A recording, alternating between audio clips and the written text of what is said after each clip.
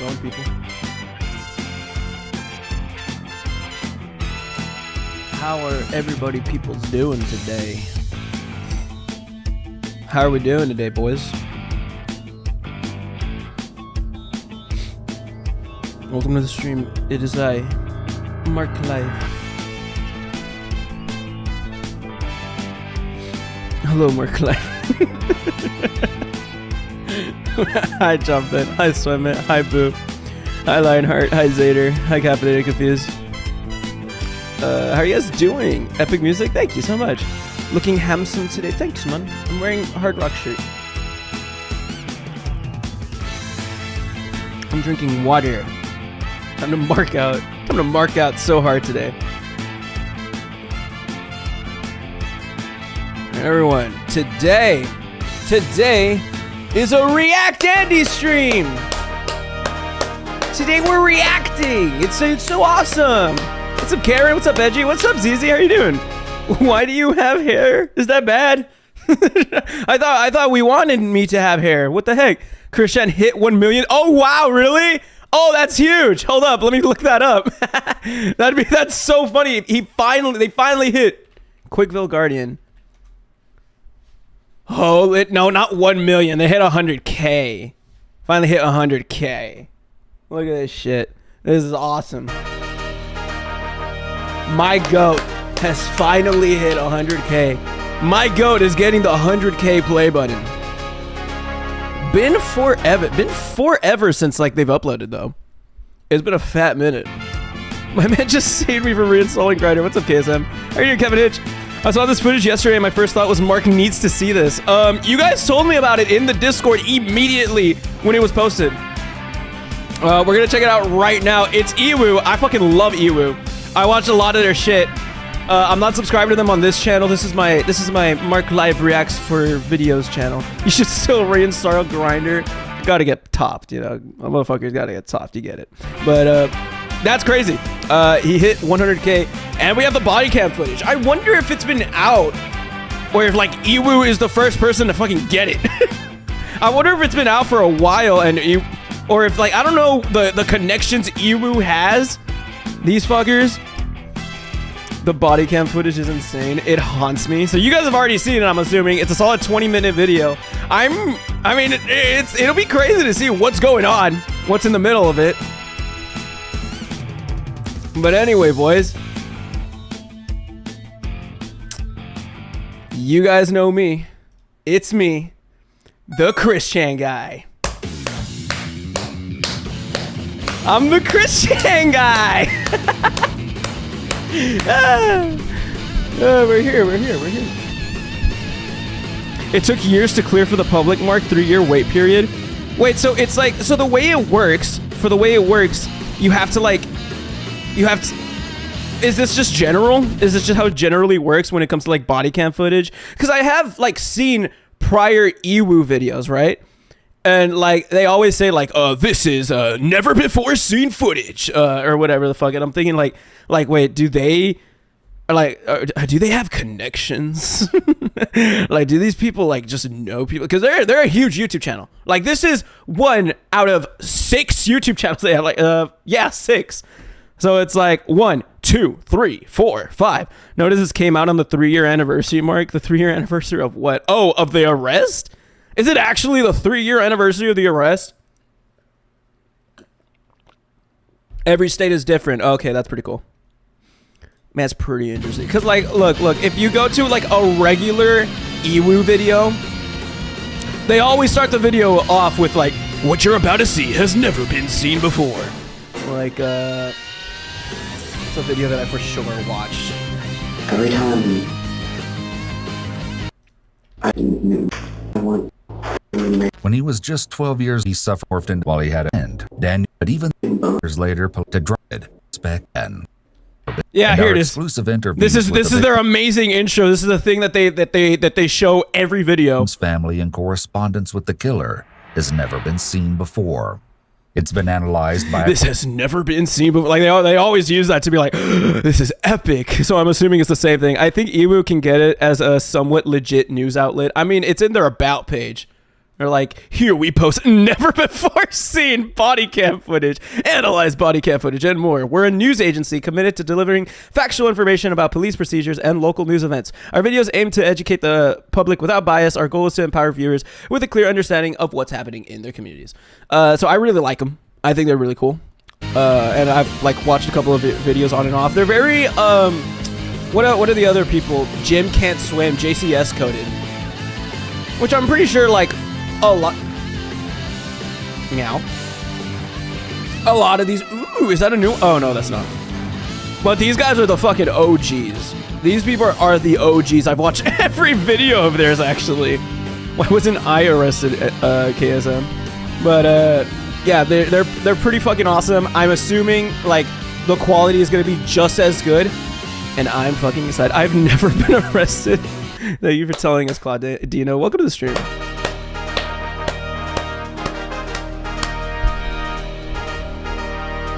Mark, check the pin chat message. Yeah, I literally pinned it. That was literally me. Out of spite, because you're telling me to re-pin it, I will unpin it. Because fuck you. Let's get into it. Christian got arrested. You guys know that? Is there anybody else in the room? Wait, check. Spirit, well, interdimensionally, you No. can't tangibly see them. Nothing. See? Don't. Oh, that's so. Oh my god, that's so crazy. How like we're gonna see so many different angles. Like we've seen this from the live stream angle. We've seen this guy screaming out, "Christian, what's up?" From the live stream angle. Now we're seeing it from the body cam. Oh, this is low key cool. Yeah, Like it's crazy to think like this guy's a terrible person. What Chris did was terrible. But it's kind of cool to be like, oh, there's a different angle. Like we're seeing a different angle. We're gonna be able to hear like the personal conversations that the police officers had with Chris. That's crazy. Folks, they're following me from the internet. Do not report this. I think it's real. Oh my God, what is this? I am Christian Sonichu, your goddess blue hearts. Okay. It's happening now. We're on the very last thread. What? Oh, that's so crazy. Oh my god, being this up close and personal and hearing everything, like, it makes you, it's so much crazier. Is there perhaps a documentary series we can watch so I can get in the loop? Actually, there actually is. It's called the Christian documentary, A Comprehensive History by Gino Sam. It's pretty awesome. They're everywhere. I don't mean that. We're surrounded. What began as a routine arrest on August 1st, 2021 in Henrico, Virginia, quickly spiraled into a surprising spectacle in the parking lot of a Regency Inn hotel. The focus of the unexpected attention was internet personality known as Chris Chan. Oh my god. This never-before-seen footage There it is. Never before seen footage. There it is. There it is. The Iwu staple. The Iwu staple, may I add. obtained and first released by Iwu, and reveals a behind-the-scenes look First at the release, day that bro. took thousands of online observers by storm. What the heck is going on right now? Oh my god, that's so crazy. Like these poor, I mean, ACAB all the way. Am I right, guys? Like fuck the police, right? But like, it's crazy. Like these poor, civilized human beings, police officers interact that probably have no idea. I'm completely assuming have no idea who Chris is. Probably has not gone pretty far into the internet to know who Chris Chan is, and just being surrounded by these weird fucking by all these live streamers, weens that are trying to record him. This motherfucker is screaming like, "Oh yeah, those are trolls." It's like the movie.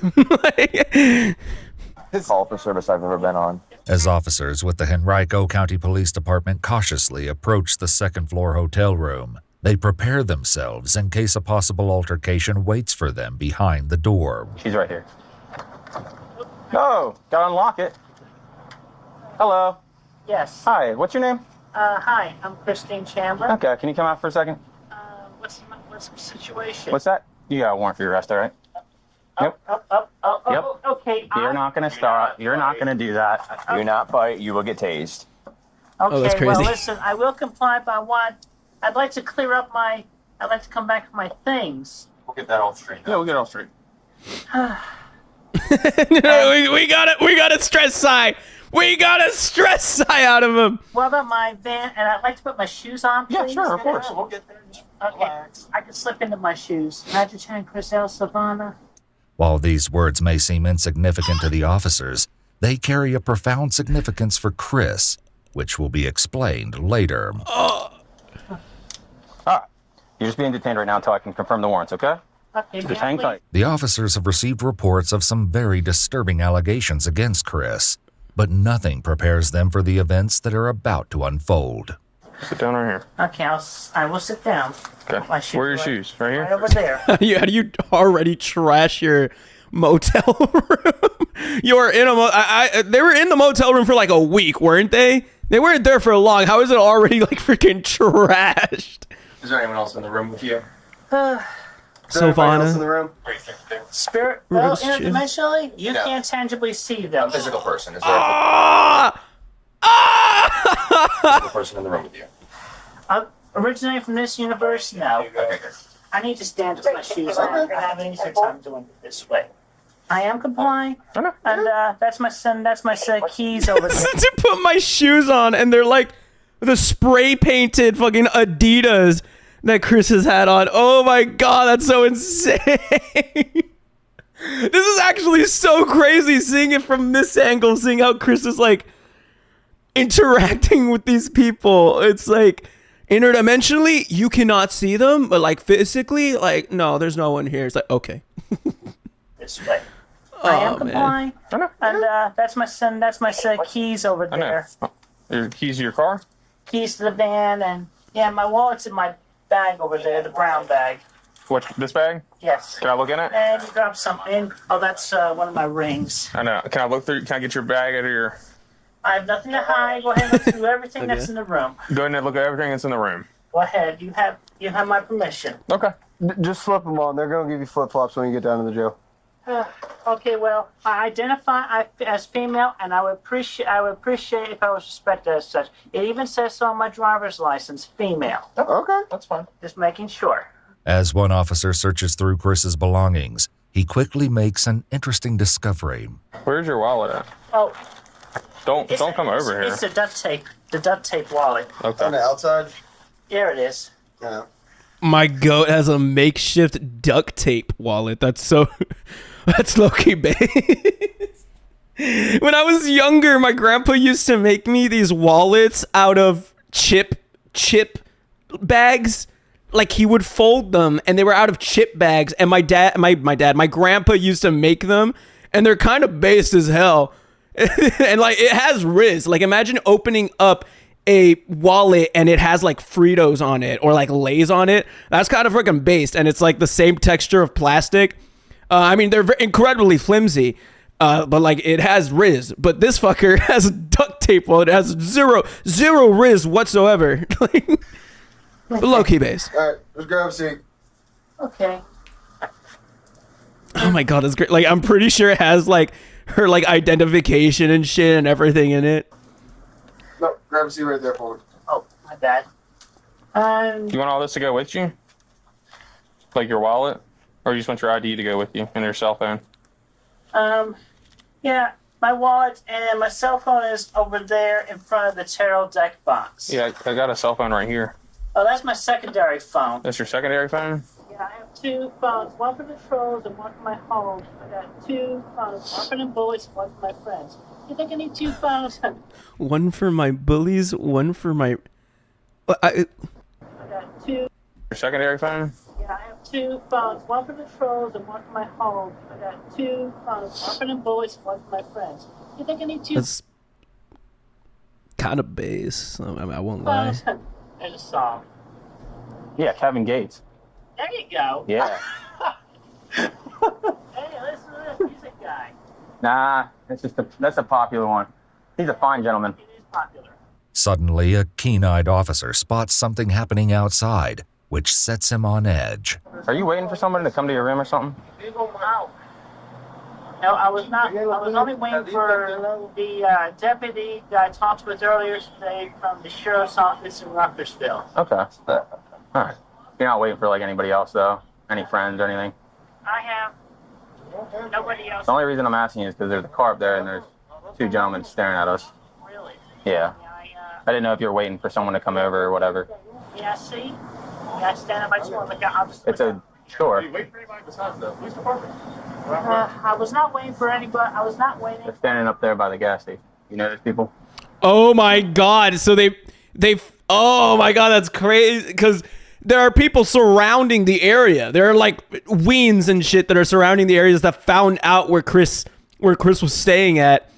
And like the police officers noted that and they're like, "Yeah, those people, do you know them?" And it's like, "Oh my god, that's crazy." That's curious. I'm just asking. I don't want anyone rolling up on me. While Chris doesn't recognize the strangers gathering to watch them from a distance, there may be a reason for their unnerving presence. Okay, well, I would say question them because I am famous and infamous on the internet, so they may be video recording. Me when I get arrested. Cool. With the internet, so I'm recording you as well. well, that's. I figured that much.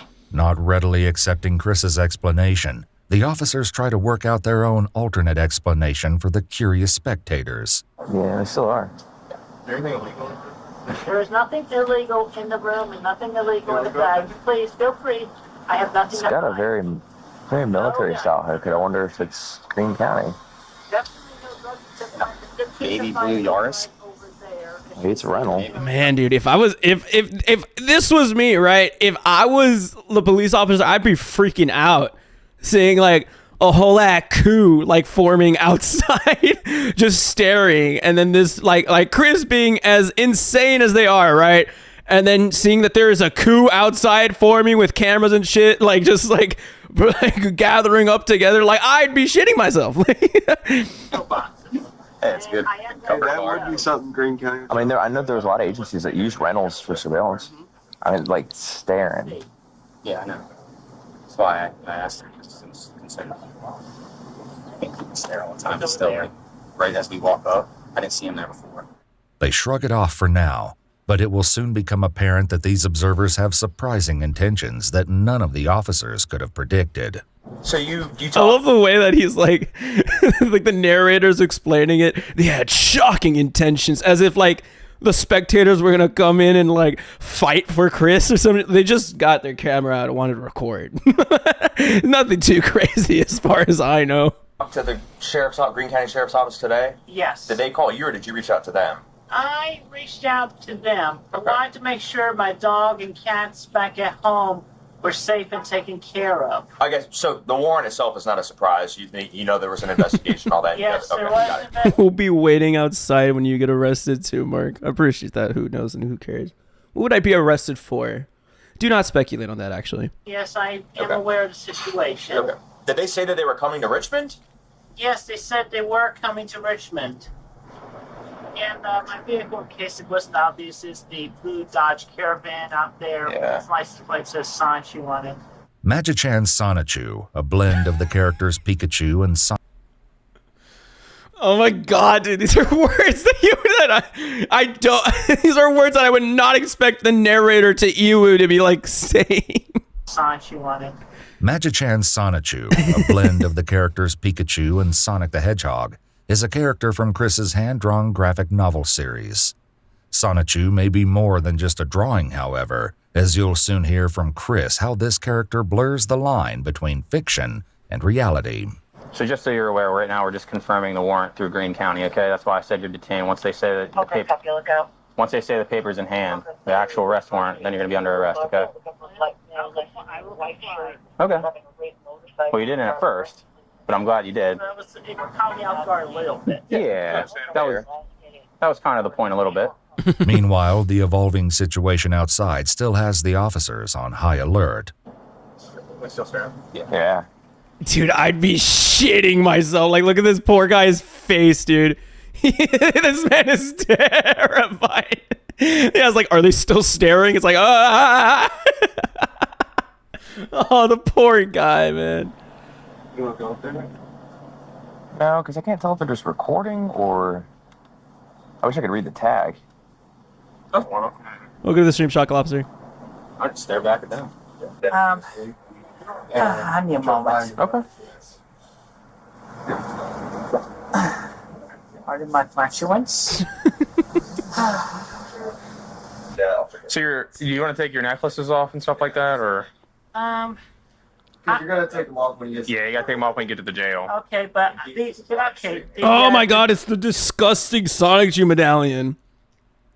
You can see it from here, like all the mold that's developing on it. That's disgusting. Since the only thing they were allowed are like crosses for like religion. Okay, well, if I may speak, the Sonichu shaped medallion, the big yellow thing at the bottom there, that is my cross. So. Okay, I don't know if they'll allow that one. Yeah. And it protects me greatly. So that I am willing to take off the other two, but I really need the medallion. Okay. Well, I'm just letting you know that when you get down to the jail, if you go to jail, once the warrants are confirmed, that you may not be able to keep it. Okay. Just letting you know. All right, but that is my cross. Okay. Let that go on the record. It is technically a religious item. You can technically say that the Sonichu medallion is a religious item, but I mean, who knows if they'll respect it? I mean, I don't fucking know. The Sonichu medallion. Yeah, Officer Christian will tell him. Back outside, the situation appears to be escalating, and officers are caught in a dilemma about how to handle it. I kind of want to have Ian go up there and see what they're doing. Like, it's not as an fourth person. I mean, I want to go address them, but at the same time, they can kind of do that, but they're not obstructing at this point. I'm listening to you. Bisexual transfer. I'm just throw the pots. You know what I mean? Hopefully we don't need to. We can just... Is Chris just explaining like like his lore? Is Chris just explaining like the Christian lore right now, or what's happening, man? My heart's telling me too, because I want to Like- at the end of the day. I know. Sassy Nick wants to, but said Sassy Nick wants to, but Officer Nick does not. He's lore dumping. Because my person would be like, "Can I help you?" Yeah, that's what I would say, and I know it turns out. Chris takes this moment to deliver a puzzling warning to the officers. By the way, if any of y'all has been feeling a punch-like sensation on your leg, that is my husband, Magic Chance Sonic. Oh man. Oh man. She's right on the opposite side of the universe field. He's punching you all each, just a gentle punch, but you know he is here. Okay. If you feel it, he punched you first. Yeah, so I didn't. But, Yeah, I didn't feel shit, man. It's like I don't know what you're talking about. Like I don't. Maybe they should punch harder, man. Like. Punch him hard. Yeah, there it is. yeah. God, man. Yep. With the arrest warrant finally confirmed, the officers are ready to move Chris to the waiting police cruiser. What should have been a simple task quickly takes a shocking turn, and things escalate in a way they clearly didn't expect. All right, let's head on out. You ready? All right, You good? We're gonna go. Okay. Let's hold on out. All right. All right. May I have my earpiece tucked behind my ear, just please? Okay. Oh yeah, I did. Very well. All right, head on that this way. I'm gonna stay recording while we get to the vehicles in case these people address us. Okay. You don't know any of these people? I do not know those people, and I. Okay. Yeah, those are trolls. They're Oh following me my from the god, air. fucking unprovoked screams at them. Oh man. Oh, that's tough. I would have thought they would have screamed first. Oh my god, it was Chris that came out to them first. Okay. Do not record this. What's up? See, Don't. followers. I think that's real. Oh my god, what is this? What's up, man? What is happening right now? This is gonna be This is gonna ruin the tour. The world tour. trending on the internet. They're gonna post this online. Though this prediction comes close, the footage will go even more viral than Chris imagines. Hey, thank y'all for y'all service, for real. Appreciate it. I wasn't convinced that those were like internet fans, but that confirms it. There you go. I mean, Google Chris Chan or Sonichu, and there you go. I've been infamous and famous. Oh, look at that. Coming out of the woodwork.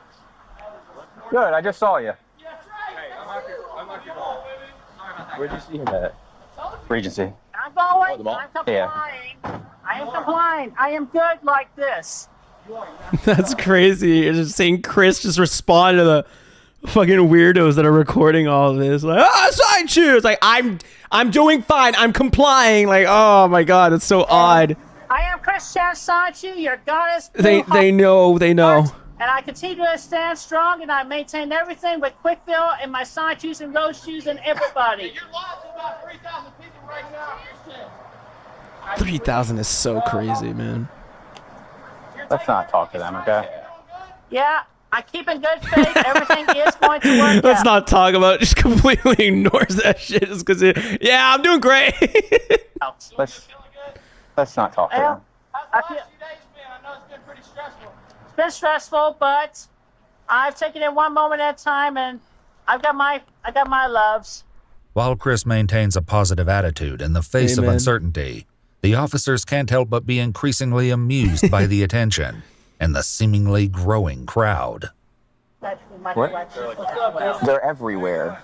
I don't mean that. We're surrounded. Go ahead, frisk me. I'm searching you, not frisking you. Well, it's offering you the option there. What the heck is going on right now? This is freaking weird. This is the most wild call for service I've ever been on. You have anything else on you? I have nothing else on me. They're going to scan you in the jail, and if there's anything on you, you little back. I understand. A little nugget of weed is felony. I have no weed. I have no drugs I'm consuming on me. Like I said, frisk me. There you go. That felt good. Fucker.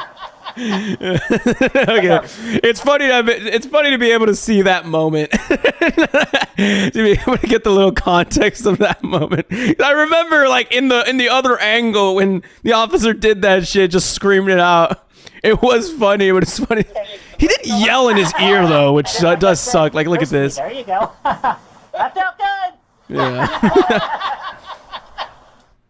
Let's have a seat. Okay. It's happening now. We're on the very last thread. It's happening right now. Why are you yelling? We're living it. The merge, baby. If Batman is your hero, you're gonna meet him very soon. I bet you're never working overtime for us again. Oh, certainly will. Let's just With Chris now secured in custody and the tension from the crowd finally easing, two of the officers are more than ready to put the bizarre encounter behind them. All right, y'all have a good day. Thank you, officers. I'm the student, sir. Ooh, there's a little bit of more after what we know. Can we go eat now? Yeah, 100%. But the unusual day isn't over for the officer tasked with driving Chris to the police. We've got video of the drive. Oh god, this is huge. And as you'll witness, Chris has so much more left to share. Celebrity scandals, all of that. And people just Come on, man. The ego is so crazy. Like, Christian just got arrested and is like, celebrity scandals. What can you do? This is gonna ruin the tour, man. Blowing it out of the water. Yeah, I got you. And people just taking it, blowing it out of the water. Yeah, I got you. Hey, and over a month from now, the next celebrity scandal is going to happen. Okay. And they'll be all over that. All right. You They're not wrong. Recognize or know my comic books I have drawn over the years and my chronicling and creations and discoveries of the Sonichu and Rose-Chu Pokemon species. He's lore dumping. He's lore dumping on the drive. This got to be the worst drive ever. It's also very crazy that they just put Chris in, like, the passenger side. Like it's just the homie. That's just the fucking homie. Right? Just taking a little drive back to the jail, you know? I'm not aware of that. Okay, well, give you a little bit of homework for research on your own time, then that's okay. Yeah. But he is not doing that. Actually, I am a decent and good individual. I believe in everything that is right and positive, and I am literally a goddess, and that will be proven in the near days to come as we are on the completion of the dimension merge, where the universe half that was divided in 1380s by order of King Arthur. He ordered Merlin and two other magicians to remove and banish all dragons, unicorns, and other quote-unquote mythical creatures and overpowered individuals. And thus we were separated, transported into from what was originally called Universe 1C211987. Chris dives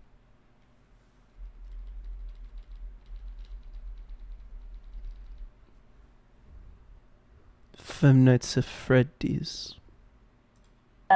Chris dives into an astonishing account of multiple universes where fictional characters coexist. Oh my god, he just continues on for like this whole red light. That's gotta be crazy. Quite familiar. You have everybody there. You have Superman. You have Mickey Mouse. Man. You have Iron Man. You Mickey have Mouse. Darkwing Duck. You have, the Infinite Possibilities. You even have Ratchet and Clank. You have the Super Mario Hell Brothers. You yeah. have Sonic. You have Link. You have everybody. Everybody. You name it. They're there. And of course, especially Sonichu and Roschu and all of the other Pokemon known and yet to be known in all of existence. So you're saying Pokemon's are going to come back to this, where we're at right now? Yes, and among others, like I said, if Batman or... Actually, let me ask you, who is your favorite superhero? Spider-Man. It's gotta be a Spider-Man guy. I'd probably go with Spider-Man. Oh, yeah! You're going to meet him. All right, I can't wait. I mean, if you're ever in New York, he's going to be swinging around there. Why New York? Why only New York? Why can't he go wherever he wants? Well, I mean, yeah, he can't go because he's a Spider-Man. He does whatever a spider can. But also, I am particularly fond of and have great appreciation for the mentally capable and the psychic powered type of individuals. I have great respect for them, especially the good ones. As the ride nears its end, Chris drops one final bombshell that will surely leave the officer with a lasting impression. Oh boy. Yeah, so I am married interdimensionally with my husband, Magic-chan Sonichu, and I am also married to now my brain went blank on the word there, but anyway, I am also polygamously married to Giselle Roshu and Sylvana Roshu and the one and only Mewtwo, the one that was cloned by Giovanni's team in Team Rocket as featured in the first Pokemon movie. Chris Chan, whose legal name is It doesn't even respond. The officer does not even respond to that shit. Christine Chandler, was taken to the Central Virginia Regional Jail and held without bond after being charged with incest. The victim was alleged to be Chris's mother. On August 8, 2023, 2 years after the arrest, the charges were ultimately dismissed. That's crazy. The cold end to it too is wow. I mean that's just crazy. 1.6 mil in about 2 days is very insane. Wow. Nothing too crazy, nothing too insane, right? But I mean, it's just fun to have, like, to see this different angle, see how like the officers reacted to it, see like how like they saw everything and shit. Also seeing the drive. I mean, nothing you wouldn't expect. I mean, what did you expect the drive would have been prior to watching this video? I'm pretty sure this is exactly what you would have expected. Just like Chris talking, just bullshitting, lore dumping the Chris Chan lore onto this poor man. Only not insane if you're used to Chris Chan, yeah. That's what this, oh man, there was a really good comment that I saw the other day. That's like, the comment section is like equally divided of people that know too much about Chris Chan or don't even want to get into it.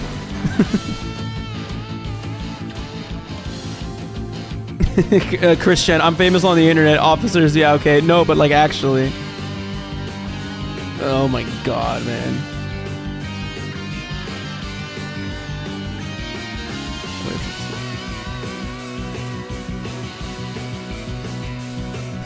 That poor officer getting hit with 20 minutes of uninterrupted Sonichu multiverse lore, sacrificing himself for the good of the team.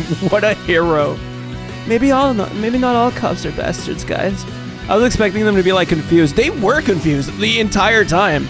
I mean, God bless like the officer that like got him, that like got Chris wasn't like a complete asshole. Like the officer just like let him like just say his shit, just kept driving. It's like, oh, yeah, you're married to Mewtwo. That's cool. I personally like Pikachu, like like type shit. But like, it's pretty cool that it was actually a really solid process. Like, kudos to the officers and shit. Good job, guys. they get the Marc Lies seal of approval.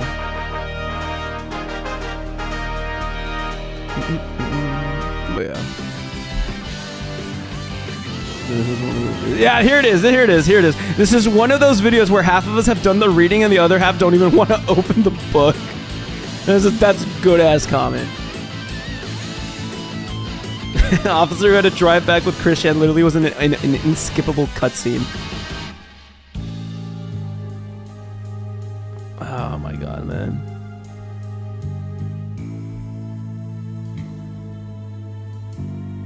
I wonder how these officers are doing right now. Now that they know like all this shit that's going on, right? You think the officers like they arrested Chris, right? And they're like, I mean, this guy's actually like pretty famous. I mean, let me look at it. And they start watching the doc. Or like, can you imagine the face of the officers like when they like looked up looked up Christian? They're like, we just like arrested this guy. Apparently, like they're really famous, right?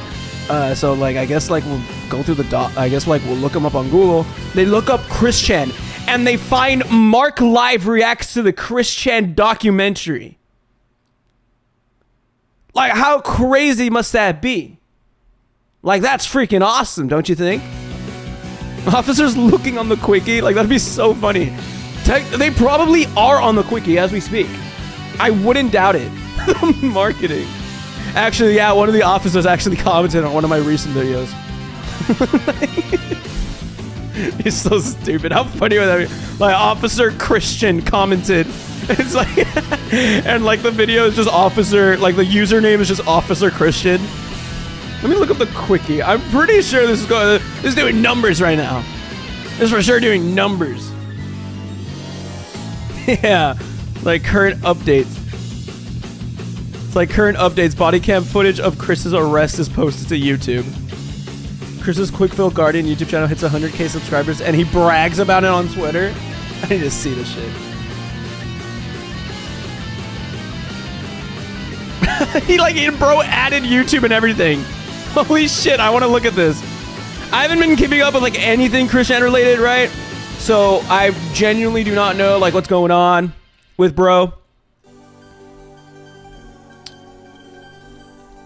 Because as far as I know, like, I mean, you guys can back me up on this. Like, it's been pretty boring regarding Christian, right? Let me see.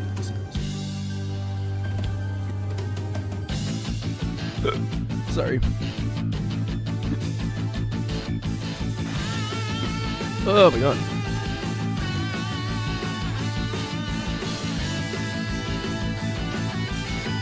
Where is it? Maury Calliope. Here it is, man. It's so epic. 100,000. Yes, at YouTube owes me a button. I'm scared to click on it. I'm scared to look at like, because Twitter is such a cesspit, right? Like I wouldn't like doubt that people would just like upload fucking porn in the replies. But thankfully, Chris is paying for Twitter Blue. So has it so that only verified accounts can reply. Even then though, like the first comment is fucking why did you rape your mom, bro? Like so I mean it's not doing bro too well right now. He's just in a home right now doing live streams, nothing new. Is he still? I don't think they're still doing live streams, are they? Like if you look up Chris's YouTube, it's like they haven't uploaded in a month. Let me see.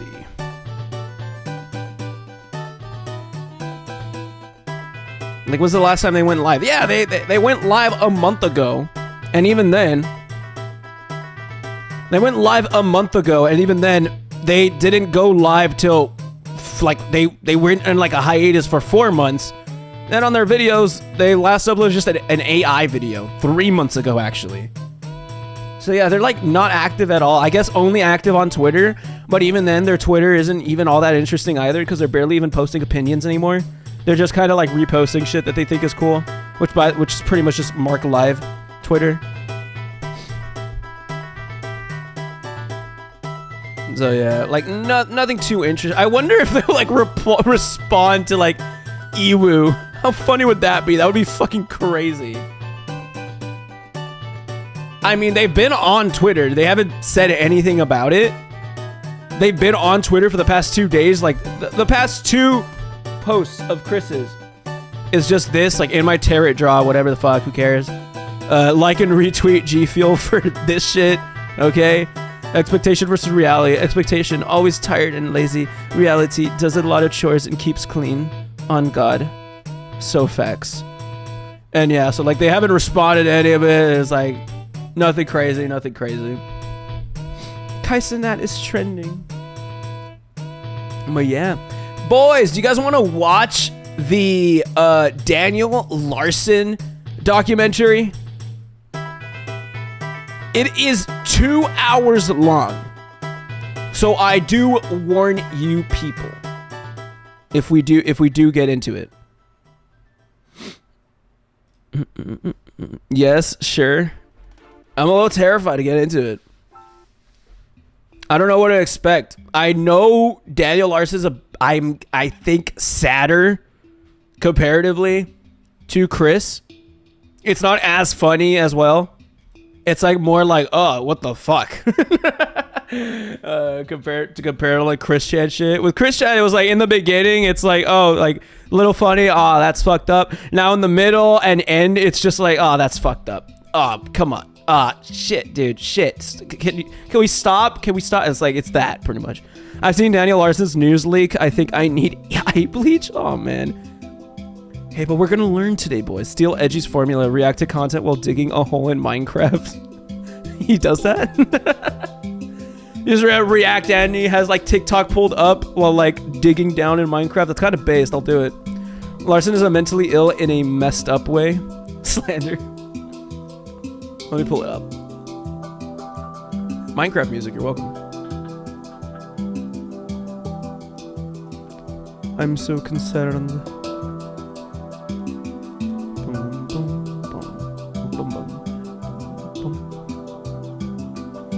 All right, here we go. Boys.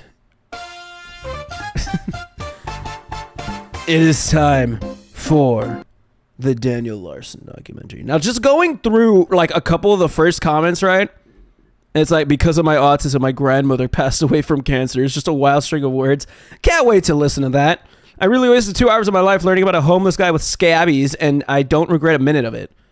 Crazy.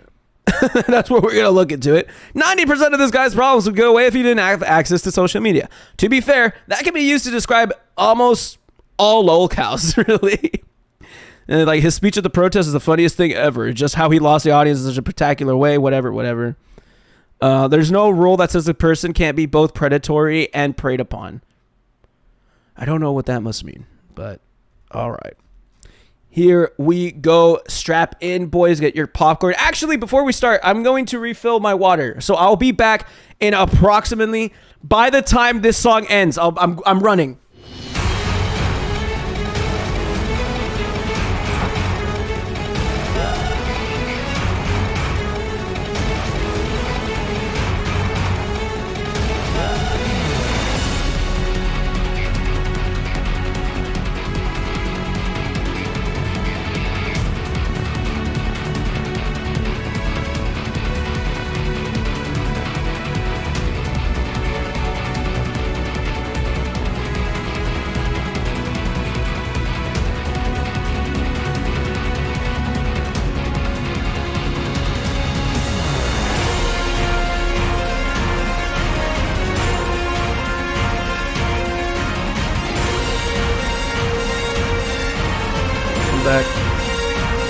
I did it.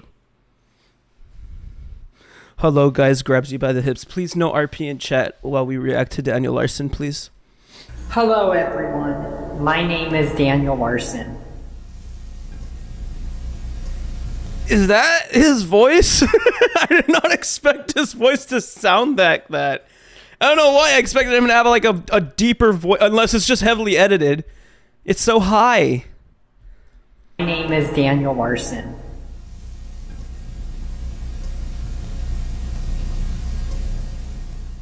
I expected him to sound like a frail old man. That's crazy. Welcome to the world of Daniel Larson, the enigmatic figure behind the screen who has become one of the most infamous and disturbing lolcows on the internet. Daniel's internet presence tells a twisted and deranged story that has captivated the attention of millions of viewers, making him an ironic... Loki looks like Nikola Jokic, like just from this angle, just like if you guys not know who Nikola Jokic is, Nikola is Jokic. Loki, come on guys. Give me this one at least, right? Give me this. Come on. I'm so good at lookalikes. Come on guys. You guys gotta give me that. This is probably like my best bit. I'm so good at lookalikes. Insane. What? What are you talking about? I'm saying, like, look at it from here. That's Nikola Jokic. Captivated the attention of millions of viewers, making him an ironic internet sensation. With his strange appearance, bizarre antics, and cringeworthy behavior, Daniel has amassed a dedicated following of fans who can't seem to get enough of his absurd and often disturbing content. However, behind the facade of his online persona lies a troubled individual who is struggling to cope with his mental health issues and whose behavior has become increasingly unstable and dangerous. What's up, Rosie? This documentary will take you on a journey through the strange and unsettling world of Daniel Larson, as we explore the dark and disturbing side of one of the internet's most notorious figures since Chris Chan. Get ready for a wild ride, because this is the twisted tale of Daniel Larson. Insane haircut. That's an insane haircut. 4 likes and I'll get this haircut.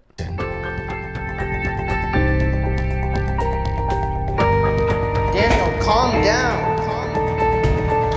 Daniel. Daniel. Guys, check out my YouTube now and please comment. I'm currently under attack. What the fuck is going on? Why the fuck am I to blame? I've done nothing wrong. They just let me fucking scream on the phone because they were telling me that I was a bitch and I'm on the wire. Get out of Thank you for having me. It's a pleasure being here.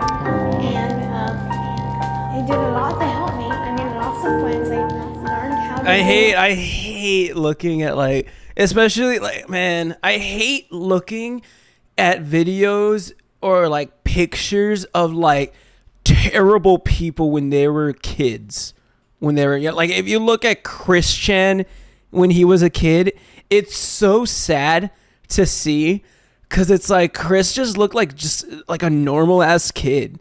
Like, he looked like a cute, adorable kid, and then like grew up to be where they're at now. It's like, it's so sad. Same thing with here. I mean, Daniel Larson looks like, it just looks like a cute kid. I mean, just like, I don't know what he's like. It's like, same thing with that, serial killers and shit. Like, seeing that, like, it's like, oh man.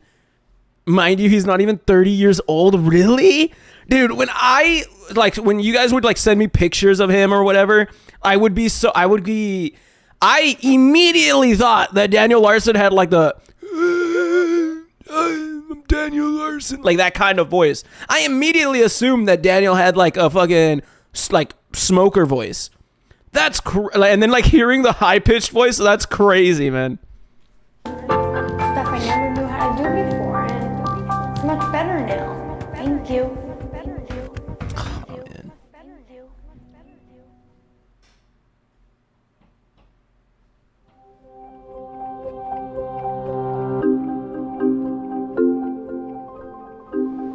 Daniel Robert Larson was welcomed into the world on November 15, 1998 in Lancaster, California, to his parents Elizabeth Lee Scheimer and James Travis Larson. As of today, he has just crossed the age of 24.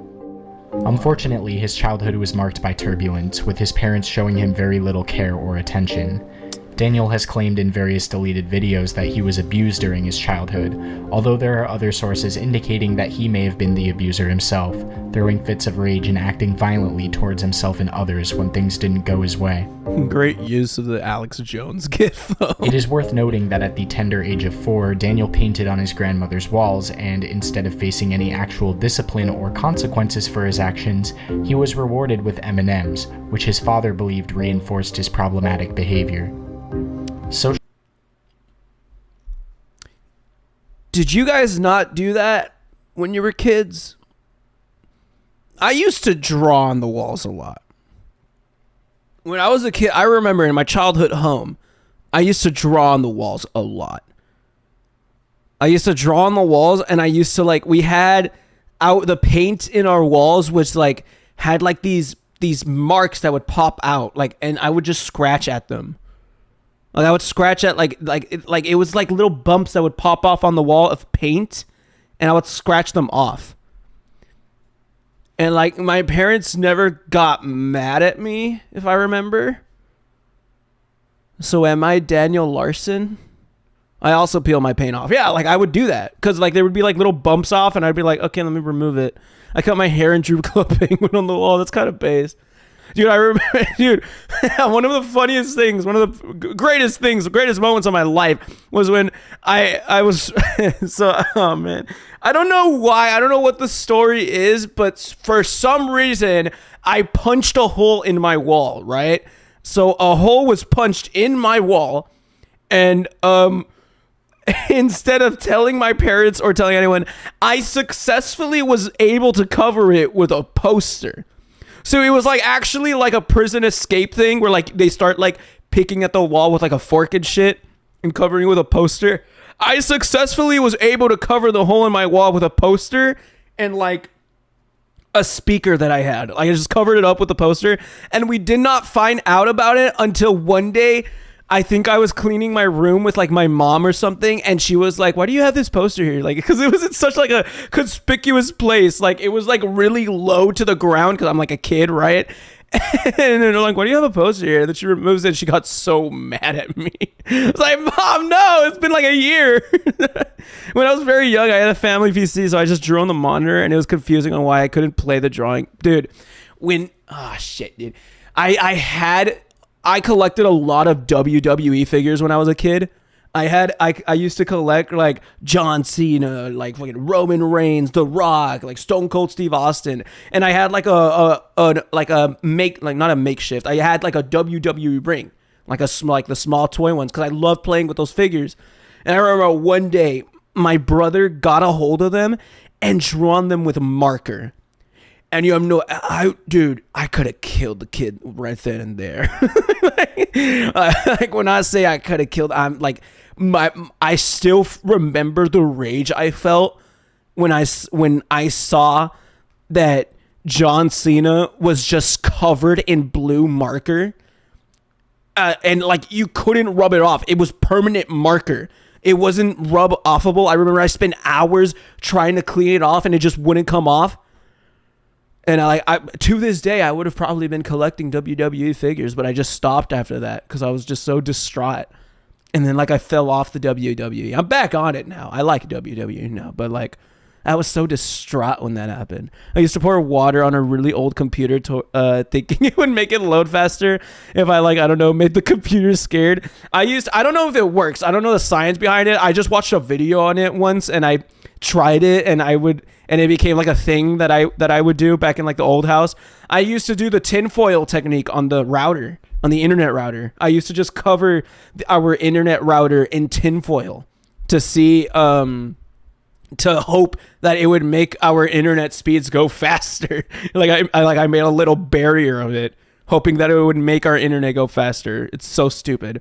I remember I would play with the silly putty I had, and I lost the putty. I later found in a box of my old stuff covered in hair and all. That sounds disgusting. I can imagine you sweating every time your mom went in your room. Anytime my mom would walk into my room and just pass by the poster, and then she'd be like, all right, see you around. Yeah, Mom. Type shit. Social services removed Daniel from his parents' custody when he was 11 years old. He was then moved to Colorado to live with his grandmother, Nancy Scheimer, who served as his legal guardian to prevent him from being placed in foster care. Daniel's teenage years were marred with difficulties as he struggled with behavioral issues and mental health disorders, such as ADHD, autism, and bipolar disorder. Despite the challenges he faced, Daniel never gave up on his dreams of attending film school and pursuing a career in music or acting. In 2012, a news segment from KWGN showed a 14-year-old Daniel reflecting on his time at the Tennyson Center in Colorado. The Tennyson Center for Children specializes in serving neglected, abused, and traumatized children. Daniel lived at the facility for 1.5 years and attended their programs for 3 after suffering alleged neglect.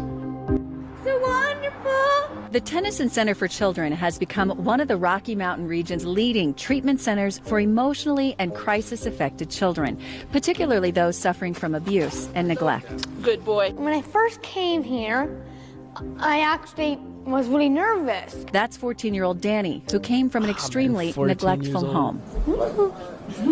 When his grandmother got word of Danny's situation, she moved here from California to be his guardian. Wonderful. So he wouldn't end up in a foster home.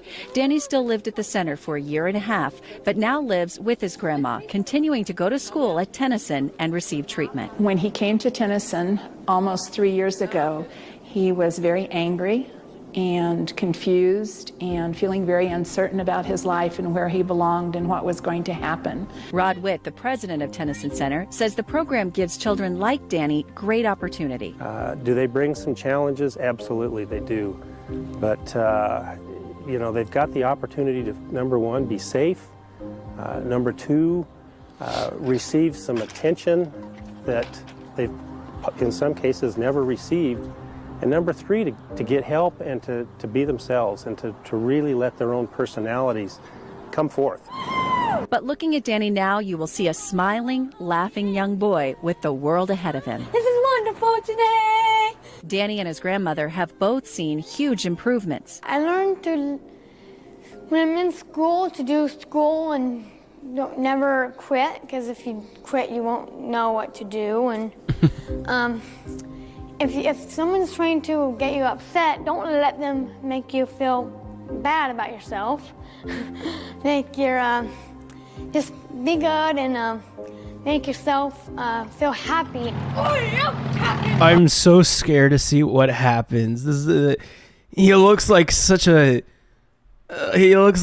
promising kid, man. It's like, especially hearing like all the, I guess like the abusive and like, not abusive, but like unattentive childhood that he had up to this point, and now being here in this like home or whatever, it makes me feel really sad knowing that he's a lol cow. And I do wonder what happens down the road, whether or not it is his fault or if it's actually like a troll thing, like with Christian. I do wonder what's happening, because I'm kind of like, oh fuck, man. Like, he's young. He wants to be a movie star. He wants to be like a film student. He's very outwards and expressing himself as a kid. And I'm like, oh, man, dude. Oh, what's going to happen? He likes himself now. He feels good about himself. I'm not saying he's a finished job. He's got more work to do. But he's a much different child than he was when he first came here. Danny now has big dreams and is looking forward to the future. I like theater. I love to act. I want a storm chase when I get older. Hopefully I'll be on the news one day. As Danny says goodbye, he has this to say to the people at the Tennyson Center. Thank you for having me. It was a pleasure being here. And it did a lot to help me. I made lots of friends. I learned how to do stuff I never knew how to do before. And it's much better now. Thank you. This touching news segment showcases Daniel Larson's inspiring determination to pursue his passions despite the challenging circumstances of his upbringing. Unfortunately, Daniel's life took a tragic turn with the passing of his beloved grandmother in 2009. Man. Like, man, dude. She was such a bright soul, so it was just so nice seeing, like, how much she cared for the kid. And man, I can imagine, that's gotta be the turning point, right? Fuck. 19 due to complications from cancer. The loss had a profound impact on him, and he was subsequently placed in a state-run group home for the disabled, where he stayed for 2 years before moving between other disability homes and experiencing homelessness. The trauma inflicted by his parents during his childhood and the death of his grandmother have led to a range of mental health issues for Daniel, which have caused concerns of schizophrenia, particularly when he fails to take his prescribed medication. After Daniel's grandmother passed away, he found a new mentor in Bob Proctor. They first met at the Tennyson Center's Reading Buddy program where Daniel was residing at the time. Despite the limitations of the program, the two quickly hit it off and formed a friendship that went beyond their weekly meetings. Bob grew closer to Daniel's grandmother, Nancy, and after her passing, he stepped in to support Daniel's music career, funding it with basic instrumentals and studio time. However, caring for Daniel proved to be a difficult task for Bob, and he ultimately had to make the tough decision to become his caretaker.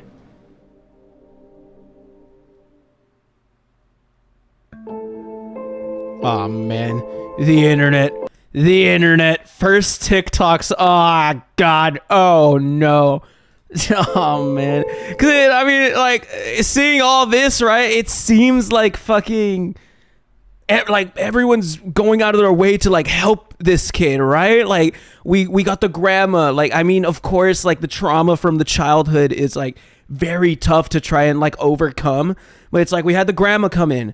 Then, like, grandma was with him from 14 up to, like, 2019, whenever that is. From, like, when he was 14 years old to 2019. I'm not sure how old he would have been. And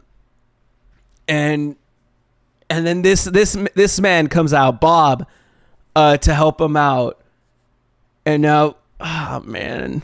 I'm just so, I don't know what's gonna, I don't want to know what's the first, like, thing that tips him over the edge that gets, like, the public to start just fucking bullying him and shit. I'm assuming that's what's gonna happen. Like, trolls just come out of nowhere. Daniel's obsession with fame as a musician and actor was a recurring theme in his life. Despite having no connections in the music industry, he often acted as though he had already made it big. His delusions only intensified when he created his first TikTok account at Daniel Larson Fans in March of 2020. Although the account name suggested that it was a fan page, Daniel saw it as another way to pose as a celebrity. Initially, his videos were simple and showed him discussing his aspirations to become an actor and singer-songwriter. While his appearance and behavior were sometimes strange, the comment section was ironically supportive, fueling his delusions. With only a small following of a few hundred people, Daniel's confidence grew, leading to his unexpected declaration of candidacy for the presidency on July 14, 2020, despite his political views being unclear and often contradictory. Hello, this is Daniel Larson. I am planning on running for president in the future. If you think that that's a good idea, please click the thumbs up, give me a like, give me a follow, and give me low key, like, this is gonna be how, like, people run for president in the future, don't you think?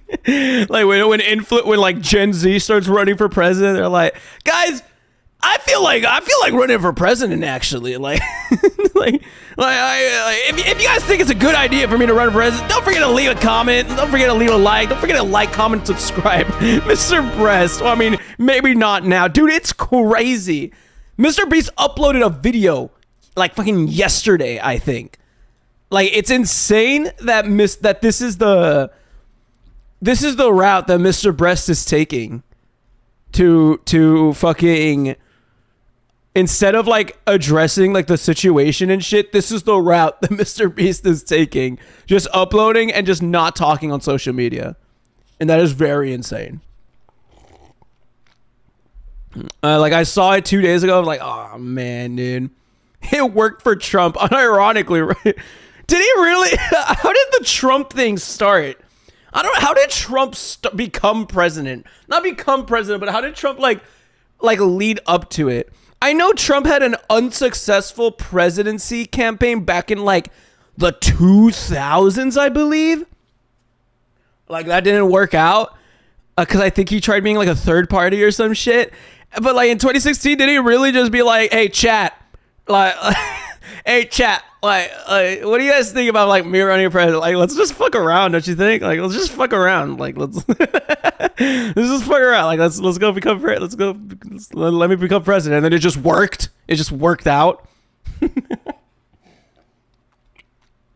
What? Ava, she never existed. Not even that. Dude, did you guys hear that Mr. Beast got Harvey Weinstein's lawyer?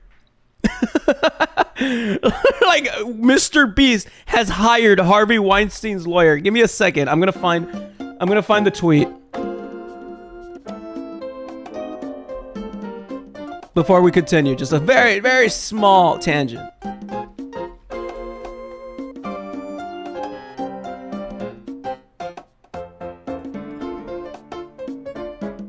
Here it is.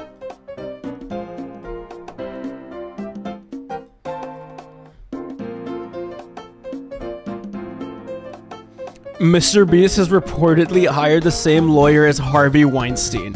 Fans are starting to worry that Mr. Beast may be truly guilty. Like, that is crazy. Like, interesting choice. Mr. Beast hired a good lawyer, Twitter users. I mean, yeah. Yeah, Mr. Beast hired a good lawyer, but it's also like, oh man, instead of just talking about it, right? Instead of just straight up saying like, no, or addressing the allegations, like, I lawyered up and I'm going to try to find every, like, as well with like the cease and desist and shit, like, that's crazy. If it was just the Mandela effect, stop, guys. He started his first campaign for the Reform Party for the 2000 election. It failed hard. He then tried again in 2016 and defeated Hillary because of his persuasion power and charisma. Yeah. That's yeah, I remember 2000. Not that I remember, I wasn't alive, but I watched like a video that explained that he ran in like 2000 or some shit. But yeah, that's fucking crazy. A comment. Please stay tuned. Thank you.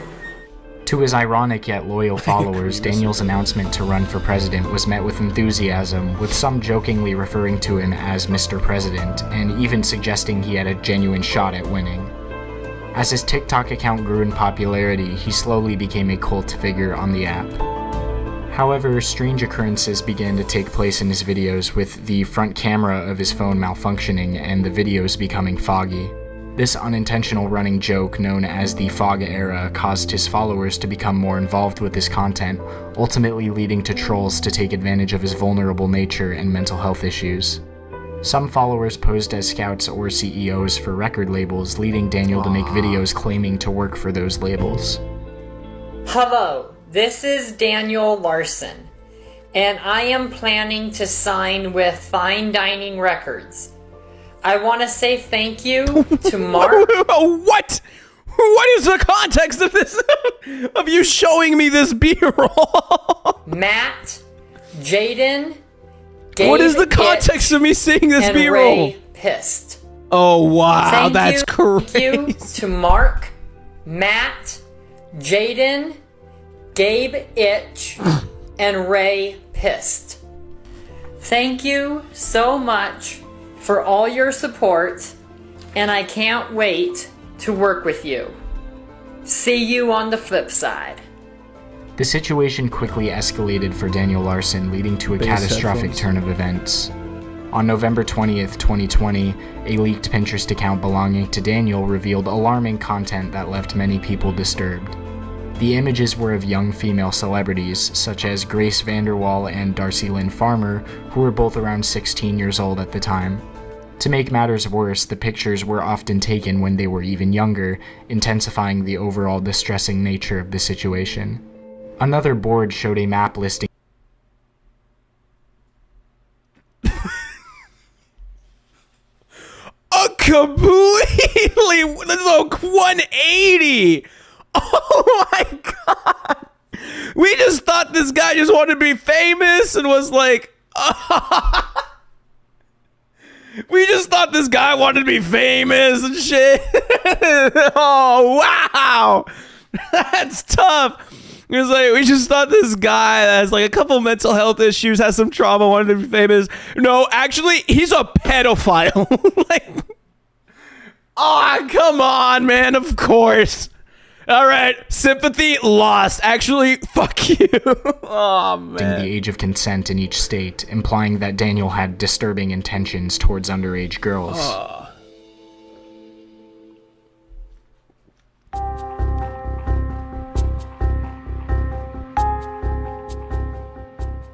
In a bid to salvage his image, Daniel took to his TikTok account to apologize and acknowledge the Pinterest account as his.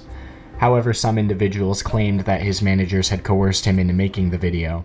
The problem was further compounded by the fact that the Pinterest activities had been going on for an extended period, long before Daniel became an online sensation. Hello, everyone. In the past, I used to use pictures of girls And Whoa! Oh no! No! Brother! Oh! Oh, come on! We are 12 minutes into the doc! 12 minutes into the documentary, man! I was gonna say, oh, I don't like the way that he said that. Use pictures of girls and masturbate. Okay. Oh, dude, we are 12 minutes into the doc. It is 2 hours long. There are like 5 parts to this doc. Buckle up. Come on, man.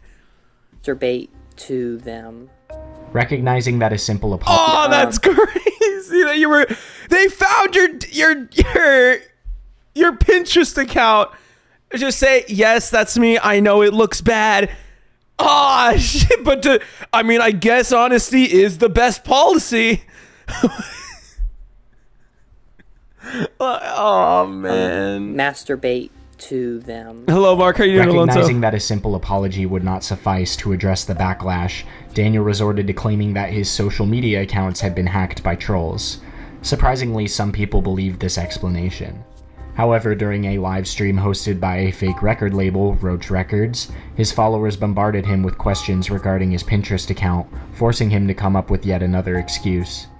He stated that he was hacked after giving his login information to another fake record label, Fine Dining Records. Despite his conflicting explanations, fans were perplexed, especially when it came to his personal interactions with young girls. Despite his claims of being hacked, Daniel had recorded duet videos with children. During the live stream, fans pointed out that he had previously admitted that the Pinterest account and boards were his, and that he had used children's photos on the account for his own pleasure. Record companies, I follow family, my family follows me. It's just got everything now. Mm-hmm. But it blew up, guys, like I said, within the first 24 to 48 hours of me having the account. And you have a YouTube account too, right? Yes. Yes. Okay, so then why do you re-upload videos of little girls on your YouTube account as well? Oh. That got hacked as well.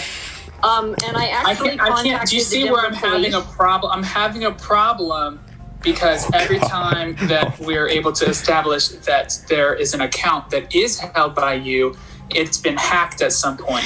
But that's because I gave the information to Fine Dining. But Fine Dining Records wasn't a thing back then. Afterward, Daniel resorted to pretending on and off that he didn't even know what Pinterest was, fueling speculation about his pathological lying tendencies, particularly when confronted with guilt. Somebody was telling me of some type of social... Oh, that's crazy. 2020. How old are you? You were born in 1998. You are barely 22. Aren't you? Oh my God. That's crazy. Are you? Right? 22? You look so aged and old. Platform called Pinterest. Huh. I wonder what type of printer it uses. Regardless of whether or not trolls played a role in the situation, Daniel's behavior was undeniably problematic, and it would take a lot more than a half-hearted apology to repair the damage he had done.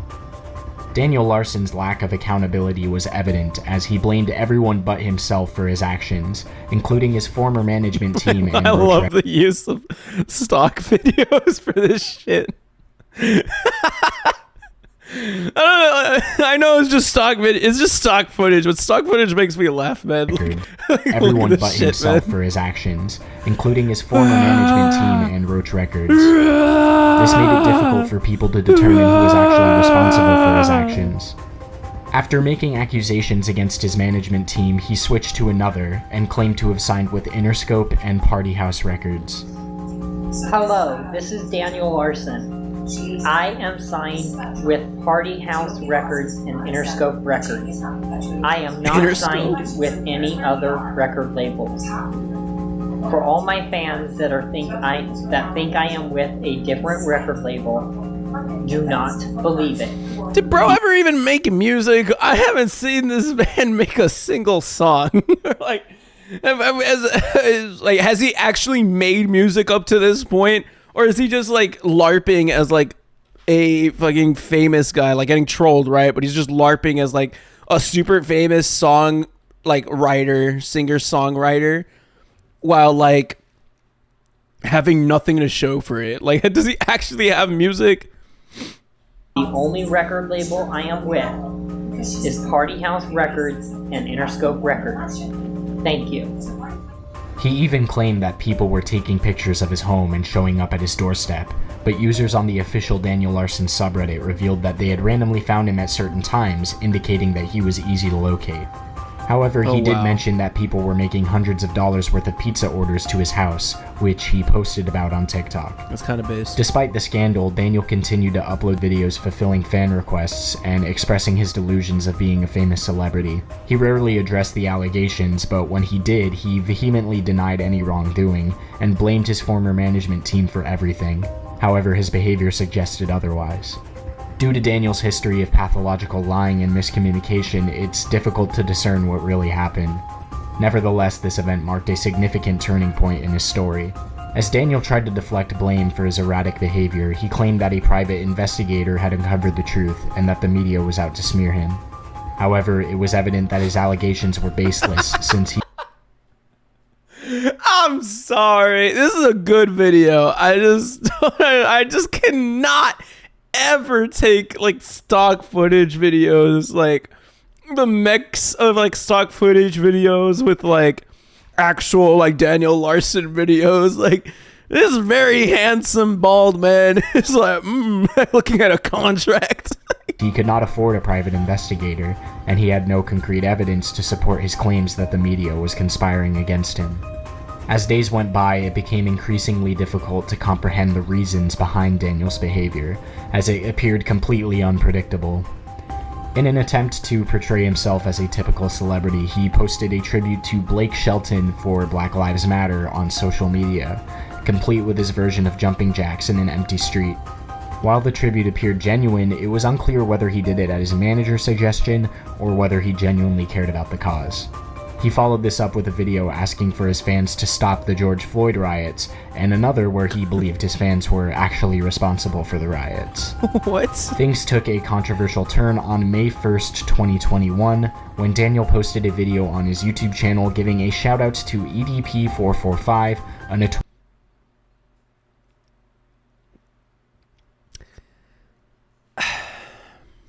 notorious YouTuber and convicted sex offender. To the surprise of many, Daniel suggested that he and EDP445 should collaborate in the future. I mean, they got a couple things in common. Hello, this is Daniel Larson. I just wanted to shout out the YouTuber EDP445. I am sorry for the allegations against you. I am sorry. Oh my god, this is like we already know that EDP is a sex offender, like pedophile. He's like, sorry that's happening to you. We should together. I can relate. I have been there together. Too. Oh. I hope we could possibly collaborate in the future. This statement marked the beginning of the headset era in the Larson-verse, with every video featuring Daniel wearing a comically large headset. However, the biggest shock came in a video where Daniel revealed that he now identified as transgender. Hello, this is Daniel Larson, and this is Transgender Awareness Month. Because it is Transgender Awareness Month, I am transgender. Please stay tuned. Please help us out. Stay tuned. Thank you. I'm assuming Daniel doesn't even upload for himself anymore, right? According to the vocabulary used by the narrator, it's that he the managers which are the people that are LARPing as like these record labels that are signing Daniel to them. I assume they just tell Daniel what to record and post, and he just fucking does it. And I'm going to assume that like this is one of those videos. Am I right? Am I not wrong? I'm assuming this is just another example of those of them being like, hey, it would be funny as fuck if like you made a video for Transgender Awareness Month, and then you said you were transgender for the month to celebrate it because you're such an ally. It's like and same thing with like the George Floyd thing with him being like, we need to stop the riots or whatever. I highly doubt he actually gives a shit, and it's just like trolls telling him to do it and that it would be a good idea and him just doing it. This revelation was only the beginning of a series of events that would send shockwaves through his fan base.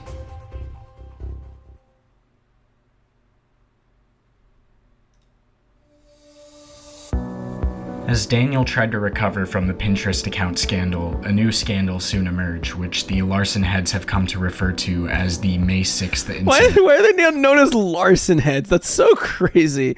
Big fan of this guy's teeth. Get it, Rabbit King? What's up, one?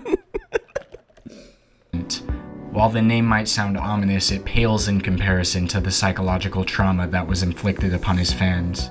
Daniel uploaded a live concert on TikTok where he played music through his headset, which unfortunately was inaudible to his audience. Later that day, he announced that he would be quitting TikTok and doing a live stream where he would audition for an adult film. This announcement set off alarm bells among his followers, who knew that he had previously spoken about being coerced into doing such activities by his former managers. Hello everyone, this is Daniel Larson. Tonight at 7 p.m. Mountain Time, I will be doing a audition on Where can TikTok, I find it? So please stay tuned. It is for adult films. Please stay tuned. Oh, did he actually do it? Are you guys tuned in yet? This is your last chance. Get tuned in. Also, I will be quitting TikTok. So everyone, this is your last chance to follow. As expected, a large number of people tuned in to watch the live stream, and true to his word, Daniel proceeded to expose himself to the camera, resulting in his accounts being permanently banned. A few hours later, he emerged on another account claiming that he had been hacked. In a desperate attempt to distance himself from the scandal, he declared that he had nothing to do with the live stream and urged his fans to not look at pictures of his genitals. Hello everyone, this is my new account. Please follow this new account. This is my new account. Once again, this is my new account. Please. Hello everyone, this is Daniel Larson. Yesterday we were under attack. We got hacked. We lost everything, so please. What is with like the epic music, bro? The turbulent period in Daniel Larson's career is a matter Daniel of public Larson record, Wiki. and the Daniel Larson Wiki provides some insight into what happened during this time.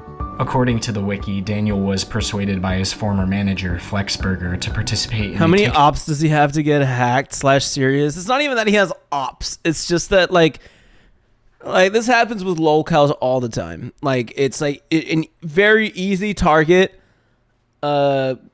Just like a very easy target and easy to locate because like they don't care about like hiding information about themselves. Also mentally ill and like chronically online.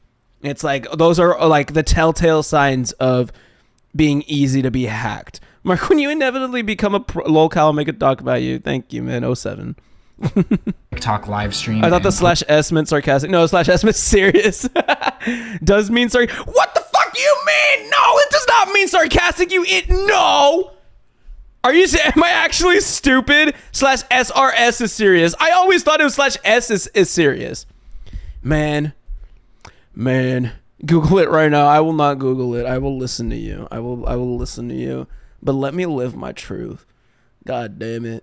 I miss back in the good old days when we didn't need slashes. Back in the good old days.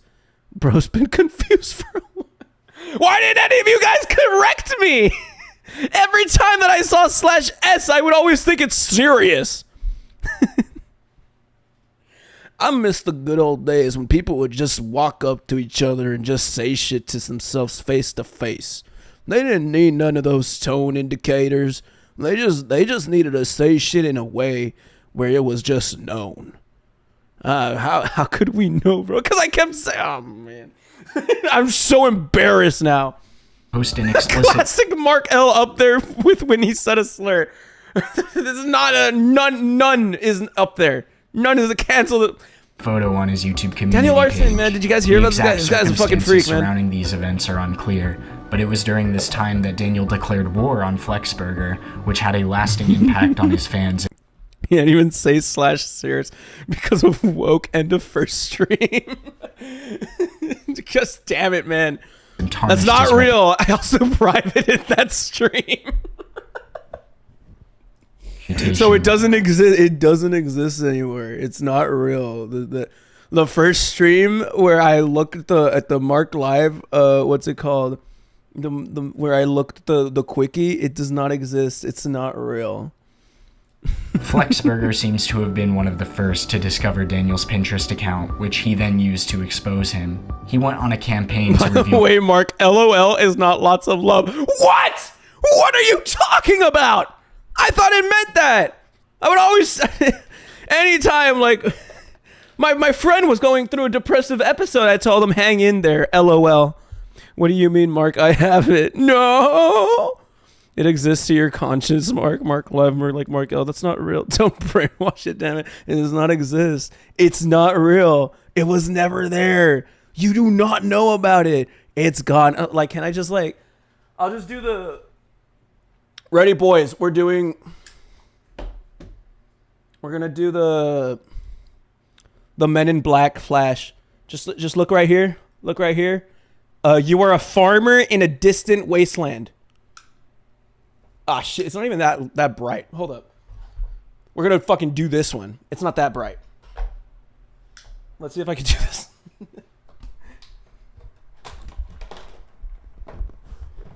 Let's see. Oh my god. Hold up. If I can get it off of this. You are a farmer from a distant wasteland. And where's the... You are a farmer from a distant wasteland. You do not know who Marc Live is.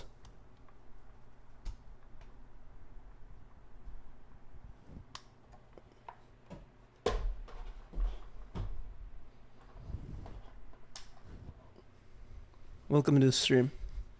How are you doing? Who are you guys? Hey, welcome to stream 1. What's up, Boo? What's up, KSM? What's up, Suzuka? What's up, John Ben? What's up, guys? What's up, Metro Boomin?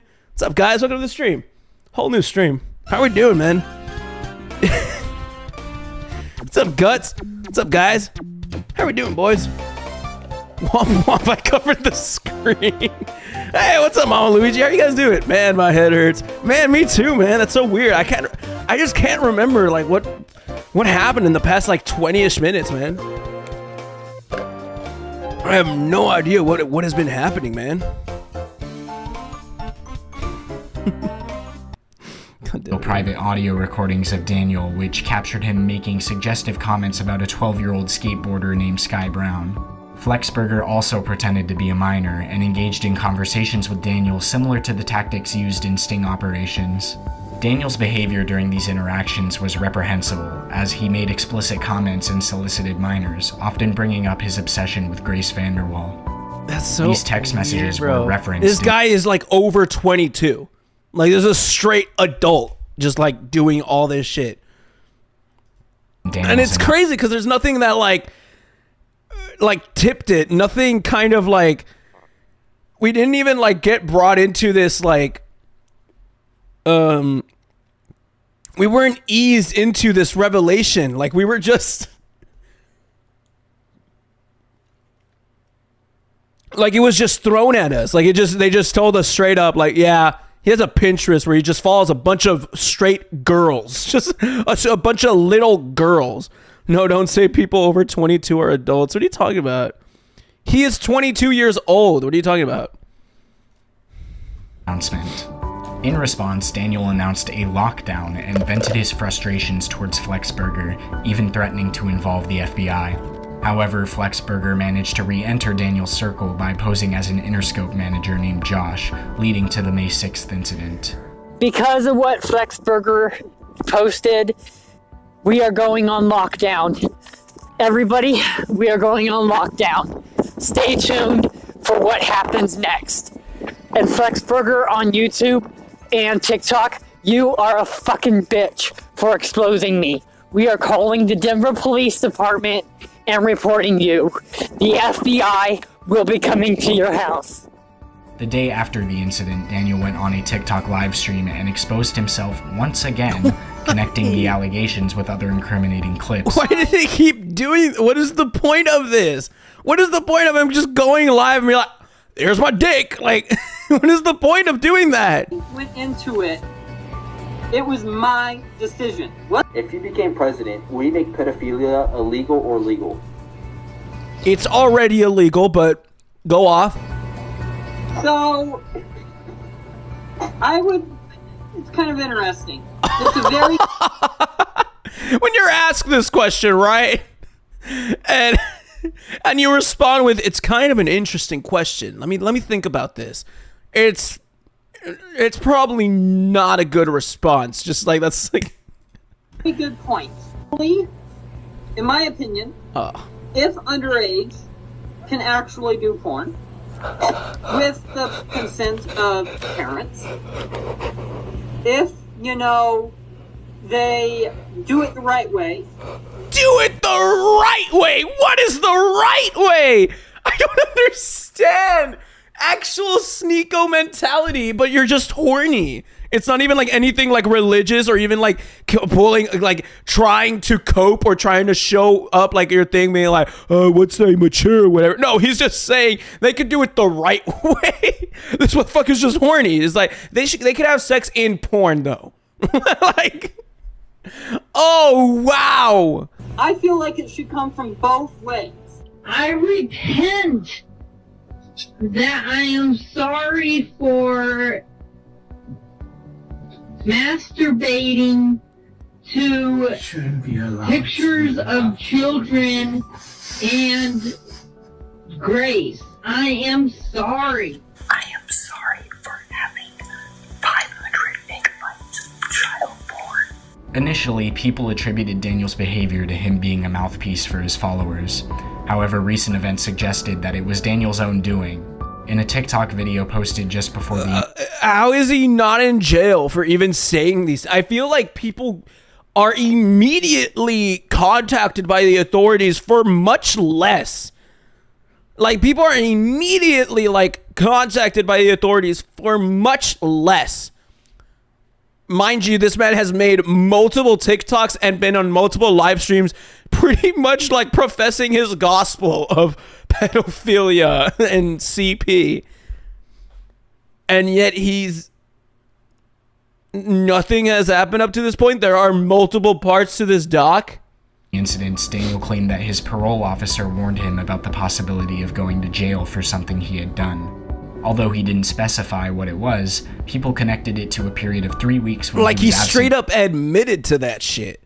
Like he straight up said, I did that. Like I straight up had child porn, or not child porn, just children saved on my Pinterest, and I cranked the shit to that. Like that's so weird. Like you admitted to that. Why didn't no one do anything? Or why were you just never reported? I wouldn't doubt that, he was probably reported, but why didn't anyone do anything? Like, I feel like there are much less, like, things in, like, the same sphere of, like, pedophilia and stuff. Much less has to be done before a police officer kicks down your door. Like, this man has checked off every box that I believe is there. From social media, during which he gave various conflicting explanations. Hello, this is Daniel Larson.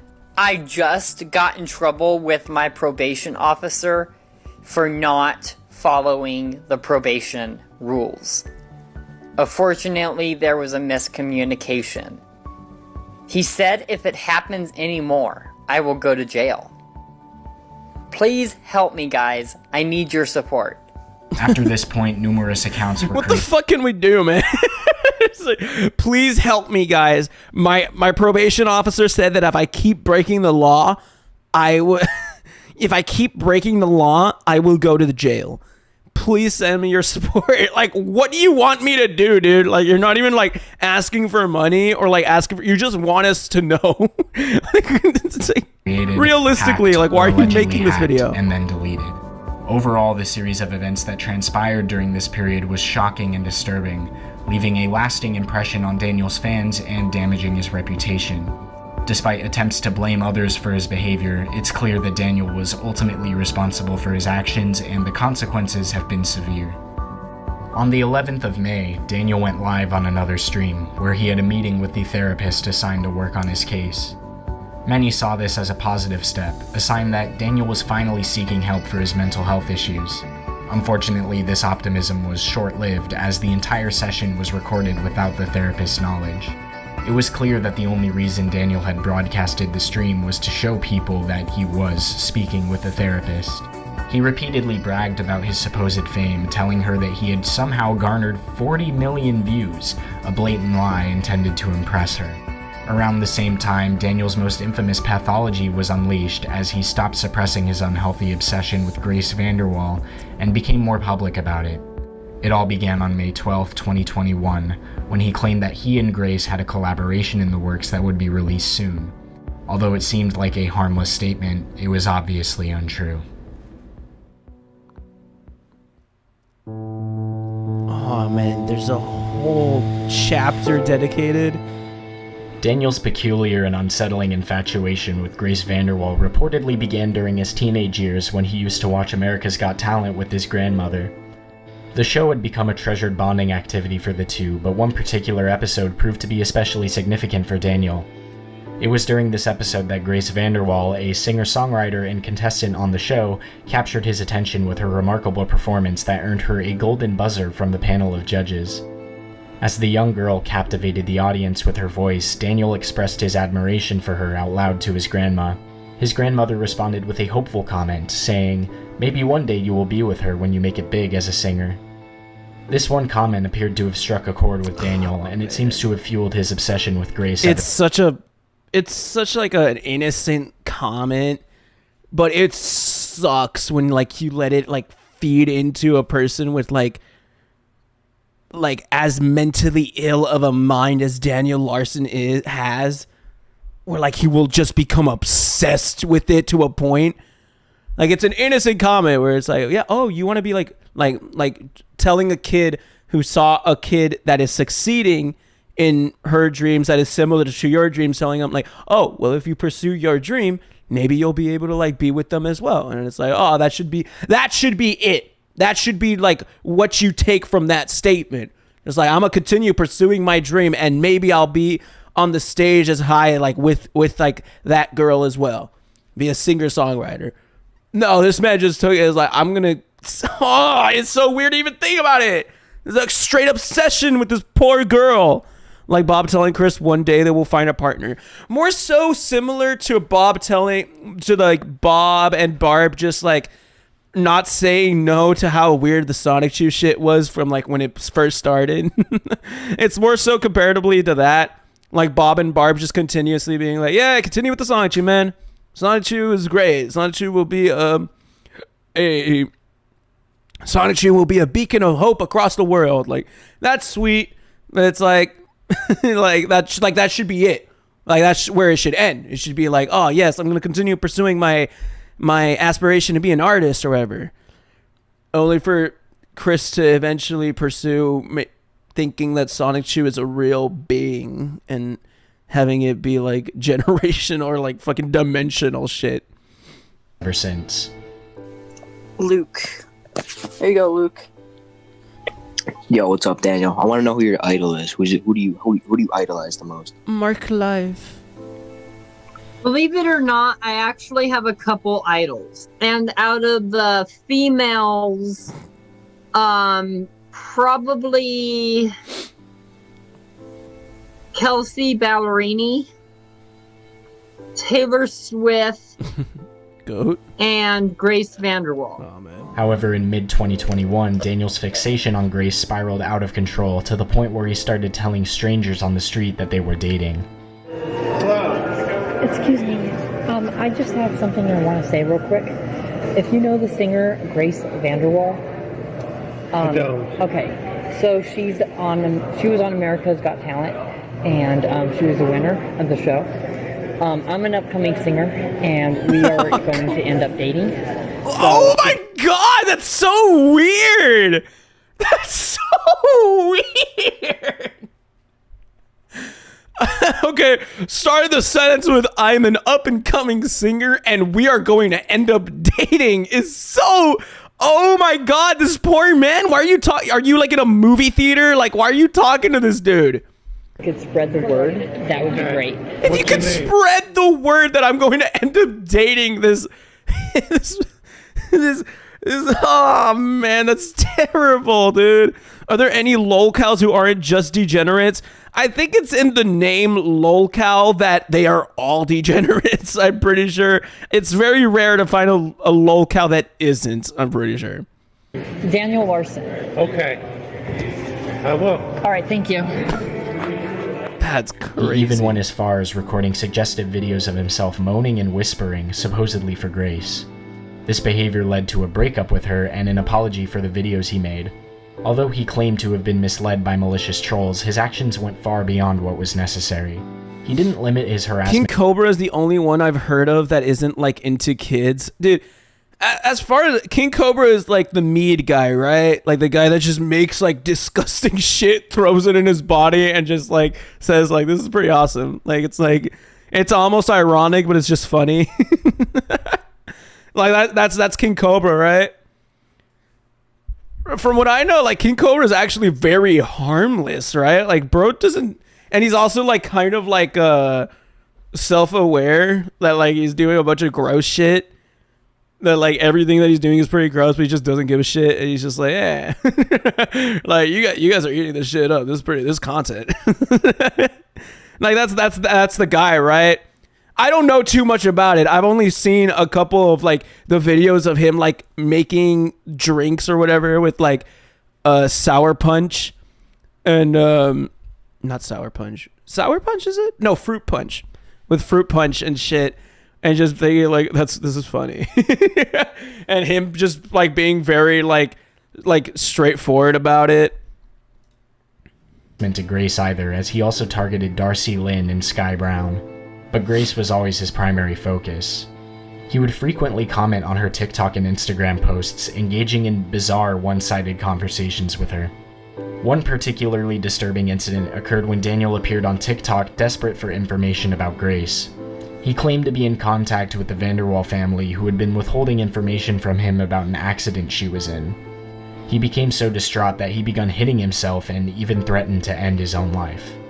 Sometime during this period, trolls managed to come into contact with Daniel and asked him to spread awareness to the public about Grace's supposed death, which turned out to be yet another hoax. This resulted in a spree of videos Daniel posted to TikTok and YouTube where he frantically exclaimed in public spaces that there was a celebrity in the hospital and urged all bystanders around him to spread the news. There's currently a celebrity in the hospital. We are asking that the information gets loose. Thank you. That's crazy. Like thinking of this fucking rationally at all. There's a celebrity in the hospital. Cool. I feel like most people would care even less that it's a celebrity in the hospital. It's like, oh, he's doing fine. And it's like they probably have money to like just be all right. Like it's like cool. I mean, sorry for about that, but I mean, I don't care. Why do I need to spread the word? That's crazy. Everyone, please spread the message. There's currently a celebrity running around a fucking park or whatever. Please spread the news. This led to him getting kicked out of some restaurants and businesses, with one of these incidents being recorded by Daniel himself. There is currently a celebrity in the hospital. Dude. We are asking that the message gets out. That's very rude of you. And you're just talking gibberish. Just go. Oh my god, he goes back in?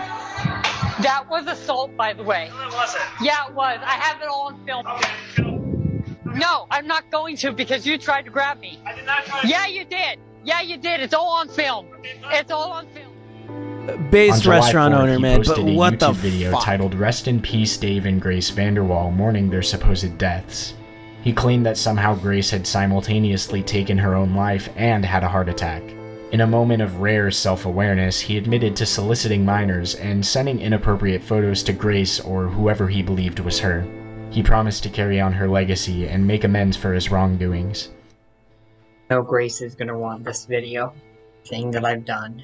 I admit to sexting minors and sexting Grace and sending Grace a dick pic.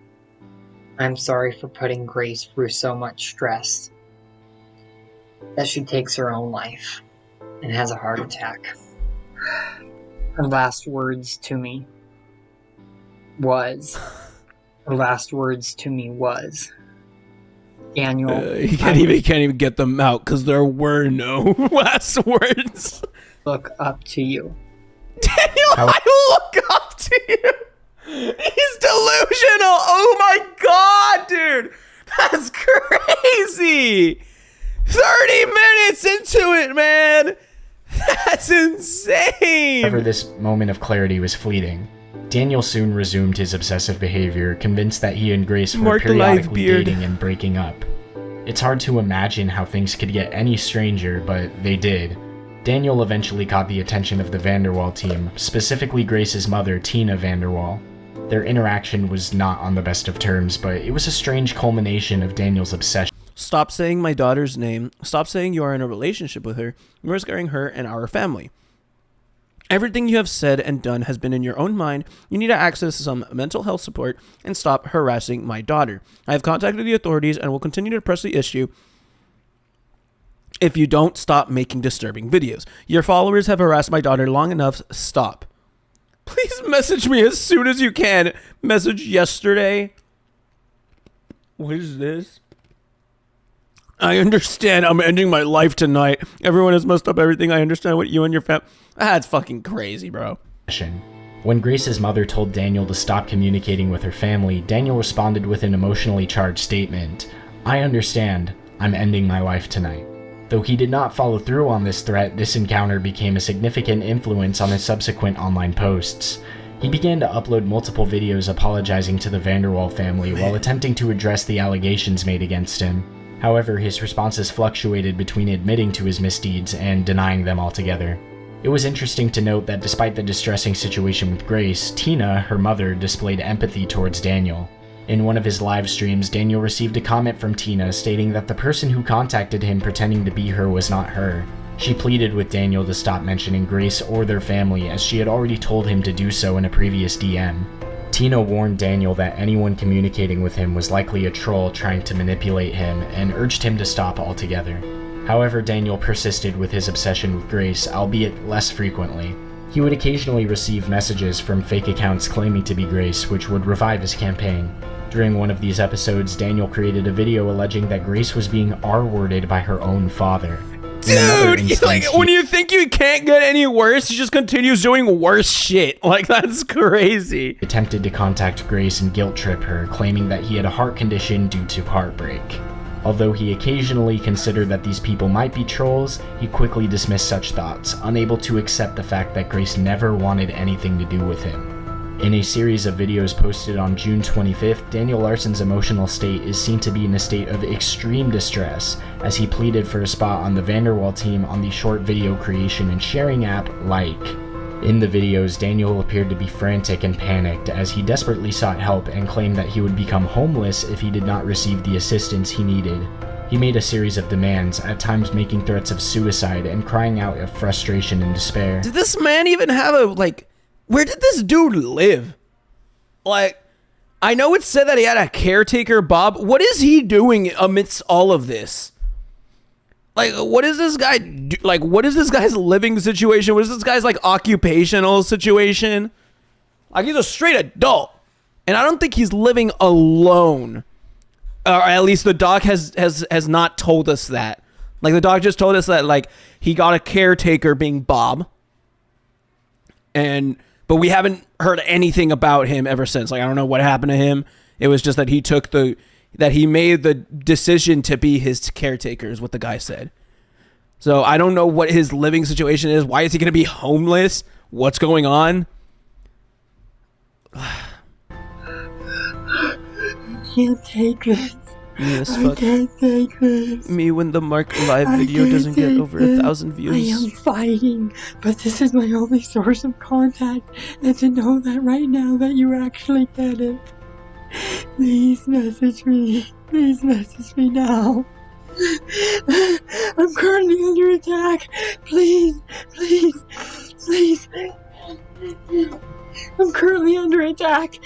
You need to let me on the team now. Yeah, this is actually just the fucking... Yeah, this is actually just like schizophrenia, like completely. I'm currently under attack. Like, this is... Yeah, this is as schizophrenic as it gets, I think. I don't know what to do, please. I think this was a cycle of Bob, group homes, and homeless. So odd.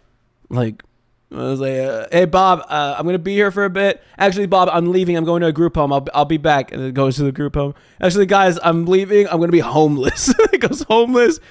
He's like, I'm homeless for a couple of weeks. All right, Bob, I'm back. Like, what? Why did he never stay in one place? I'd assume he's a chaotic personality to have to deal with. So I wouldn't doubt, like, if Bob every so often kicks him out, or if he every so often gets into that shit. Same thing with, like, group homes or whatever. But, I mean, we don't know anything about that, or at least the documentary hasn't told us anything regarding that. Let me on the team. I can't do anything. I want out. I want out. I will take down 2 videos on YouTube to show that I care. I will take down 2. It's not letting me into my email. It's not letting me into my email because I don't have my phone number. It's not sending a verification to my phone. Despite the negativity surrounding the Grace fiasco and his like meltdown, Daniel managed to upload his first original song, Roaring Thunder, in July of 2021. Oh, he is it a later banger? performed the song live in August, albeit to a sparse audience. However, every positive moment was quickly followed by more disturbing behavior from Daniel. On July 28, 2021, Daniel Larson faced yet another setback when he was reportedly banned from a Walmart store. Although the exact reason for his ban remains unclear, speculation suggests that he may have been either recording or talking on his phone inside the store. However, what Daniel claimed to be the reason for his ban was far more concerning. Walmart just kicked me out for touching kids.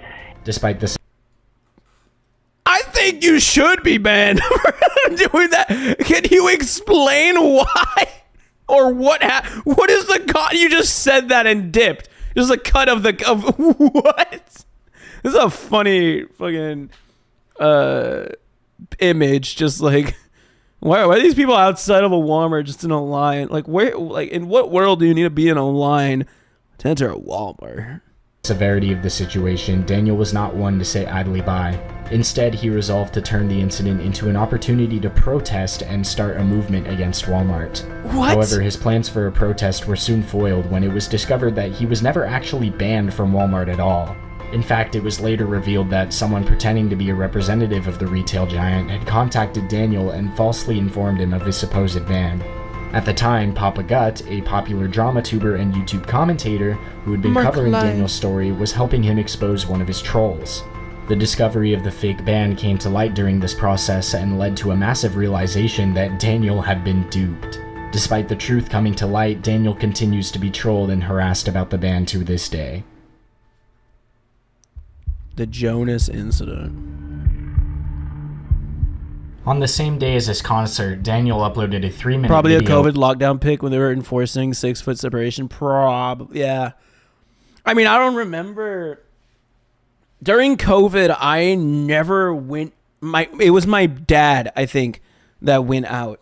So I have no idea. Like, I have no visual of how the world looked like during 2020 COVID. Like, I was a kid.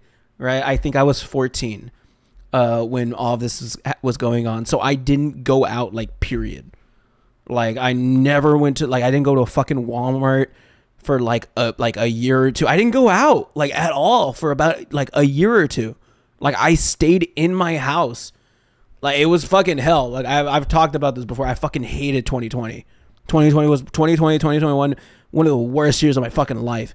And, like, because I was just inside all day. Like, I didn't even go out. Like, I know adults, like, they would go out to, like, the groceries. I don't know how that situation was, doing, like, all these daily things, work or whatever. So I wonder, how did Walmart fucking look during those days? It probably was that. I mean, and no one had masks, so I mean, I don't know. Of an altercation with one of his caretakers named Jonas. From the footage, it appeared that Jonas was trying to take away Daniel's phone given the troubling content he had been posting on social media. However, Daniel's extreme addiction to social media led him to become hysterical and claim that Jonas was assaulting him. This was a pattern of behavior that Daniel had exhibited multiple times in the past. Why did you try to hit me? No! What? Get off me! Get off me! If you try to hit me one more time, bitch! I have it all on recording! You tried to hit me! I'm on the floor! I'm doing nothing to you! I'm doing nothing to you! You tried to hit me! I just did self-defense! I'm on the floor! I didn't do anything! I just did self-defense! I even have it on film! That's fucked up. That's fucked up. That's fucked up. Why does he sound like Toad? That's fucked up. Don't do that to Toad. Don't do that to Toad. Please don't do that to Toad. From what I remember around the beginning of the pandemic, lockdown, I recall seeing the shelves for TP and towels just straight up empty. Yeah, I remember for some reason during the pandemic, people just stole toilet paper, or people were stocking up crazy on toilet paper. Why? First of all, why are we choosing? Why is that the go-to to like stock up on? Why was toilet paper that insane to get? It was toilet paper. I don't even think waters were like shortage. You would think water would be that, but nobody cared. Like water was easily accessible. Almost everything else was pretty easily accessible other than toilet paper. It was so odd. That was that specific. I think also milk, if I'm not wrong, was like a shortage as well. Yeah, dude, it's such a blur. I honestly do not remember. I just remember 2020, 21 really sucked, but what's it called? I just sorry, brain fart. 2020, 2021 really sucked for me. I hated it, but I can't remember specific details of it. Like, I can't remember moments, like, at all. Like, I can't remember, like, I can't believe that I went through that day to day. You get me? Bleach aisle was empty. In the beginning, everyone went out for the basics super hard. Yeah, I do remember that everything was going crazy in the beginning, that like just Walmart in its entirety was going empty. TP, hand sanitizer, the basics. Something different every week. Sanitizer, masks, toilet paper, meat. My store specifically had limits on meat, water, bread, etc. I'm still only really social in high school, but I'm getting better at it now. That's awesome. Water shelves were empty. Same with TP/towels, pads, and diapers, etc. Ooh, I remember diapers. I do remember diapers was a thing that was like tough to get on. Like, people were like reselling this shit. I remember like the reselling was a whole big thing, dude. Reselling was the reselling of fucking toilet paper. Like, people were reselling toilet paper on eBay and making a profit, trying to profit out of it. Like, it was really fucked up. I was just editing for 5 hours on my aunts. That sounds so cool. My face when canned food starts getting brought up. Me as fuck. And you're trying to, like, I don't even know anymore, and I'm afraid of you. Like, I didn't do anything to you. You just tried to grab me. 2020 for me was pretty much a relapse into being a shut-in, which I absolutely hated since I was trying to leave that lifestyle. I think it fucked me up in the same way as well, because I remember 2019, like my freshman year, right? I was fucking balling out. I was dropping lol W's left and right. I was so funny. Like, I remember freshman year prior to lockdown. I feel like lockdown really fucked me up, where like it kind of like broke that kind of like not innocence in a way that like I once had, I feel, to where like it broke that like thing where it's like it broke that light, you know, where you're going into the world, you go like to school every day, you're just looking forward to it, you're just happy, like you're going to school every day. I'm like, I'm looking forward to going to school, like this is awesome. I love seeing my friends, I love hanging out with people, I love going to like my extracurricular activities. Like that was me, like my freshman year. I was so awesome. Then COVID happened, we came back our junior year, like sophomore year was all COVID, and then junior year I was like a complete fucking doomer. I've been a complete fucking doomer from that point on, and like I feel so shitty. Like I wish I could have 2019 Marc life back. But yeah, 2020. Luckily, my granny buys TP in bulk, so we were just fine. Lamo. My mom does that actually. I think it's like she buys TP for like the next 2 months, bro. Went from being homeschooled and alone since a kid to my first year of high school in 2019. Awesome. Immediately went back to my home to do online school. That sounds so shitty, man. God damn it, man. Like me, it was just my first year of high school and being like, oh, this is actually fun. Like, because like people, like, especially when you're like in middle school, everything, people always hypes up like what high school is. Because like high school is like its own little thing, its own little aura, its own little environment or whatever compared to like all other schooling. So it's like we don't have to wear uniforms anymore. It's awesome. You go in your Hard Rock shirt every day, whenever you want. And it's like, it's just odd, and I hate that like that was kind of taken away from me. I can't imagine like people that couldn't graduate. I'm still pissed I didn't even get a physical diploma for high school because of COVID. Yeah, people that had to graduate online or whatever. You got a PDF of your diploma. Like that's fucked up. I was just studying Japanese for 5 hours every day during 2020. That's all I did besides eating. Are you like amazing at Japanese now? I hope you are. I could never do that. I feel like I would lose that routine so easily. I missed my high school graduation because of COVID, and my family / mentor figure were so pissed that I was given a crappy name slide on YouTube for it. Yeah, it's so shitty. Like graduating, Roblox graduations, yeah. Like graduating during the pandemic. I worked for 2 months, then was in lockdown for my job because I was high risk of getting it. So I didn't have a job for months and was just chilling. Fuck, man. I'd already been a shut-in since my dad passed in 2018, and that life was just routine for me. But 2020 made me feel something close to real loneliness and fucked me up, especially as a kid. Yeah, it's for same here, right? Like I was just surrounded by my family, and I was going through like some really tough shit, like with my family and stuff. And it's like just me, like I'm like, dude, I'm 14, 15, 16. I'm peak of teen angst, like during those ages, and you're telling me that you are confining me into this small home, like my small room even, and like it was just so shitty. And at times I didn't even have the internet to even talk with people outside of my family. I couldn't go out. Like it was so shitty. It was so bad. Like for me, like that. Like it was so difficult to be social. Like I feel like everyone in a way kind of like their social batteries or social life kind of like took a step back with it. I feel pretty confident with myself socially now. But like back in like 2021, 2022, I was definitely like an insane, like I feel like my introvertness was like so high. Now I'm pretty down there. I'm pretty okay. I can drop low W's and drop like bangers and zingers every so often, whenever I want to. But like back then it was bad post COVID. When COVID hit, I was just moving up to high school and I missed most of my first year, of course. But school was so crazy in COVID times, I can imagine. I heard 2020 was heck for a lot of people. My speaking is meh, but I can understand and read it. Goated. That's still awesome to just out of nowhere just pull like a language out of your ass. Like I know Spanish and English, but that's only because like my parents speak Spanish and I'm like Hispanic heritage or whatever the fuck.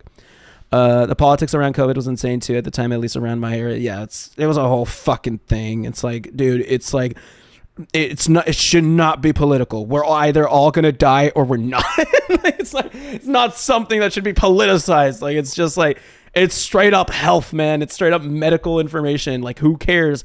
Like give me something to save me and my family or whatever. Like, why did you raise your fist? I was just trying to get outside.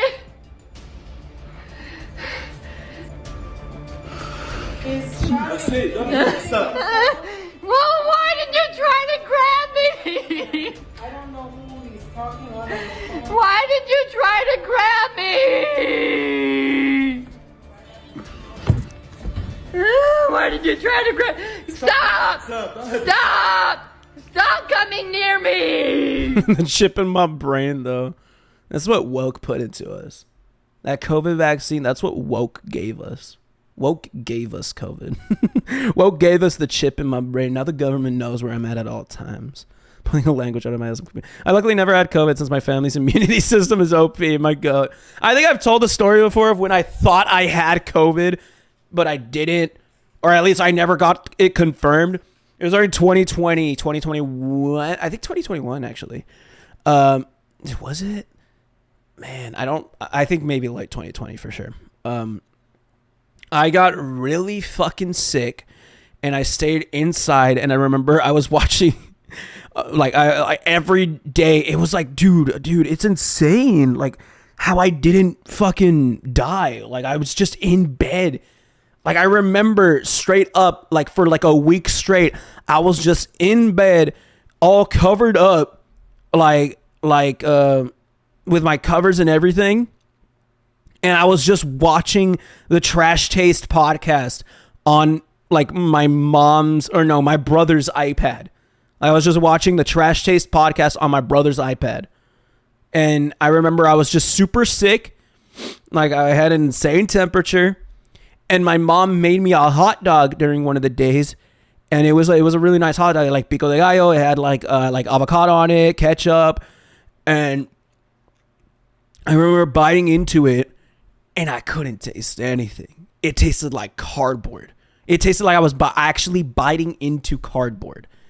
And I was like, huh, this is not how hot dogs are supposed to taste. And oh man, and I remember telling my mom, she's like, please get away from me. like they kept getting Lysol sanitizing like the doorknob anytime they would enter. It was like, oh no, I can't enjoy a hot dog anymore. I was so sad. It was so fucked up. I was so mad, man.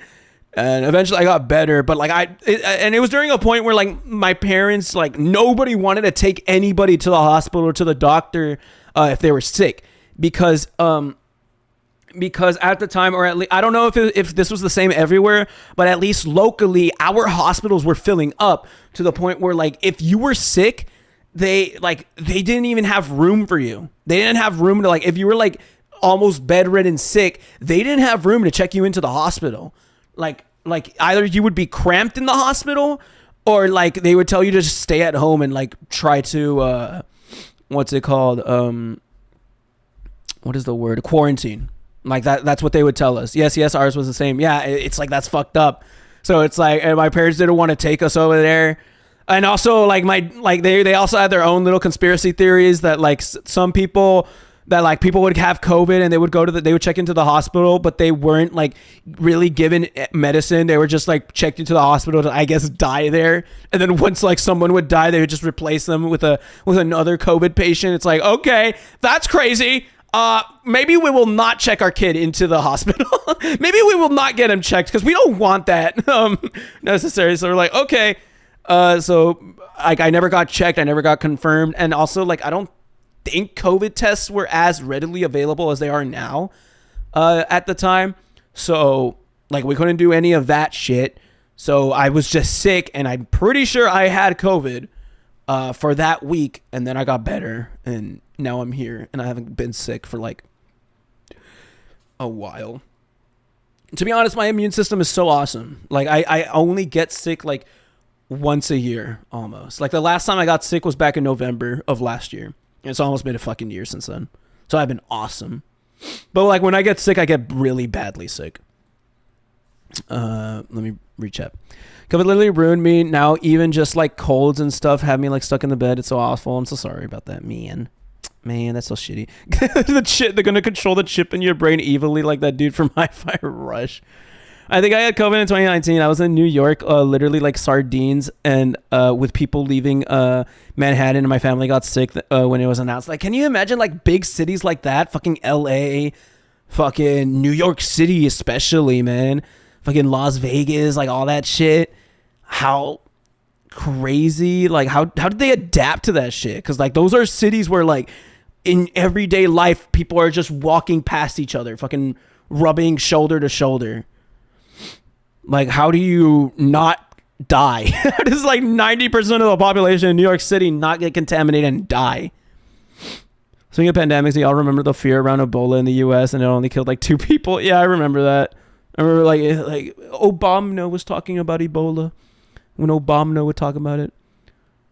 I can't imagine more densely populated areas like Tokyo or Shanghai. Yeah, same. I once got a cold and it fucking sucked.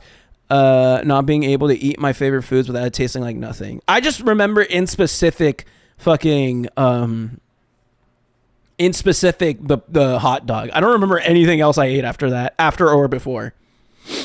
Some hospitals had tents set up on the grounds or in the parking lot to hold the overflow. That's so fucked up, dude.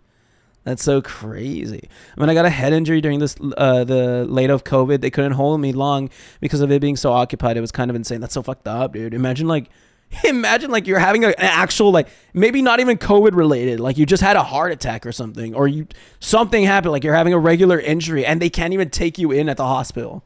Like, how crazy must that be, dude? My aunt saw people wearing masks and she thought, oh, that's not normal. That ain't normal. Yo, Mark, if you played Test Zader's game, then you get bitches. I will play Zader's game when it's complete, perhaps. I'm so worried there's going to be another lockdown with this monkeypox thing, which I don't know. Maybe it's very dramatic, but I would be so doomed with my GCSEs. What is GCSEs, may I ask? I'm not smart. I had a conversation about this with my friends earlier today, actually. Like, cause we like, I think they sent like a post of like monkeypox and they're like, are you guys ready for quarantine too? I personally feel if that does happen, I'm an adult, so I think maybe I'll be okay and cool with it. I think a big reason why 2020 COVID like fucked me up, 2020, 2021 COVID fucked me up, because I was a kid and I have no idea what the world is or who I am right now, and I just wanted it to all be just so happy. And then like seeing that it's like so fucked up, like not talking to people, like straight up having my lines of communication just shut off. That fucked me pretty much. But now that I'm like an adult, I do my own shit or whatever. Like, I think I'd be okay for the most part. Like, I'd be able to survive. And also, like, I think I'd be pretty okay and feel pretty base just streaming. One thing that I do notice, and like, it's like low key, like, I don't call me a bad person for this, right? A lot of like current streamers, or like a solid amount of current streamers that are like everyday streamers, are pretty big right now in their own right, got their following because of COVID. Because people were just inside and wanted something to watch, and streamers were just inside and all they could do was just stream every fucking day. They didn't have anything else to do. So it's kind of like Marc live. It's like, that would be funny. That'd be cool. To just do. But yeah, it would. I feel like I'd be okay if we were to have another quarantine. That's why the DSMP blew up, I believe. Yeah, the Dream SMP. Definitely. Like, all those content creators got their career because of COVID. Like, fucking Among Us happened, all that shit. Twitch was open. Praying for the lockdown too. We're not gonna pray for it, okay? Let's not be like, yes, dear Lord, please bring a lockdown so that we can get more viewers or whatever. Like, let's not do that. Well, I feel like if it did happen, like, I'd be pretty chill with it, because I mean, I barely go out to begin with. I wouldn't mind being here and just chilling with y'all. Among Us was a game to be social too. A lot of multiplayer games went insane. Yeah, like social multiplayer games where like you couldn't go out, you would just stay in and just play games. Like play games with friends and shit. Like, you would communicate at least through online. So like that was a big thing there. People have been saying monkeypox is going to be the next COVID. I haven't heard any serious stuff about the pox, lol. I mean, I just saw that it was just barely like a couple of days ago seen as like a global threat or whatever. I don't know what the tagline was when like I saw it on like Twitter or whatever, that it's deemed a global threat or whatever. And people are like, oh, God damn it. And like from the pictures that I've seen of people that get monkeypox, it's fucked up, dude. Like your skin dies. Like that's crazy. Monkeypox has more research into it though, no, since it's been around. I have no idea. I have not looked into it that deep. I just saw a couple of like, what's it called? Twitter like posts or whatever discussing it, which to be honest is not like the most based or reliable form of information, but it is my form of information. I have not looked too much into it. I am not Marc Live news source. So take what I'm saying as you will. Animal Crossing got so boring though. I am what did I play during quarantine? What did I play? What did I do? I mean, I made an inspiration to many Markiplier, the greatest Marc video ever made. I made that video during quarantine.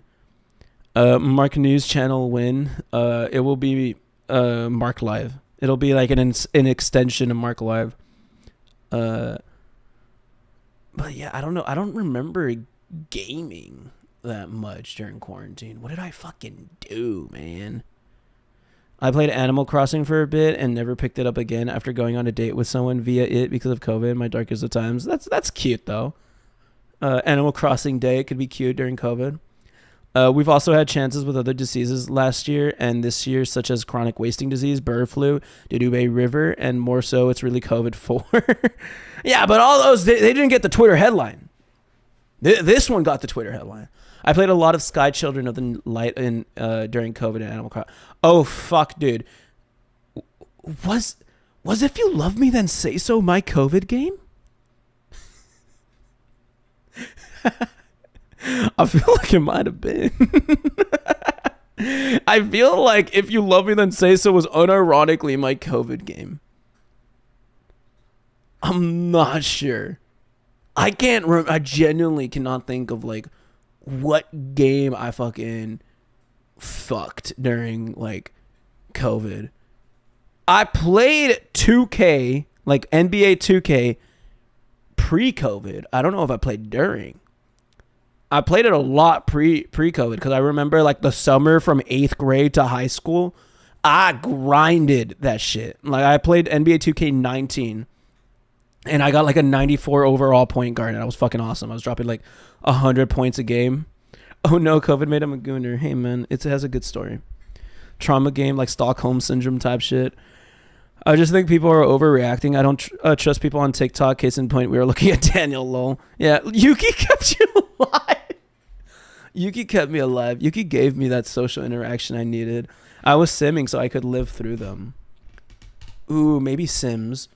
I do remember I was playing a lot of Sims before we first went back to school, like my junior year. So like 2 years later, fucking fall of 2021. I remember I was playing The Sims. Like I was playing The Sims 4. But I can't remember if I gamed. Like I'm trying so hard to remember if I gamed every week. Or every week, like what I gamed, what I played. I genuinely cannot remember. It's where like most of my 1.6k hours of Sims 4 came from. I'm pretty sure I have a high number of hours in Sims. It's just like I have it pirated, so I can't really check. I think Mpox is similar to Ebola. Like we had an outbreak of it in 2022, and I mean it as in it got to the U.S. Man, but have you seen the pictures of monkeypox, man? Their skin like decays and shit. It's crazy. Like the balls show up on your face. Like it's like that's crazy. Balls start forming on your face, and it's like ouch. I saw this one picture of a guy that's like first like 1 week into monkeypox, 2 weeks into monkeypox, 4 weeks into monkeypox, and 6 weeks into monkeypox. And it's like the 6 week to like 1 week, what's it called, picture is crazy.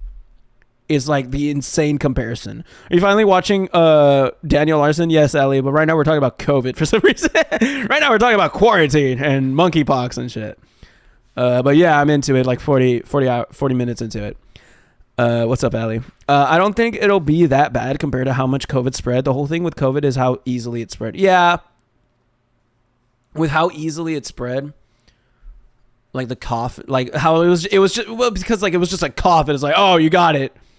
I feel bad for Daniel's caretaker, right? Bro, can we watch the doc? We're here for Marc Live. We're not here for the doc, Guts. Continue doing your work, man. You're working your 9 to 5 right now, man. I played a lot of Isaac and Dragon Ball Fighters, then my laptop died and I was fucked. Dude, I genuinely can't remember if I gamed. Like, it's actual dementia. It's actual, like, 2020 dementia. Like, I actually, like, fucking bleeped out all of it. Like, I can't remember what the fuck I did during those years. Like, I just remember I was locked out in my room, fucking lights out, all that shit. Like, come on, man. Yeah, and from the research I did, monkeypox spreads very slowly. It took 3 years for it to kill 200 people in the DRC. We're fine, guys. You know what? We're gonna be fine. Monkeypox is what? Monkeypox is over, man. That's crazy, man. Monkeypox ain't getting us. His vibe is rancid, John Ben. Mine or yours, man? What are we talking about, man? Yeah, and from the research I did, monkeypox spreads very slowly. Yeah. But yeah, let's get into the video. At this point, if you grab me, if you do anything to me, because I'm doing nothing, all I'm doing is sitting here, I will attack you for self-defense. It's made up by woke to prevent us from having gay relations with each other. Is that true that it is actually just transmittable just from like sex, isn't it? I don't know where I think my friend told me it, but I don't know if it's a fucking joke, if that's actually what it is. In the same way. But hey, we are alive and somewhat healthy, Lamau. I'm hoping. Because that's legal.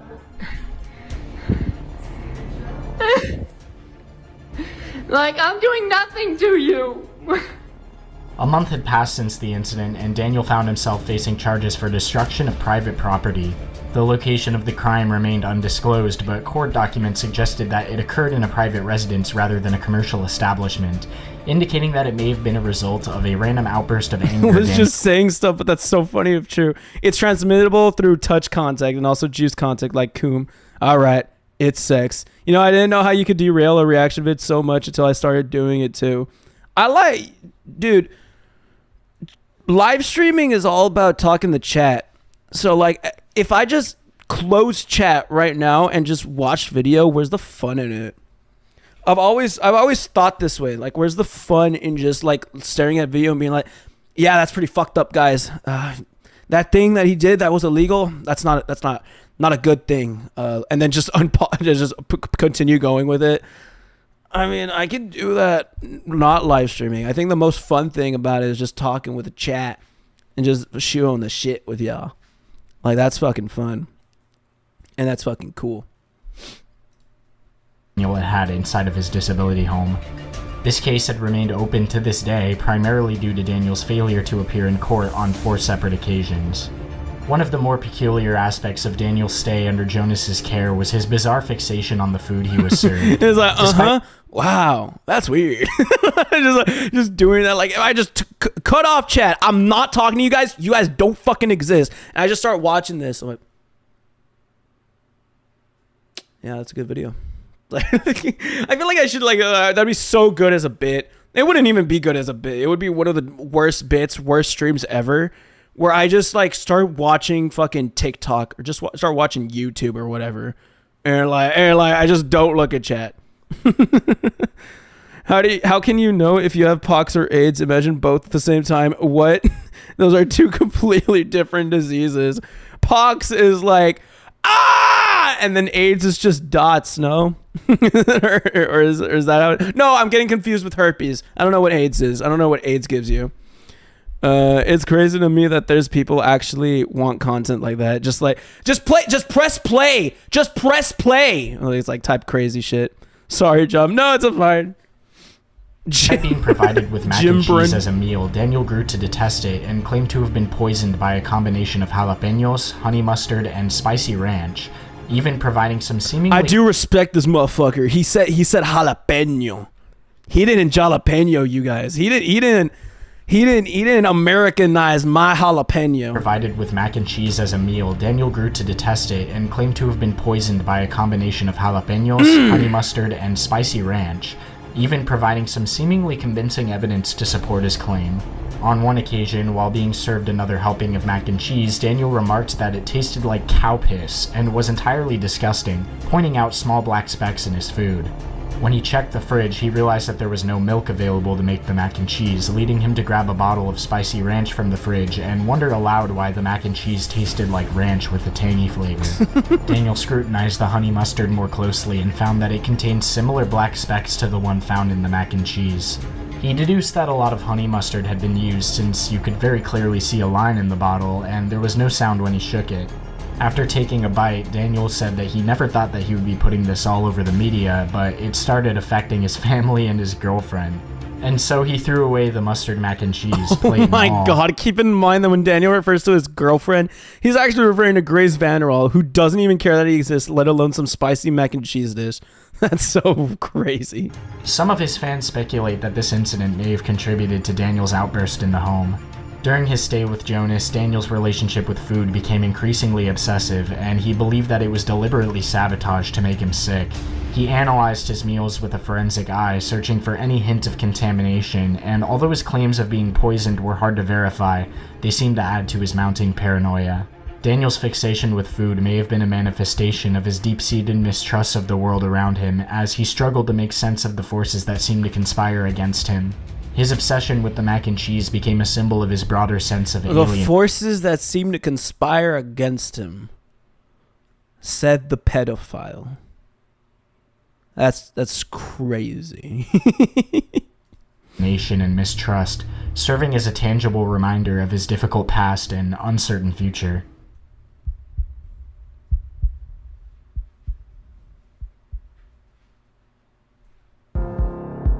The Mohawk era. I'm so excited to see what this The Jonas altercation was a turning point in the Daniel saga, marking the beginning of what would later be known as the Mohawk era. Following suggestions from a fake Grace account, Daniel gave himself a new haircut that would become his trademark look for this period. Soon, fans were quick to discover that he had somehow traveled to California. Daniel's arrival in California was marked by excitement from his fans who spotted him the very night he arrived. However, things quickly took a turn for the worse when, on August 21st, he uploaded a video to a new account, Daniel Larson in SoCal, claiming that he had been abandoned by his disability services and was currently homeless in Los Angeles. In the video, Daniel is seen walking in front of the Hyatt House in Emeryville near Oakland, where it is assumed he was staying. It is unclear how he managed to get there or whether he was even aware that Oakland was not Los Angeles. Desperate for help, Daniel asked for donations to fund his court case and potentially make his way back to Denver. However, the account was banned on the same day for unknown reasons. In other videos on the account, he also pleaded for donations for food and warm clothing. Despite the chaos and confusion, Daniel's caseworker managed to intervene and convince his care providers to transport him back to Denver. Due to his ongoing issues with his previous disability service, he was transferred to St. Francis Mental Hospital in Colorado Springs. When he was released, however, Daniel had already once again become a danger to himself and others. He posted a video showing that he had broken his television and put holes in his walls, claiming that he had done so under threat. This is what happens when I get fucking harassed and I get told what to do. I was threatened if I don't, I will be killed. Alright, so he's just completely schizophrenic. Like that's just the thing. Like this guy's completely like just off the balls, off the walls type shit. When this video was shared on his subreddit, an account called Lootbox Productions claimed that someone was spamming Daniel, telling him to post videos with threats. The same account would later provide insight into Daniel's current circumstances. One of the managers made a long post titled, "Announcement from the Current Team." The post says, Hello, Daniel fans. As I'm sure you are aware, there was a lot of speculation. Thank you for the reverb for this. Okay. Management. You will never be Geno Samuel. Start off, we don't support the idea of managers, which is why we don't refer to ourselves as that. We don't tell Daniel what to do or post, and we don't get any financial benefit from him like music royalties. The only reason we do what we do is that if it weren't for us talking to Daniel on a daily basis, some 14-year-old troll would. They could make Daniel send them all his money and tell him to go live naked saying the N-word. They want to be null and praetors so bad. If you've been paying attention to him recently, you would notice that he doesn't go naked on live, say slurs, post racist stuff, etc. Because we are guiding him on the right path while keeping trolls away from him. He does say a few interesting things here and there on his own, but we don't tell him what to say or do. We give him advice to point him in the right direction, but Daniel has power over himself. As for the financial stuff, we don't control any of his existing financial accounts, such as Cash App or bank accounts. We created one Cash App as a way to allow fans to donate money that would actually benefit him. He doesn't have the best spending habits and either invests money into stocks with poor financial knowledge, gambles it away, or spends it on expensive food such as a $20 burger at an upscale restaurant. With the Cash App, I mean, to be honest, that's how I spend my money for the most part too. Is this a bad thing? I don't know. We created, donations will still go to Daniel, but they will be going towards his basic needs first. He gets sent that money to pay for meals, transportation, and any other expenses that are worthy. We make no profits, and the only time that money leaves that account is when it's going to Daniel. Our team is not a bunch of 14-year-olds who want to use money. Most of us are in our 20s and are only doing this because we care about Daniel's well-being. Unfortunately, his support systems, such as SSI, his case manager services, and family and friends around him, do not suit his situation very well, which is pretty obvious by the fact that he is homeless and can't afford food. We are in contact with this case manager and a close family friend, and they are aware of what we are doing. Our end goal is to put Daniel in a position where he doesn't have to worry about where the money for his next meal is from, utilize better spending habits, use critical thinking to tell trolls apart from good people, ensure that he gets a roof over his head, and his safety as the most important things because trolls could and have convinced him into harming himself. In order to meet those goals, we do plan on helping Daniel establish some more diverse ways of making money, such as possibly setting up a merchandise store, other donation apps, stable investments, etc. If you have any questions, feel free to ask them here. Although this seemed like a promising statement from Daniel's management, things would later soon fall apart. The management team behind this post would later quit and completely abandon all relations with Daniel after finding out about his history with pedophilia. Oh man, they are null actually though. This means they are null. They've successfully cosplayed as null. Daniel Larson's life has been marked by numerous incidents, and one issue that cannot be overlooked is his repeated use of racial slurs. While he may have been goaded into using them by online trolls during the Mohawk era, it is clear that his use of the N-word was not entirely involuntary. You are a bitch, Nick.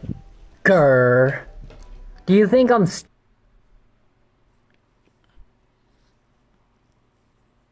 The oldest trick in the book. Come on, man. Come on, man. stupid enough? Like, I know exactly what the fuck you're talking about. Your name is Nick, last name Gurr. Put it together. And you're just saying it. You just keep saying it. Bitch. Nevertheless, despite this, many people have developed a strong parasocial relationship with Daniel. This became particularly evident when it was discovered that he had become homeless due to his erratic behavior. Online videos surfaced showing holes of the walls in his apartment, and in the midst of his turmoil, he lashed out at someone named Quandale Dingle, telling him to go to hell and to stop messaging him. This is a message to Quandale Dingle. Please stop messaging me. Go to hell. It's fucked up. Quandale Dingle, please step down. The FBI is going to your house. They're en route to your house. Please step down, you bitch asshole. Quandale Dingle, please fuck off. You're a character that I made up and you're sending us threats, which means you're impersonating. While the reason for this outburst is not entirely clear, it is not entirely surprising given Daniel's tendency to react strongly to perceived slights. As Daniel's troubles continued to mount, he found himself in trouble with the Petty law yet theft, again, bro. this time for petty theft. He had been caught dine and dashing at a Hard Rock Cafe, which was just one of many similar incidents. In some cases, he would show the restaurant's tab on a live stream, hoping that someone would pay for it, or he would claim that Bob Proctor would pay for it. While I gotta start doing this shit. I gotta start going out to eat and just like showing the tab on stream. That's such an insane idea. It's like, oh man, this is the tab. How am I gonna pay for it? Chat. How am I gonna pay for it, chat? How am I supposed to do this? Oh man, I don't got the money to do it. It would be so fortunate if somebody just sent it. But like I'm actually like a McDonald's and I get the receipt. It's like, oh, how am I supposed to pay for this McChicken? some restaurants chose to ban him permanently instead of pressing charges, he is still facing legal consequences for this particular incident. That's crazy. On May 13th, 2022, Daniel Dude, posted this a video is so recent. How much more shit is there? Does shit just happen every day at some point? Like, we are in 2022. Like, what, bro? TikTok, which captured an altercation with an unknown man. While it was evident that Daniel had access to a charging port due to his frequent posts on social media, he usually charged his phone at public facilities such as restaurants and stores. However, on this occasion, he decided to charge his phone on someone's private property upon his return from a hike in Castle Rock. The property owner was unhappy with Daniel's actions and became aggressive, eventually threatening to involve the police. In response, Daniel had a meltdown and used a racial slur towards the owner. Are you gonna wait? Is that what you're waiting for? I don't know what you're gonna do. I don't know if you're gonna... I'm asking you a fucking question! You better get the fuck off of here! Get the fuck out of here before I fucking move you out of here! If you take one step closer... Get the fuck off my property! If you take one step closer... Get the fuck off my property! If you take one step closer... Get the fuck off my fucking property! They're coming for you, stupid fuck! Don't you understand? Why are you fucking here? If you put one hand on me... Get the fuck out of here! Okay. Really? Wow. It's gonna be like that? You're threatening me, and I don't know. Get the fuck off my property! I don't know if you're going to put hands on me or... Call me a... When a user pointed out in the comment section of a YouTube video of the incident that it was unacceptable to use racial slurs, Daniel tried to justify his behavior. Oh my god! True, unless it's because you're really scared for your safety. In what world must you say a slur? Oh my god, dude, the amount of patience this man has to not have just straight up grabbed this guy and throw him off his property. This man's a better man than I could ever be. If I see, like, a man of Daniel Larson's, like, capacity just in my home or charging their phone, like, on the outside port of my house, you are getting thrown out. Like, that's crazy. Like, you have every right to do that in the United States, bro. Like, you would not be in trouble for that. They're, like, I don't know what he's doing just standing there. Why doesn't he just leave? Like, what is he trying to do? Like, what is Daniel's, like mind process during all this? That he's just standing there being so adamant about it. Like, what the fuck? What do you gotta say slurs to save your life, OMG? But, like, it's like in the hypothetical situations where, like gun to your head, you have to say the N-word. Would you do it? I don't know. It's crazy. A user pointed out in the comment section of a YouTube video of the incident that it was unacceptable to use racial slurs. Daniel tried to justify his behavior by saying that it was due to fear for his safety.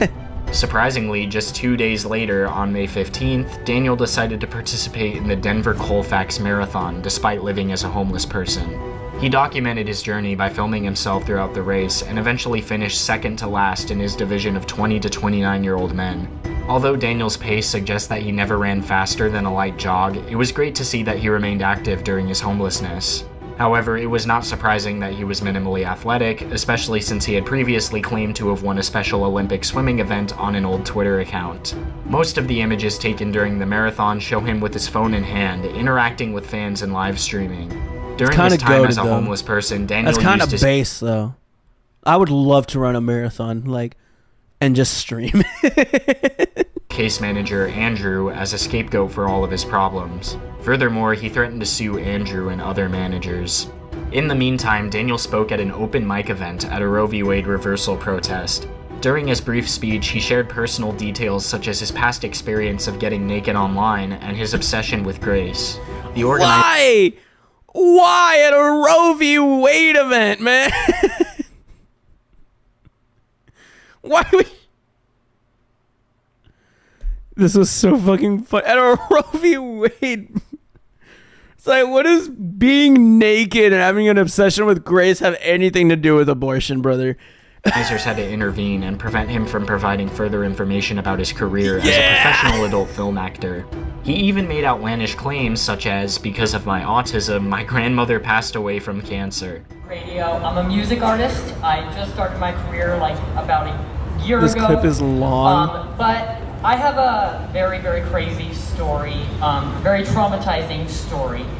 I'm also on YouTube. I mean, search my name up. I'll see you around, Jaden. When I was 18, so I have autism, a very minor case of autism. I'm very well spoken, but I never used to be able to come out in crowds like this and be able to talk like this and be myself.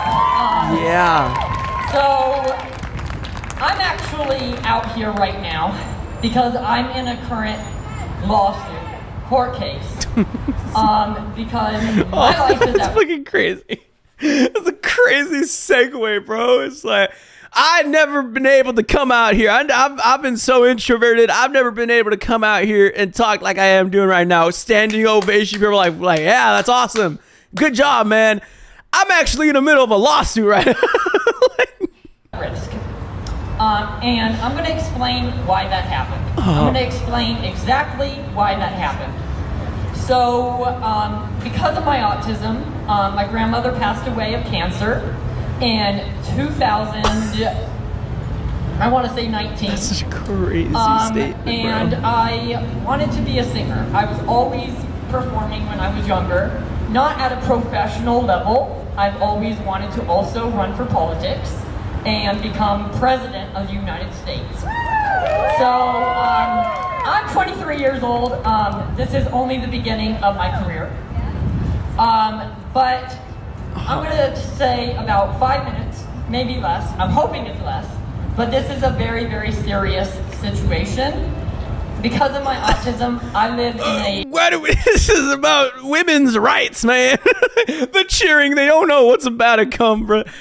This is about women's rights. Like, yeah, like, okay, women's rights are cool and all, but can we talk about me for a second? By the way, I have autism, and my grandmother died because of my autism due to cancer. Like, that's crazy. Like, why are you up there? Why do you have the microphone? A disability counseling service in the state of Colorado. Yeah. And I went onto social media about 3 years ago, said I wanted to become a singer. That's all I said. I made it public. I started doing about 3 or 4 covers, and it took social media by storm. And I want to say within 6 months, I was gaining per week 20 million views on social media per week. And now here I am, God damn it, man. 3 years later at 600 million views and a lawsuit that could put my life at risk. So I came out here. What does this have to do with abortion? I'm up here, I've got 600 million views and I'm being sued. Like, what is up? Like, what's going on, man? Like, what's your point? Like, when do we get because an open mic about women's rights, man? I was man? in disability services and I was trying to get myself heard on social media. I had somebody that claimed to be a record label reach out to me. And they gave me a contract and it said Sony Music. And I'm gonna be serious. It was a real contract. The issue is I didn't know that they got it straight off of online. Like, you could just go online and look up Sony Music contracts and find something. What ended up happening is they wanted me to go on to TikTok Live. I went on to TikTok Live, started my platform. That was around the time when I was gaining about 20 million views per week. Amen. During this entire time, when I was getting the 20 million views per week, that so-called management, which I later found out was fake, they ended up getting me to go onto TikTok Live and go completely nude on live. And at the time, there was 3,000 people. 3,000 people in that live. And what are we talking about here, man? You're straight waffling. Like, why are you talking about this, man? What do you think is gonna happen? What are you trying to do? Like, it's so insanely insane. The people just sitting in silence. People just roaming. Like, this group of people being like, should we do something? I don't think this guy wants to support women's rights. So, like, I think he's just doing his own thing. Worldwide viral. And it kind of ruined my career because at the time, I was really inspired by a singer named Grace Vanderwall. And at the time, I was around 18 years old. Dude. And I wanted to collaborate musically. Of course, I don't know if that's in my future anymore. I'm fighting for a chance now. But basically the reason on why I went nude on social media, and I'm gonna try to make this as short as possible, is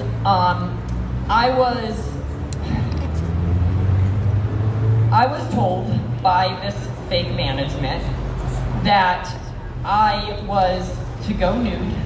It was like an audition for a porn, like a regular adult porn shoot that was going to help my career blow up. They said it would give me tons of views and it would help me out.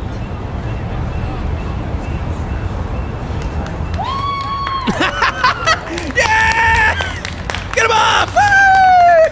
Despite obviously being the president of the United States, when he was asked about his opinion on the matter of abortion, he simply just replied, "Thank you for your support." That's insane. Opinion on the matter of abortion. Pro-life, pro-choice. Thank you for your support. He loves his comment as well, man. That's my president. That's my president. Oh God, I'm voting for him. He simply just replied, "Thank you for your support."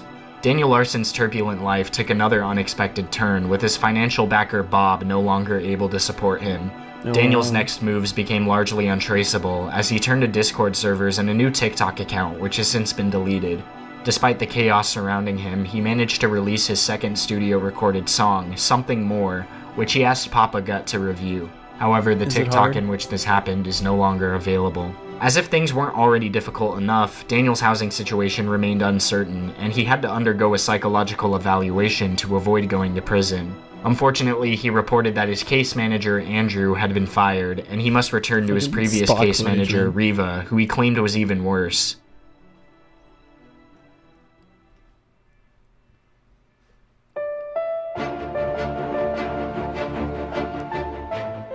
Given Daniel's situation with homelessness, it seemed his life was in chaos with no clear path forward.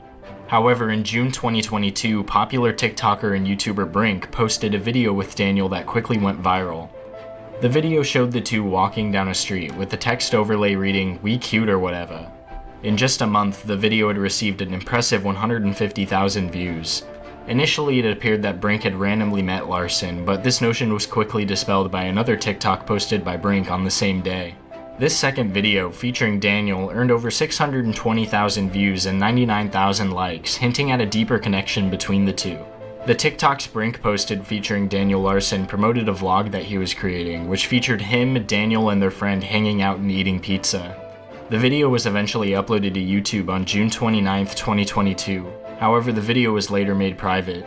Despite the limited reach of the YouTube video, Brink's TikToks featuring Larson proved to be immensely popular. In fact, 2 of the TikToks posted on June 26th alone received over 3 million plays in total. Unfortunately, these TikToks were later deleted. The content created by Brink featuring Daniel Larson was well received by his fans, who appreciated the way Brink treated him and the outsider's perspective he brought to Larson's life. The coverage was wholesome, and Brink's intentions were to spread awareness about Larson and his situation. Meanwhile, Daniel's unpredictable behavior continued to spiral out of control as he became more involved in the online world of social media. I feel like there's no way to kind of have like a positive outlook on this. To be like, I'm bringing awareness to Daniel Larson's situation. It's like, what awareness can you bring? Like, this is clearly such a fucked up individual. Like, this guy is admitted to straight up being a pedophile in a way, as well as just like all these clips of him just straight up like his ego is insane. Like, he's not a good person even with all the mental illness things. Like, he has an insane ego that's not like a mental illness thing, that's just a him thing. Like, it's a massive ego, thinks he's bigger than he actually is, goes to a women's rights like protest thing, not protesting women's rights, but you got it, and just says shit. just starts yapping up there for no reason, just starts talking about like his obsession with like this Grace individual and all that shit, as well as being nude on camera. So it's like, why would you bring awareness to that? Like, what's the point of this? You gotta do this? No. And I feel like there's no way you could put this in a positive light. In the end of the day, you are hanging out with this guy because it is bringing you clicks. Who cares? No matter how like nice you are to this individual, no matter how polite you are to Daniel, and it seems like you're not using him for like clout or content, at the end of the day, you are posting on social media, and it is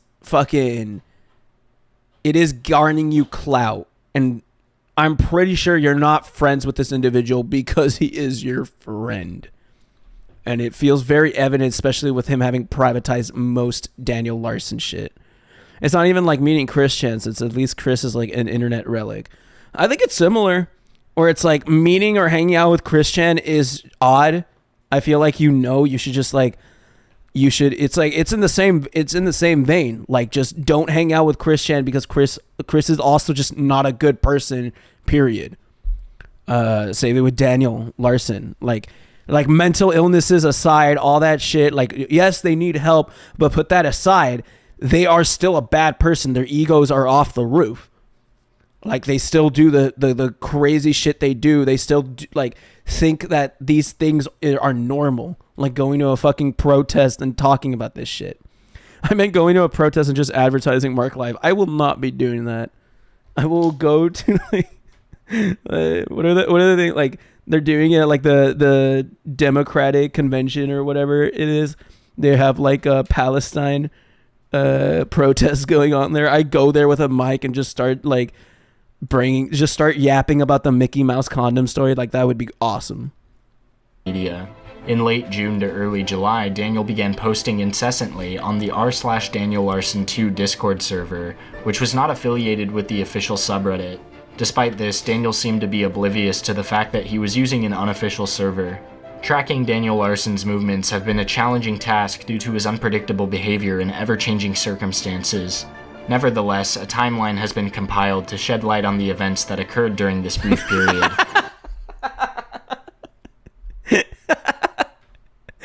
And then guys, guess what? I started turning and speaking in a main character voice. You're all holding. Oh man, that's so fucked up. And like, I just turn around. They held the door for me, and I said in a main character voice, "Excuse me."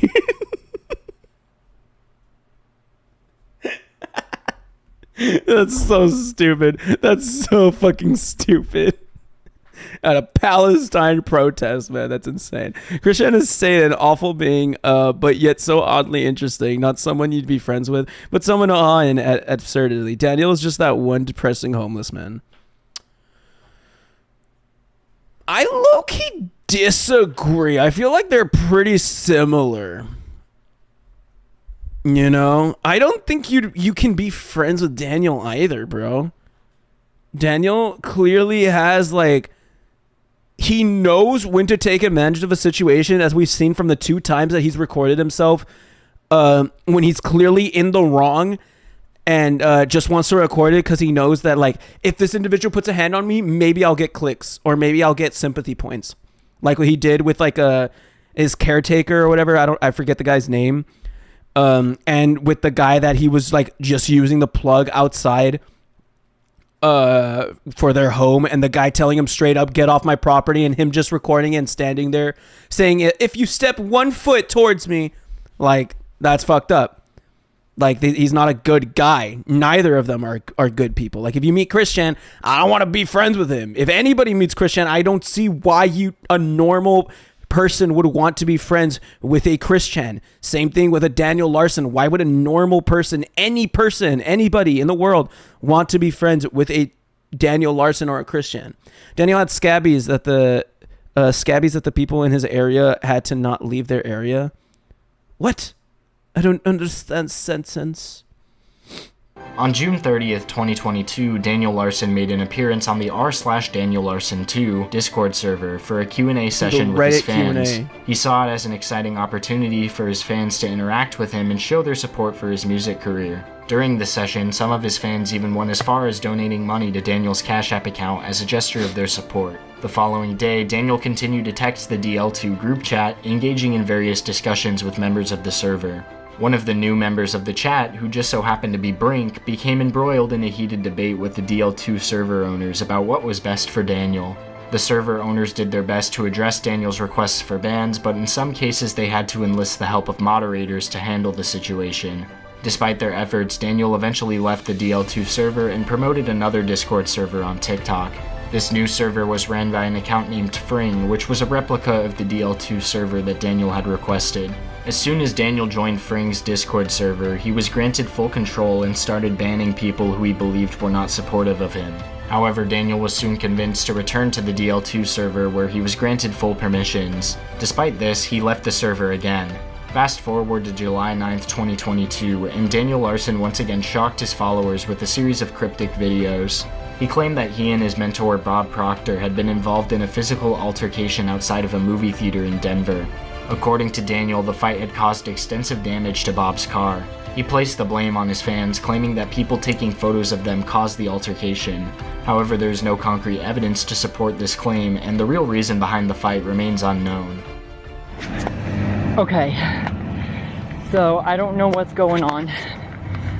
Bob is saying that his car window is broken, tinted, and his side of his car has body car damage because of the fight that we got into. Some fan also, or some, I don't want to say fan, but some random person, man, there was some type of bee or something, whatever that was. Some random person intervened, tried to calm Bob and I down. It created even more conflict. The entire thing went physical. So he says that he doesn't even have enough money to even do anything now. He just got in his car. He's driving off into the middle of nowhere. He says he's going to Texas. I don't even know what the fuck's going on. This all started because of some fan. I want to say that it was about 20 to 30 fans in the movie theater that we were just in, the same theater room, and they were taking videos of Bob and I all, like, for an hour straight, the entire movie, and then it took us an hour just to get out of the movie theater parking lot.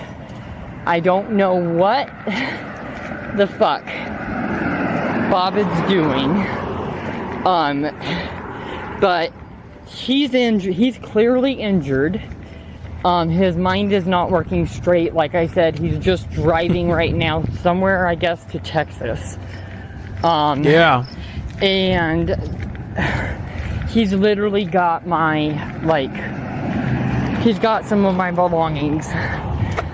He says that he's also selling his house here in Denver, and he'll be calling tomorrow. So I don't know what the fuck is going on. This guy has been paranoid of my popularity for quite some time. I don't even know what to even do other than just get this heard right now, because if what he is saying is true, this situation needs to be heard, and it needs to stop. This is getting out of fucking hand. After the incident, One thing I will give him credit for, he's very active. He's a very active guy. We've seen like multiple TikToks where he's just out and about, just walking. To be fair, he's homeless. He's been on and off homeless, right? So, like, maybe he does just have to be active without, like, what's it called? Without choice. It's like not his choice to be active. He just kind of has to. But I mean, he's run like marathons and shit. He's been a part of like running activities, so it's like that's very neat to know or see. It's a nice change of scenery from Chris Chan, who just would never work out, to like this guy who's always out and about.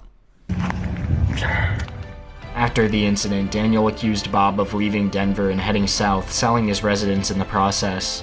However, the veracity of these claims is unclear. In a subsequent video, Daniel said that he had not heard from Bob in days and suggested that he might be missing. It was unclear whether Bob had severed ties with Daniel completely, particularly. I don't even know what to even do other than just it needs. That was crazy. Daniel said that he had not heard from Bob in days and suggested that he might be missing. It was unclear whether Bob had severed ties with Daniel completely, particularly after the gravity of the altercation and the fact that he had been Daniel's caretaker for several years. The fallout between Daniel and Bob had left many of Daniel's fans bewildered and deeply concerned. The news quickly spread on social media platforms such as Twitter and the Daniel Larson subreddit, with fans speculating about what could have caused the sudden and mysterious rift between the two. While some suggested that Daniel's increasingly irresponsible behavior might have led to the fallout, others pointed to his struggles with mental health issues. On July 13th, Daniel posted 2 now-deleted TikToks showing him having a good time playing mini-golf and bowling with his friend Brink. He also revealed that he would be moving from Denver to New York in a few months. However, that's such a bad decision. Like, you move from Denver, which is already a pretty, like, high cost of living, like, city, to fucking New York.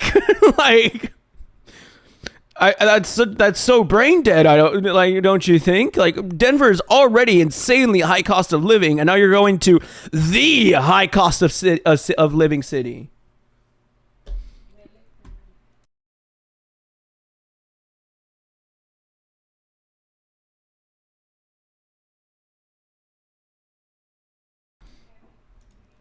I'm back. What's up? Give me a second. To homeless to super homeless. That's what I'm saying. Like, New York City, like from Denver to New York City, like Colorado. Like, if you look up the cost of living in Colorado, it is insane. I think it's like, because there's like a metric that you use that's out of 100, where it's like 100 is like the average cost of living in the United States. I think Denver is like 150. Where like 100 is average, 150 is where Colorado's at, where Denver's at. He was 2 hours away from me on his journey. It's terrifying. A darker turn about a week later when a disturbing video surfaced online.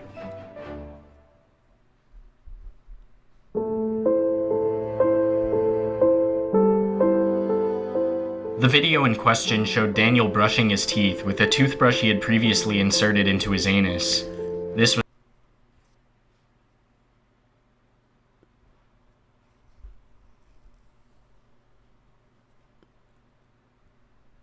what? It's so insane how, like, it's so blunt. It's just so blunt. It's just said so bluntly. There's zero, like, lead up to it. It's just like, yeah, like, this is his toothbrush. He put it up his butt and then started brushing his teeth with it. Like, it's almost comical, but like, what? This was followed by a destructive rampage that lasted over a week. Why did the narrator say it so casually? Time, Daniel spent Twitch donations purchasing items that he then destroyed, including a $400 pair of headphones. I have those headphones.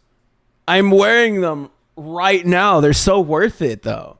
That's a good investment, though, Daniel. $300 tablet, a cell phone, a TV, and a door, some of which belonged to the Airbnb. How did he have so much money to do that? Items that he then destroyed, including a $400 Was his Twitch that insane? Headphones, a $300 tablet, a cell phone, a TV, and a door, some of which belonged to the Airbnb he was staying in at the time. The situation began on July 20th, 2022, when Daniel received a generous Twitch donation. That's what I hate about like people like this whose like living situation is like unknown. When they make like this much money and they're unable to live because they just spend it on like random crap. Like they just spend on like headphones, TV, a door. They spend all on that when they could easily just like be paying off like an apartment or so. It's like it's the thing that made me most angry about like Chris Chan, like going through the doc when like we saw Chris Chan stuff and like he would get crazy donations. Even now, when he would get crazy donations on live streams and everything, and still be poor, like still be like at risk of homelessness, like type shit. Like that bothers me so much because it's like, dude, you're so privileged to have like a thriving, I guess, like social media career, and yet you're unable to take advantage of it to like live your life fine and like well, or at least live like somewhat comfortably. Instead, you like waste on like Legos and like $400 pair of headphones or whatever. Like that's crazy to me. Check from his then manager Ox. Without a second thought, Daniel spent the entire amount on a pair of expensive Sony WH-1000 MX5 headphones. They're worth it, man. Just 3 days later, on July 23rd, Daniel posted a video claiming that a group of fans had spotted him, causing him to panic and flee. During his escape, he fell and severely injured himself, causing significant damage to his expensive headphones and phone. Hey guys, this is Daniel Larson. So I got spotted by 3 fans and I got distracted, and when I was on my jog and I got spotted by the 3 fans, they fell on the concrete. So these are my current cuts. Oh, ouch. Okay. I thought it was just those cuts. It's like, oh, okay. Now I see. Oh, that hurts. Oh, shit. Aw, the elbow. I'm so sorry, Daniel. I mean, you can't even see the fucking cut. There we go. So,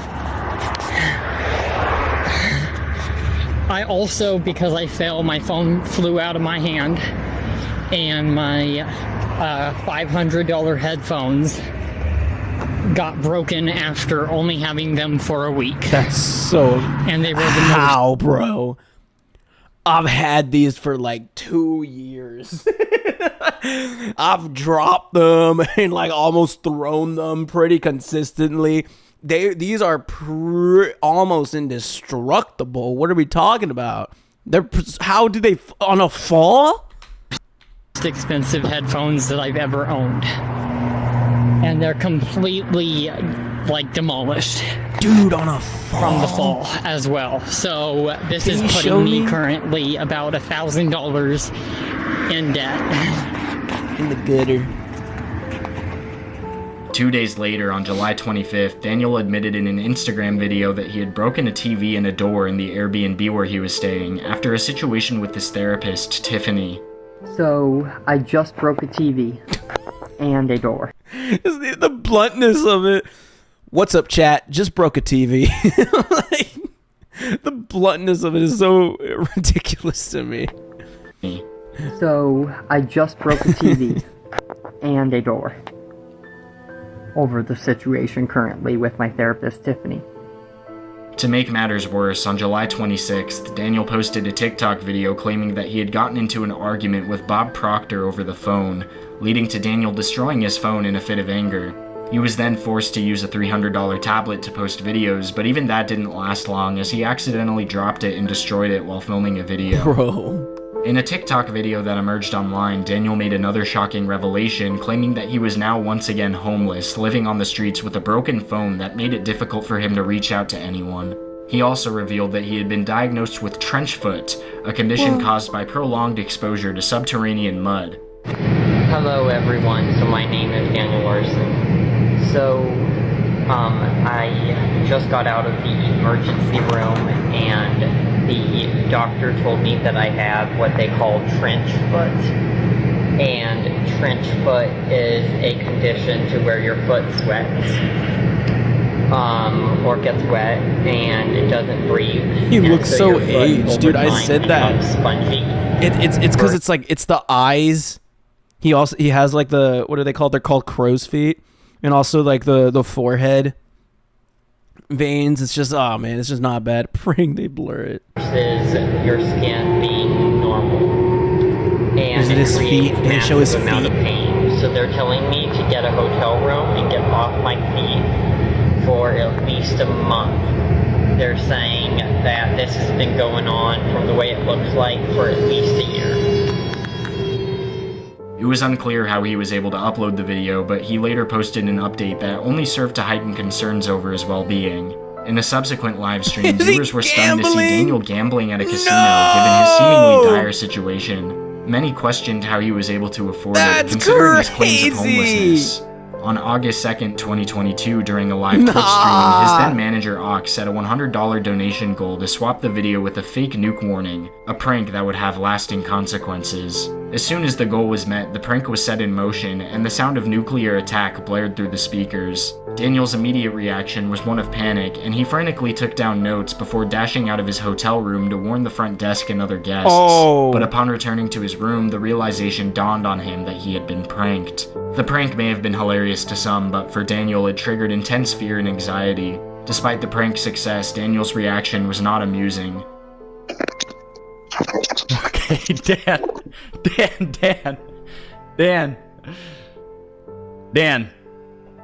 Yeah. Oh God. Okay. It was a prank, Dan. What the fuck? That's not a cool prank, man. Fuck you. Completely warranted. I'm sorry. I'm sorry. We made $100. I put a goal for the prank. We're at $100. Listen to me now.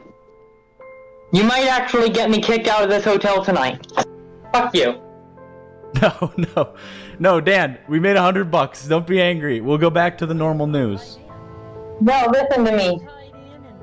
The hotel people and the security downstairs are trying to look at the news right now. Wait, did you tell them we're getting nuked? That's crazy. I told them that it's all over the news. Channel 18. Fuck CNN. That's crazy. Don't ever fucking do that again or you're getting fired. Yeah, that's a terrible prank, bro. I won't do it again. I'm so sorry. I did not think that you were going to go to the front desk, Dan. I was actually going to tell you about right when you ran out of the room. He was clearly agitated by Ox's actions, and he immediately announced Ox's firing, claiming that it was even a 1-week suspension at other times. The situation escalated even further when Daniel broke a TV in his room after the prank. Hello everyone. This is Daniel Larson. What Ox, my manager, just did is not okay. And you have every single right to be pissed.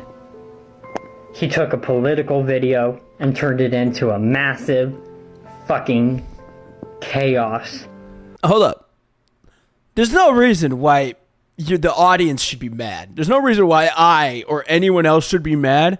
You have every right to be mad. There's no reason why you have to have anyone have your back and be like, yeah, like it was a shitty prank. Like all things considered, it was a bad prank.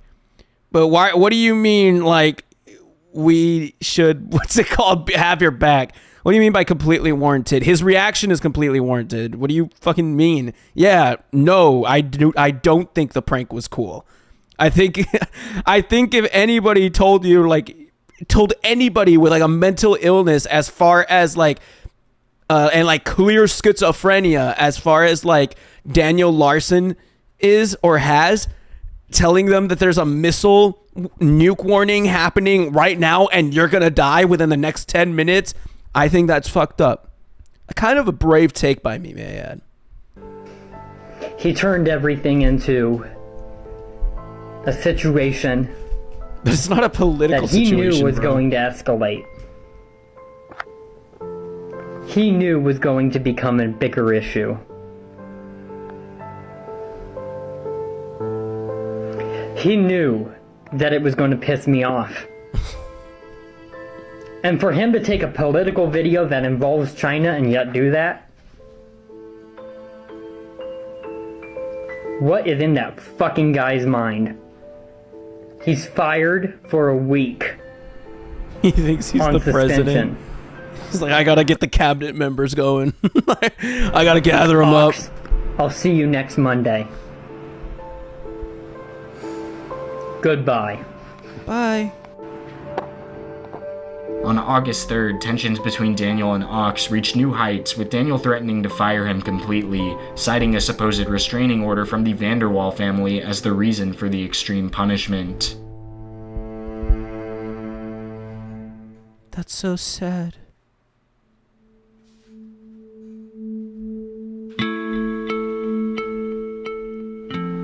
The second housing arc marked a critical turning point in the God, tumultuous... what song is this from?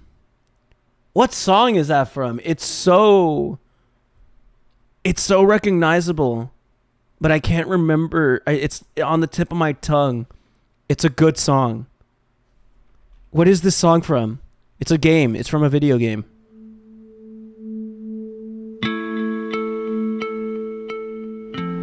The second housing arc marked a critical turning point in the tumultuous journey of Daniel Larson. It began on August 31st, 2022, and concluded on October 16th of the same year, when he finally secured stable housing, which had eluded him since March of that year. This phase marked the end of the homeless arc, during which Daniel had been living on the streets for over 6 months, surviving mainly on the kindness of his fans and resorting to petty crimes such as dine and dashing and trespassing to get by. Daniel's previous housing situation had been marked by chaos, with frequent mental breakdowns, physical altercations with caretakers, and destruction of property, which often necessitated police intervention. Despite his initial reluctance to consider getting housing, he eventually worked out a new living arrangement with his case managers and It's not from Far Cry, right? I don't think it's from Far Cry, is it? I don't think the song's from Far Cry, but I think it maybe is, but I don't think so. It could be, but it may not be. What not to be? Let's ask Dr. Dre. Moved in on August 31st. However, Daniel's transition to his new living quarters was fraught with challenges.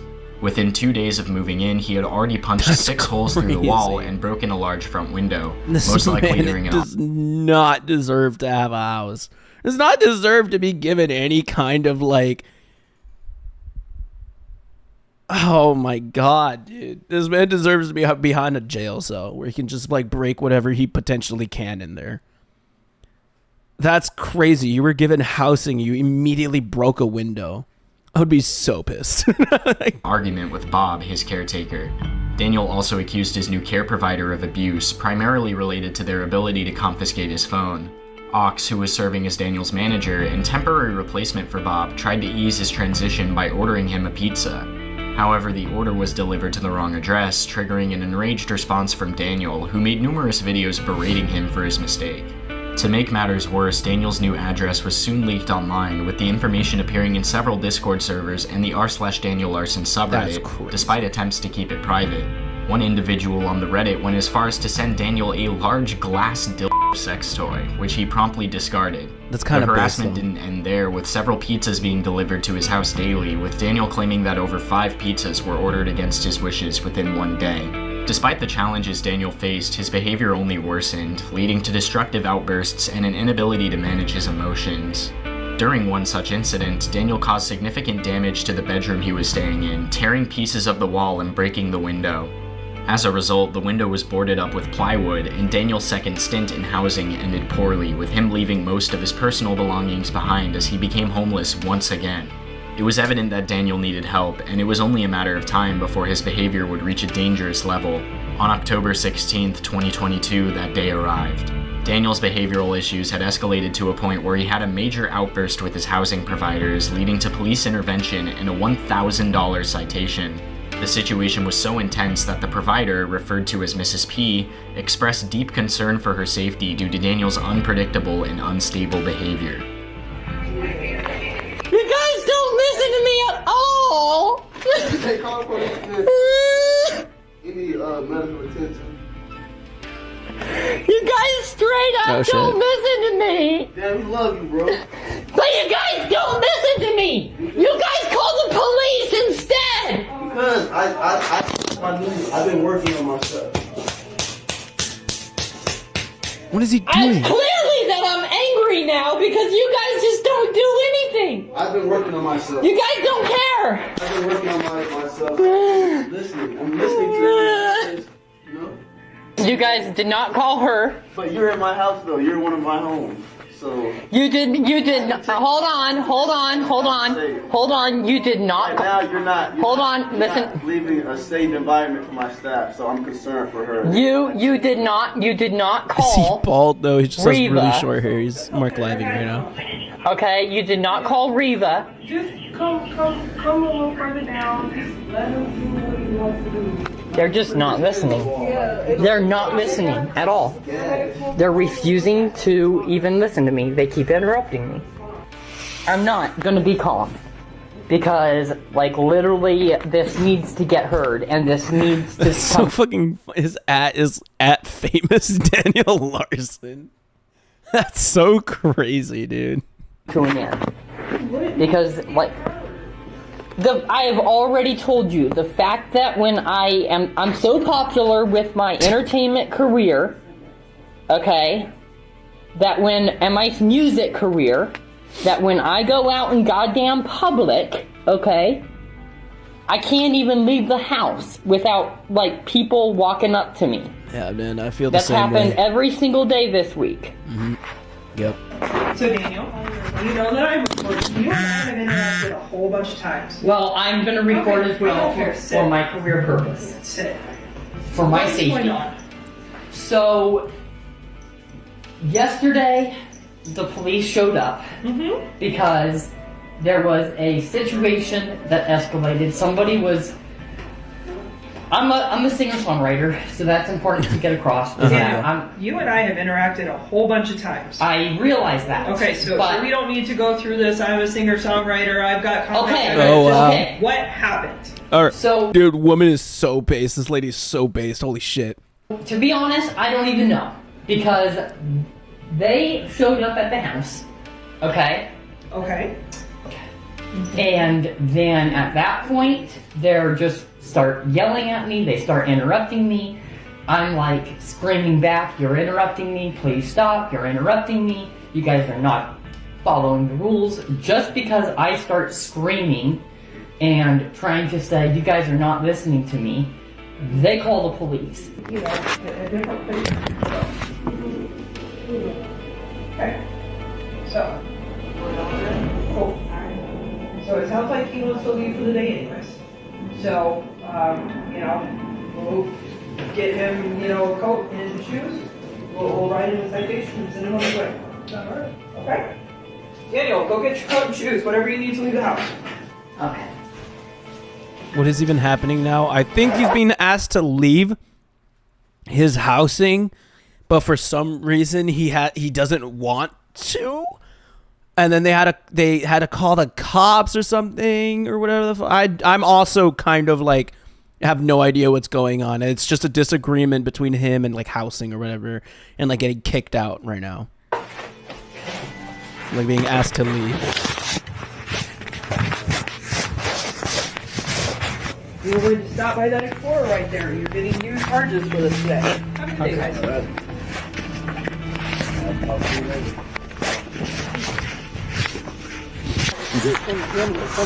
Yeah.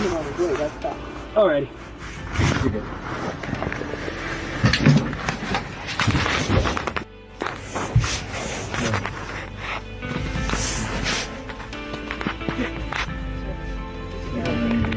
he in the police car? Was he recording all this, man? Can you confirm your birthday for me? 11/15/1998. 19 what? 98. 98? Yes. And this is your current address, right? Yes. Your phone number for you, Daniel? It would be my case manager. Let me pull. Okay, so I have an update. So I am now kicked back out living on the street again. The police officer that showed up, that the Shield Foundation called, is the same police officer that has written all of my other charges against me. They have now wrote another one for $1,000, estimatively. They do not know, but is what they said. They do not know, but they estimated it at $1,000. The reason why the police press charges on me is because they have been to the house before. They know what's going on, and they've had enough as well. They're just like, this is bullshit. And I'm not sure if you guys heard this in one of my videos, but one of the officers said that they handled that neighborhood. So literally, if they get called, if police get called, it's going to be her coming out because she manages that area. And she has made it clear that she will come out next time. If there's a call, she will come out and she will press charges and force people to jail, is what she said. This is not going good at all. And it's only in. It is 10:41 a.m. I am watching a live stream that started out with the gang talking about Chris and has now devolved to us watching a madman yap at a women's rights protest and be a horrible person. Average Marc live stream. Ending up with me, criminal charges, and me in danger. Aaliyah at Shield just fucking cussed me out and called me names and literally just partied on the phone, letting me just scream at her. He's a bitch! Jackass motherfucking Shield is motherfucking, and they're escalating this shit. They just let me fucking scream on the phone because they were telling me that I was a bitch. I'm assuming he's saying slurs right now because they've only censored slurs so far. So this man's just racist. Like, he's not fearing for his life right now. Like, he's just racist. You know, I'm a liar. Fuck you guys, bitches, mother. Despite the severity of the situation, Daniel continued to act recklessly and without regard for the safety of himself or others. Later that same night, he attempted to return to the house, defying police orders and putting himself and others in danger. Daniel's pattern of concerning and disruptive behavior had become increasingly common, and it was clear that he was unable to regulate his emotions and actions. The consequences of his actions could have been much more severe had the situation not been addressed promptly. It was a wake-up call that Daniel seriously needed help.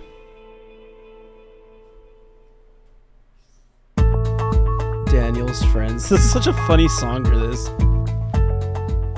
On a fateful night in October 2022, Daniel found himself in the company of a man named Wyatt and his friends after posting several TikToks from the popular entertainment venue Dave & Buster's. Daniel's invitation to join him in his shenanigans was met with enthusiasm by Wyatt and his alleged business partner Jesse. The night quickly turned into a wild ride, with Daniel sharing videos of himself inside Wyatt's car as they indulged in a hotbox session, passing around a bong.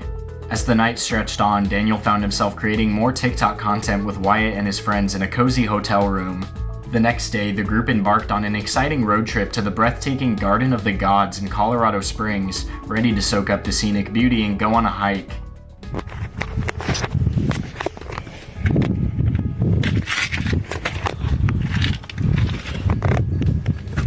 Man, I want to live in Colorado just to be able to do shit like this, man. I want to live in a mountainous area so bad. Yeah, it's just the video that's shitty. We're at a solid. We're watching it like in HD. It's just the video shitty, but man, I want to live in a mountainous area just so I can do stuff like this, man. I live in Texas. Texas is so flat. Everywhere in Texas is so flat, man. And it's like, man, I want to live in like a mountainous area so bad. I want to live where is it? It's literally just central. That's like no mountains whatsoever. It's the east and west that has like mountains and stuff, and it's cool and shit. And it's like the central, we've got nothing. Imagine, like, this is so cool. I would be on mountains all day if this was it. I would be climbing mountains. I'd be slaying dragons and shit. It would be awesome. Hey guys.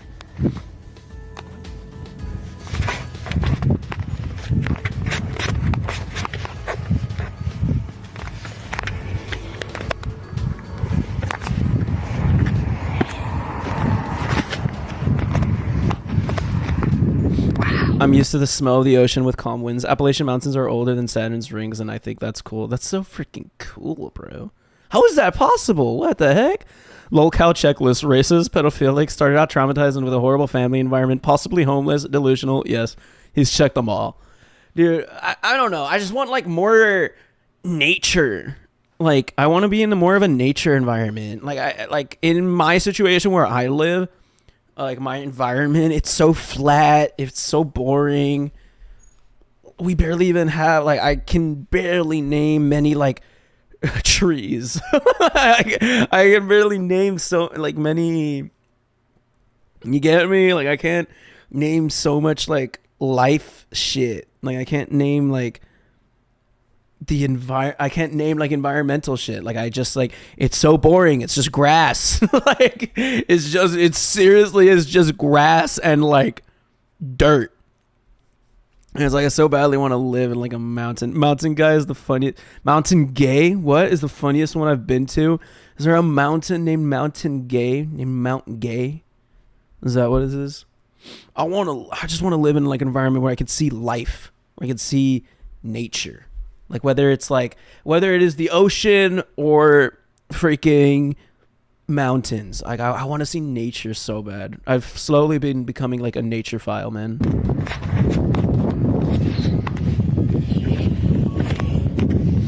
Hello down there. Whole world.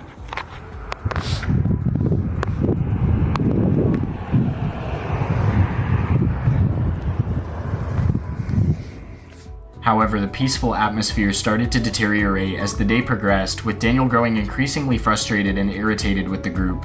Several of the TikToks he uploaded during the trip showed him punching his phone in anger, demanding to be brought back to Denver. Tensions eventually reached a boiling point when Daniel shit like this would be so cool. A cabin in the woods during fog with a coffee sounds so nice. Dude, I just want to live around nature. Nature would be so cool to live, like, just see, like, cool God-made things, man-made things, just God-made things. Like, that would be so cool to just live around. Like mountains, trees, freaking the ocean, like, whatever it is. I want more than just like Minecraft flat, like, world. That's like that is Texas, and it's so shitty. Marc, you must shut the jaws of oblivion. Christian is reaching into our realm with the power of anime and Sonic by his side. Welcome to the stream, Phantom Jaiku. We are watching the Daniel Larson documentary. Yes, bro, it's called, like, Mount Gay Shamrock, and it's evil. What makes the gay mountain evil? That's so homophobia, man.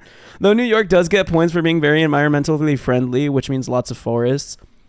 That's pretty cool. I mean, I've been to New York once, but I was like a fucking child, and my mom had to go for, like, family or whatever. Sup and let's go. How are you doing, man?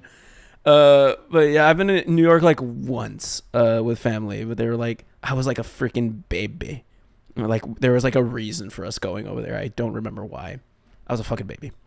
Became increasingly paranoid about being driven around in circles by Wyatt and his friends. They stopped at a Walgreens where the boys sent Daniel in and then unexpectedly abandoned him, leading to a dramatic and frightening situation. I'm in the midst of collecting the souls of 1,000 evil Sonichus.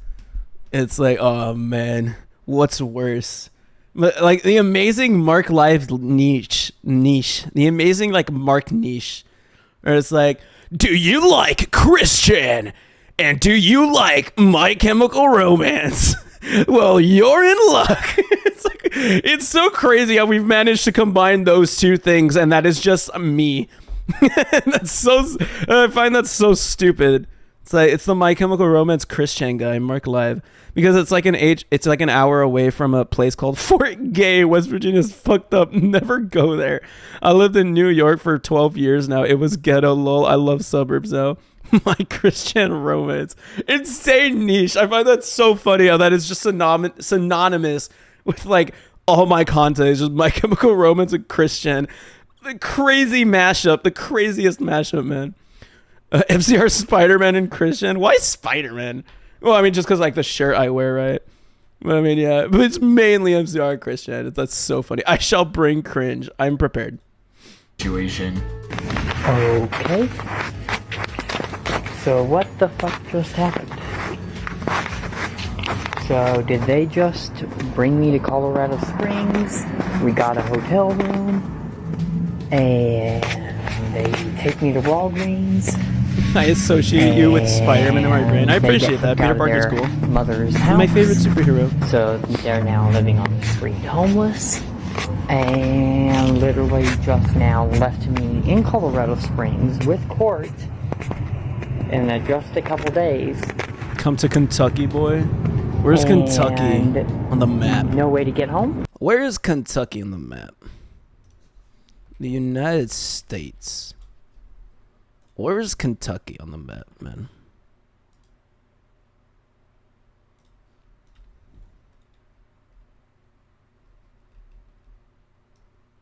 Does it even exist? There it is. It's under Ohio. What can you do in Kentucky? Guts, sell me on Kentucky. What's some cool shit that you could do in Kentucky? What is the coolest shit that you can do in Kentucky? And nothing. It sucks. I mean, at least you're being honest. You must go to Red River Gorge. Do not listen to Guts. Kentucky is. We have a big ass cave. John Ben, Guts, saying that Kentucky sucks. John Ben, tell me, try to convince me, what is the greatest thing in Kentucky? Why do I want to go to Kentucky? Why do I want to move from Texas to Kentucky?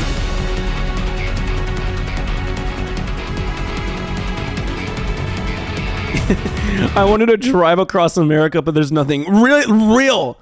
Like going like Route 66 is such a scam, bro. Like you have to drive all the way from here. Like I don't know where it even ends up, but all that is Route 66. It's nothing. It's just nothing. Like maybe you'll see a couple mountains. And that's pretty, but it's like it's really nothing. Like that's crazy. Why go to Kentucky and not Ohio? Ohio sucks. What sucks about Ohio? It's so boring, and I think that's kind of like the riz to it. It's flat and ugly. Kentucky has one of the biggest cave systems in the world. Life is a highway. I fucking love Cars, man. Cars is my like childhood movie. It's like the movie. It was like my obsession when I was a kid. Kentucky has one of the greatest caves. So can we just like go live in the cave? Can I like live my Minecraft dreams and just like find shelter in the cave and just live there? Like set up my streaming setup. Ohio's the breeding grounds for Christianists. He lives in Virginia, not Ohio. And the barbecue festival, y'all have barbecue? Okay, now we're getting somewhere. Now you're selling me. Now you're selling me on Kentucky, which has a bunch of delicious fair food and barbecue. Hot take. I don't know if this is a hot take. This is just my opinion. But I feel like it's very difficult to fuck up barbecue. I think anytime you go to like a barbecue place, anywhere that has barbecue, right? It's either mid, like it's never bad. It's just mid or amazing. Like barbecue, like you go to like a barbecue restaurant, like and they like we have barbecue, like we got turkey, we got all this shit, whatever. Like it's either mid or amazing. It's never terrible. Like you will never go to a barbecue place and have it be terrible. It will always just be like, it's all right. I mean, it's all right. And that's been my take. I feel like barbecue is like the most like normal food or freaking awesome. Just don't go to northern Kentucky. The closer you are to Ohio, the worse it gets and the flatter. What is the geography of Kentucky generally? What is the geography of it? Upstate New York has farmers, Buffalo, Albany, and Syracuse. And also some good food, I guess. I'm in Jersey now, lol. You suffer. Dude, look at Rhode Island. Why is Rhode Island so tiny? I have, like, actual beef with Rhode Island. Like, why it gotta be so small, bro? Like, why they... Like, did they really make you a state just to, like, fill in the 50 states? Like, they just wanted to fill in the flag. And they're like, fuck it. Like, give them Rhode Island. Like, fuck it. It's like, well, we got Rhode Island. Like, just fuck it. Like, why would you live in Arkansas? Where's Arkansas? Right here. Arkansas. Why would you, as a man, live in Arkansas? Why would you, why would you just choose? Like, who willingly chooses to live in Arkansas? I've always hated Maine. I have beef with Rhode Island. Where's Maine? Maine's just they think they're so cool being at the tippity top. They think they're so freaking cool being all the way up here. Nah, I feel you. I think I might hate on them too. I fucking hate Rhode Island. They're so small, dude. The U.S. Virgin Islands, Puerto Rico, Guam, American Samoa. You butchered Syracuse so hard the first time, but you saved it. Not even. You're such lies. I have beef with fucking Indiana. What did Indiana do to you? Where's that? It's right. Ooh, it's like neighbors with Kentucky. I see it. Plus that one spot of Michigan that's stuck between Canada and water. Right here? Yeah. Isn't it like a big deal? I remember... Oh, what are these? These are called something. Oh man, my middle school teacher is cringing at me right now, right? Like, these are called something. The Great Lakes. Is that what it's called? The Canada is the Skyrim of North America. Indiana is fields and fields, and that's it. That's the same way I feel about Texas. It's just flat land and fields. And it's like, that's so boring. Give me a mountain every so often, man, please. No one goes to Indiana, but visiting Chicago to see the bean that most people I know visit. Chicago is cool. Chicago, Illinois. I think Chicago's pretty. I think Chicago's pretty. Why is there a penis laying on Michigan? This is not a cock, guys. It's the Great Lakes. Look how big Texas is. Texas is massive. It's like, it's this. It's so awesome. Like, we have so much riz because, like, it's just this. Aren't we all flat mountains? Well, Texas is just flat. And then you go over here, you start seeing mountains. That's awesome. That's so cool going through here and there's mountains. Let me get like a little bit of music. Because I might be a little boring. Fuck it. Yeah. Woohoo. Don't go to Chicago. Definitely not saying that because of classified info. Okay. I will avoid Chicago. Screw Arizona. What Arizona do to you, man? I think New Mexico sucks. I don't like New Mexico because there was a point in time where we were driving through New Mexico for like 2 hours and there was zero service. Nobody lives in New Mexico. 0 people live in New Mexico. It is hot in Arizona. That is true. It's hot as balls in Texas though. It's so hot in here, dude. We should get rid of all the states actually and then get abducted by aliens. One thing that I've learned while road tripping is how empty so much of the United States is. There's so much of the United States that's just like nobody lives. Like, for example, nobody lives up here in Texas. Nobody lives up here. Nobody lives here. 0 people live here. Like it is rare that you see a living human being in this area. So it's like, why are there people like New York? Why are there cities like New York City where it's like incredibly difficult to live in, homeless population and shit? Places like Austin, places like LA. Like, why do those places exist? Like, why is that such a difficult, why is like where you live such a problem if we have so much land? Like, we have so much just places where people could just live. Like, if we industrialized and built a Walmart, Rural Americas are an enigma. That's what I'm saying. Little Caesars Pizza is best pizza. Fight me if you dare. I will fight you. I think Domino's is all right.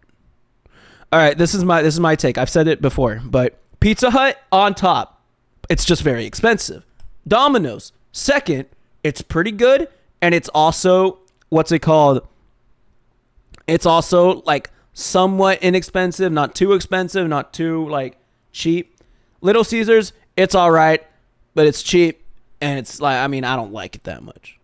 Like, I think it's good, like off the oven, out the, like you get the pizza box. It's great to eat, but like once you leave it in the fridge for like a night, I think it's terrible, and it's so bad to like reheat.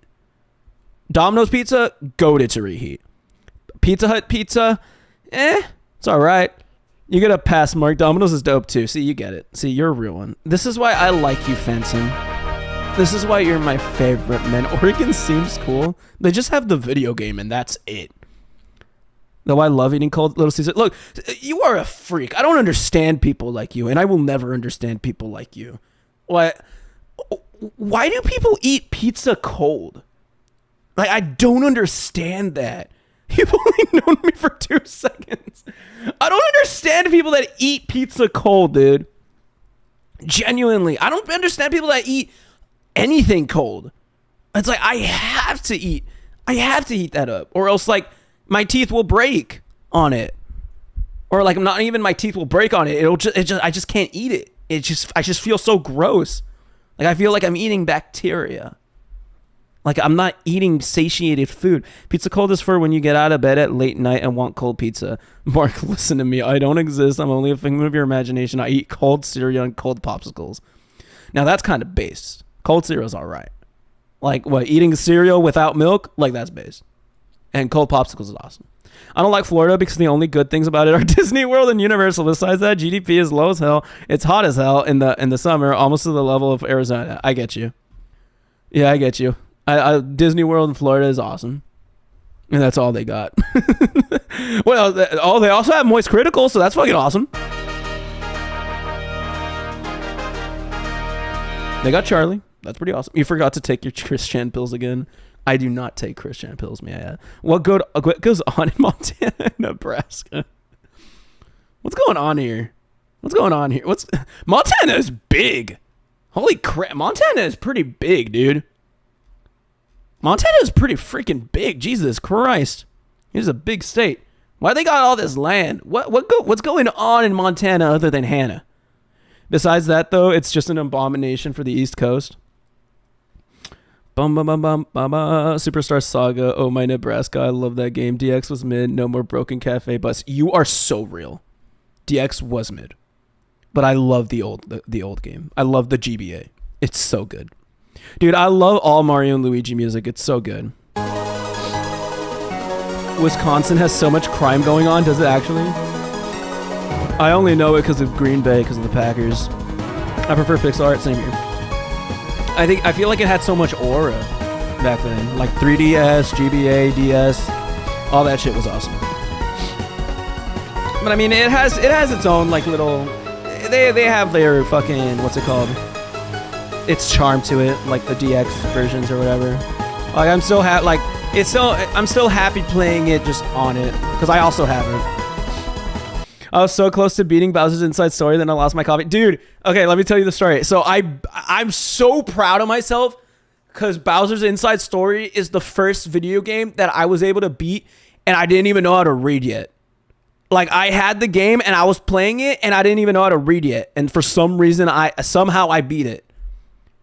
Like I would just click A over and over, and like I just got it. Like I would just jump and stuff, and I would just do shit. I was just like, and I somehow managed to get to the very end of the game. What's it called? Without knowing what was going on.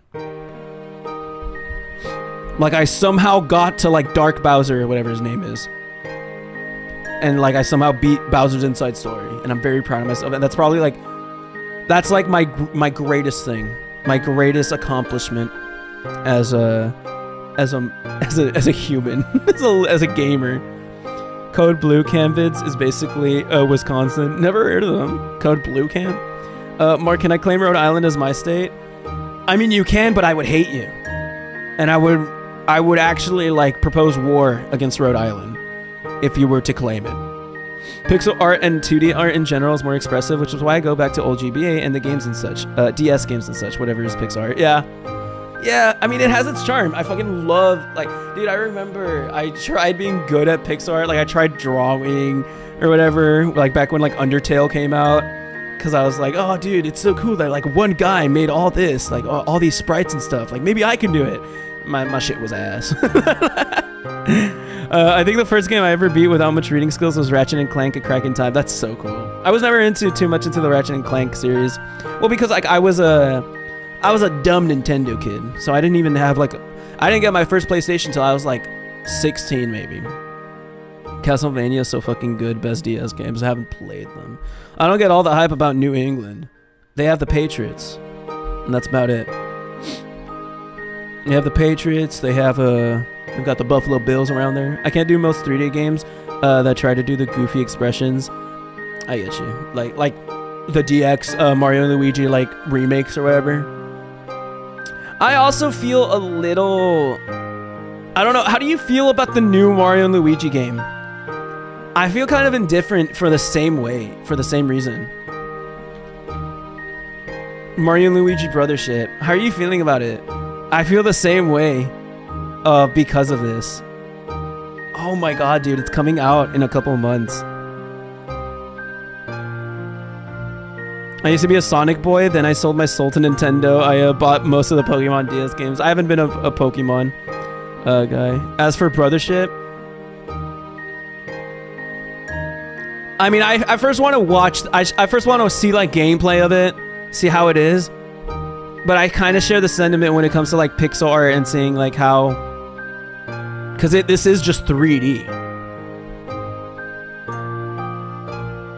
Like all these animations and stuff, so it's like, I don't know, like man, I don't know, it just doesn't have the riz that these fuckers have. Like these fuckers have riz, and then like, and you just do this shit to my boys. I don't know, I want to try it. Hopefully they don't mess it up. Paper Jam had so much potential. I was not okay. I love the Paper Jam soundtrack, but I've never played it, so I have no idea how it is. But I've listened to the soundtrack for some fucking reason. Is it wrong that I don't really care for Adventure Time, Steven Universe, or Owl House? Oh my god, I had a conversation about this with friends last night, actually. About like old, like our children, like kids shows or whatever. Like Adventure Time that have like lore and shit, like Adventure Time, Gravity Falls and stuff, Steven Universe, and like I'm kind of sad that I never got too into them. Because I remember them having like a crazy fan base, an insane, like an insanely deep fan base, right? As well as like lore, like especially Gravity Falls, and like the creator being like kind of like awesome and based and shit. Like, and I wish like I got into them, but I just never did. Like I just never got too into Gravity Falls or like Adventure Time, and like it is like, and I don't want to say that I don't really care for it. I just never really got into them. Gravity Falls was so good. Yeah, dude, like I watched it every so often because I was like a Disney Channel kid. I was a Disney Channel and like Nickelodeon boy, but like I never got invested into it. I stopped watching TV after Steven Universe aired. That's when, in my opinion, cartoons went downhill. The what's it called? The meme. There's this meme, right, where it's like, for some reason, people fucking hated this guy. People fucking hated Uncle Grandpa. like people hate on this guy, and all he did was say good morning. There's a meme that says it. I'm like, I didn't care. I mean, to me, I don't know. I guess I just didn't like it. Dude, The Amazing. Okay, now if there's one show that I got really into, it was The Amazing World of Gumball. I love The Amazing World of Gumball. Oh my god, I brought this story up though. My parents didn't really like me watching regular show. I watched a regular show once, and my mom walked in on me, saw that they said stupid, and my mom was like, "No, go away," and they locked it. Like they locked the Cartoon Network TV channel, and I wasn't able to watch Cartoon Network for a lot of my childhood.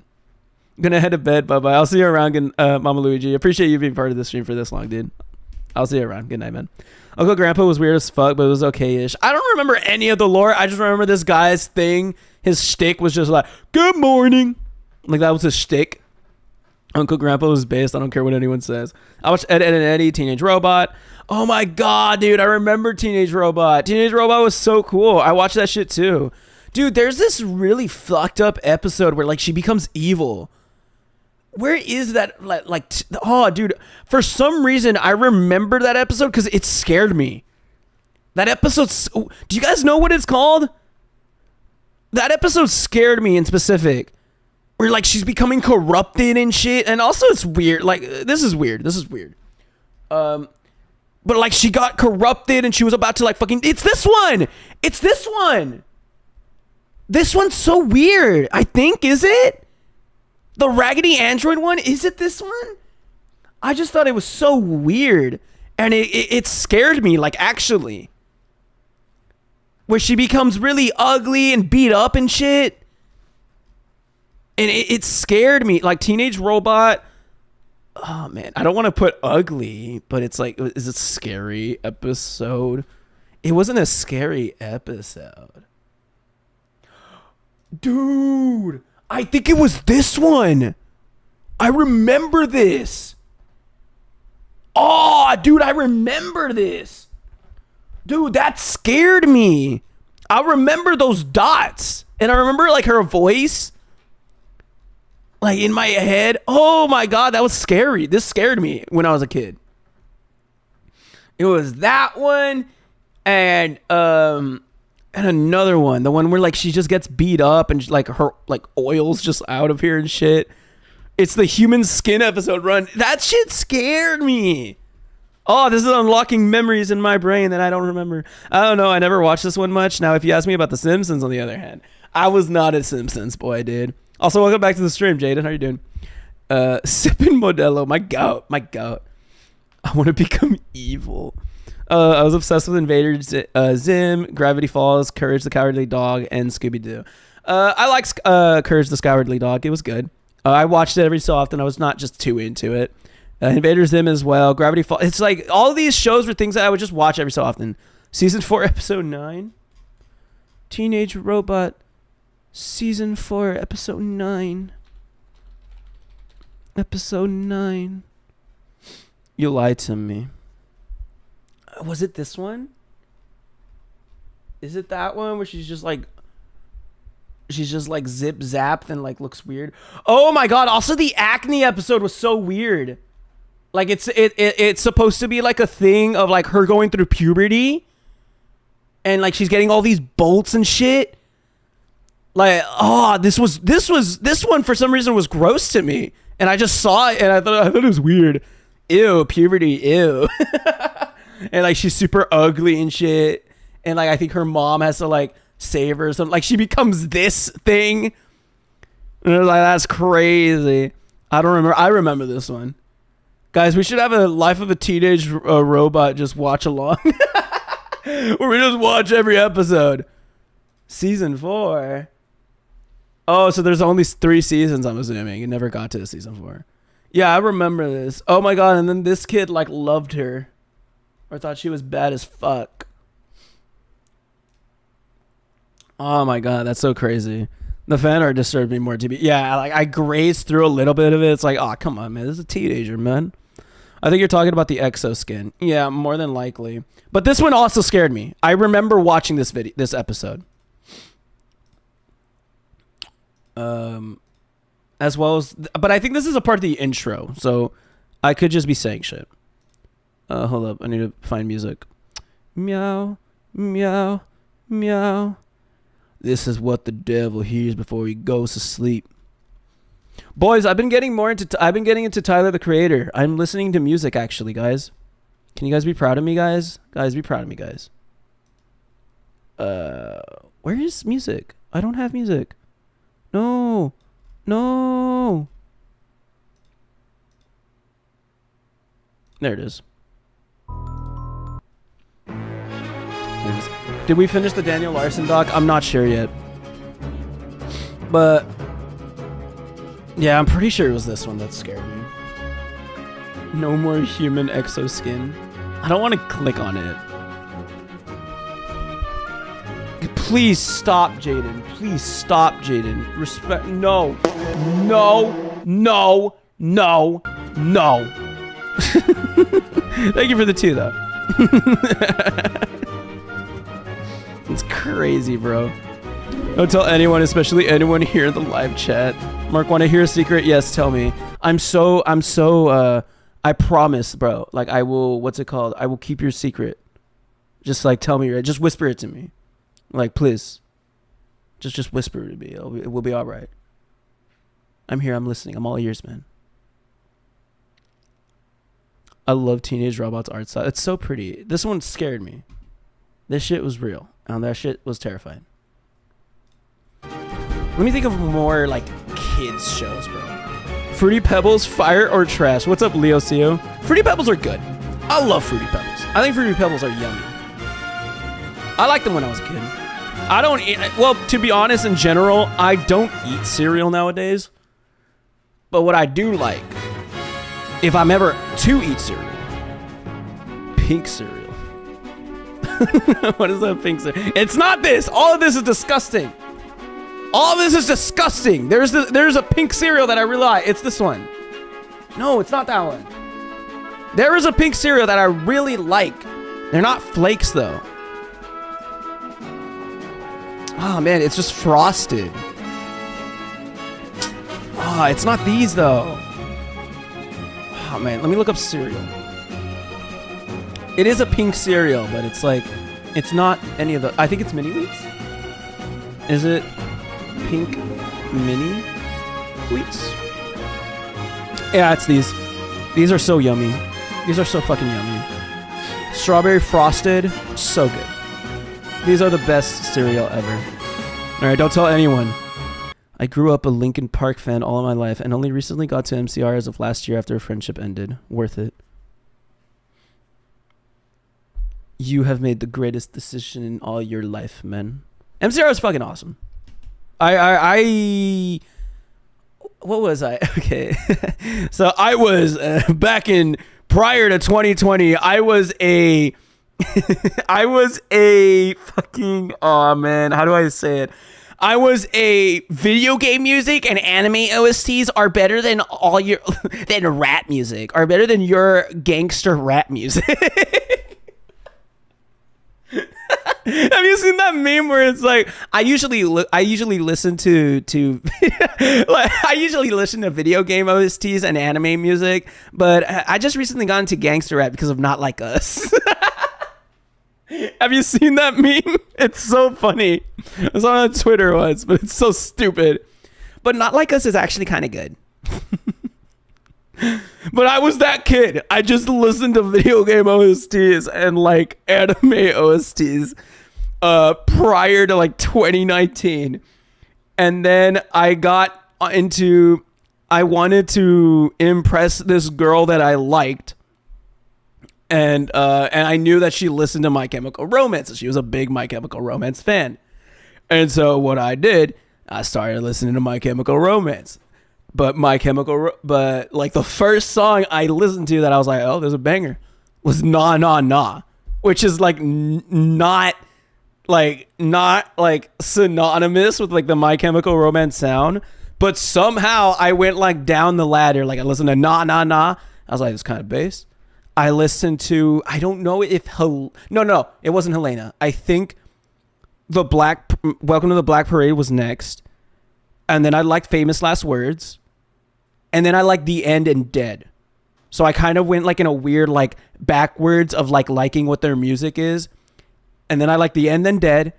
Then I think I liked Helena. Then I liked You Know What They Do to Guys Like Us in Prison. And then I fell in love with Three Cheers just in general. I never touched Bullets for like a while. And then eventually I touched Bullets and I was like, Vampires Will Never Hurt You, so good. And then I just started fucking with like just their entire discography. And I was like, maybe I like this band. So me just trying to impress this random girl that I had a crush on like in high school led to me just like finding like a genuine like actual like almost like autistic like hyperfixation on My Chemical Romance. So it's like it's been that, and like low-key it's been one of the greatest things that ever happened to me in my life. Like it led to me like wanting to pursue like singing more. Because like when I did that, I actually like somewhat broke out of my shell where like wanting to like sing or whatever, of wanting to like just like record myself. And I remember very specifically, like I recorded myself singing The End/Dead, and I sent it to my cousin, and my cousin said that it was good. And like my cousin was like a music freak, so I hold his opinion very highly. Like he's very like he plays the saxophone. He's very good at music. He was like an all-stater and stuff. And like I held him like I held his opinion like very high. And like when he said that my cover of like The End/Dead was good, I was like, oh man, that's so awesome. I used to vibe in Persona 3/4 soundtrack in freshman year of high school. Dude, I want to get into the games. I so badly want to, what's it called? I want to get into the game so bad. Like I remember back when I was just reacting to all the Chris Chan doc. I was asked to play Persona. I was like, I'm down, and I just never got around to it. I should, but it's such a long game though, right? Like if I were to start playing it for a stream, like I would have to dedicate like a month to it. No. Like with Resident Evil, like I can do it because I know I just dedicate like maybe a week to just like streaming it. But like Persona is like, it's long, dude. I grew up a 21 Pilots and Imagine Dragons fan, and also some Matchbox 20 there as well. You're so good. I only know Imagine Dragons because Joe from Impractical Jokers opened for them that one time, and I knew that they existed, and they called them Imagination Dragons. Part of the reason I got to MCR was the lost media revolving them, thanks to LSSQ and Wendigoon, was sort of the nail in the coffin. Dude, the Black Parade video from Wendigoon, I'm assuming you watched it. It's so good. I watched that video when it came out. So like low-key, like I made Wendigoon. Low-key, like my subscription to him when he was barely making videos, like I kind of made him. Like I'm not trying to brag or anything. It's like, the song that initially threw me off was Mama on Black Parade. It sort of spooked me, especially since I listened to it in the middle of the night. Dude, I fucking love Mama.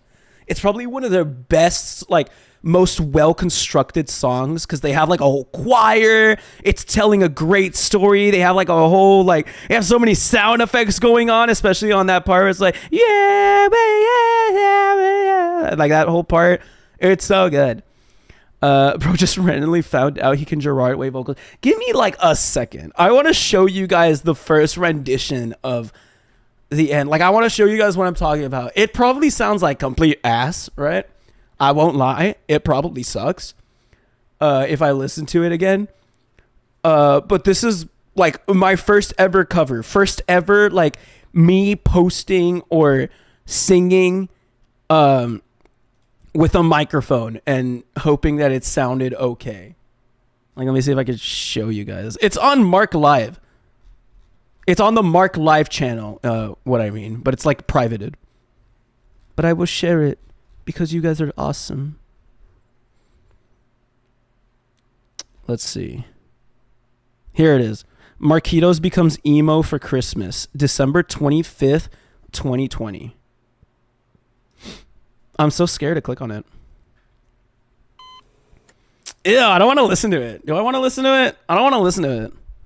Do I want to listen to it? I don't want to listen to it. Do I? I don't want to. Do I? I will read your chat.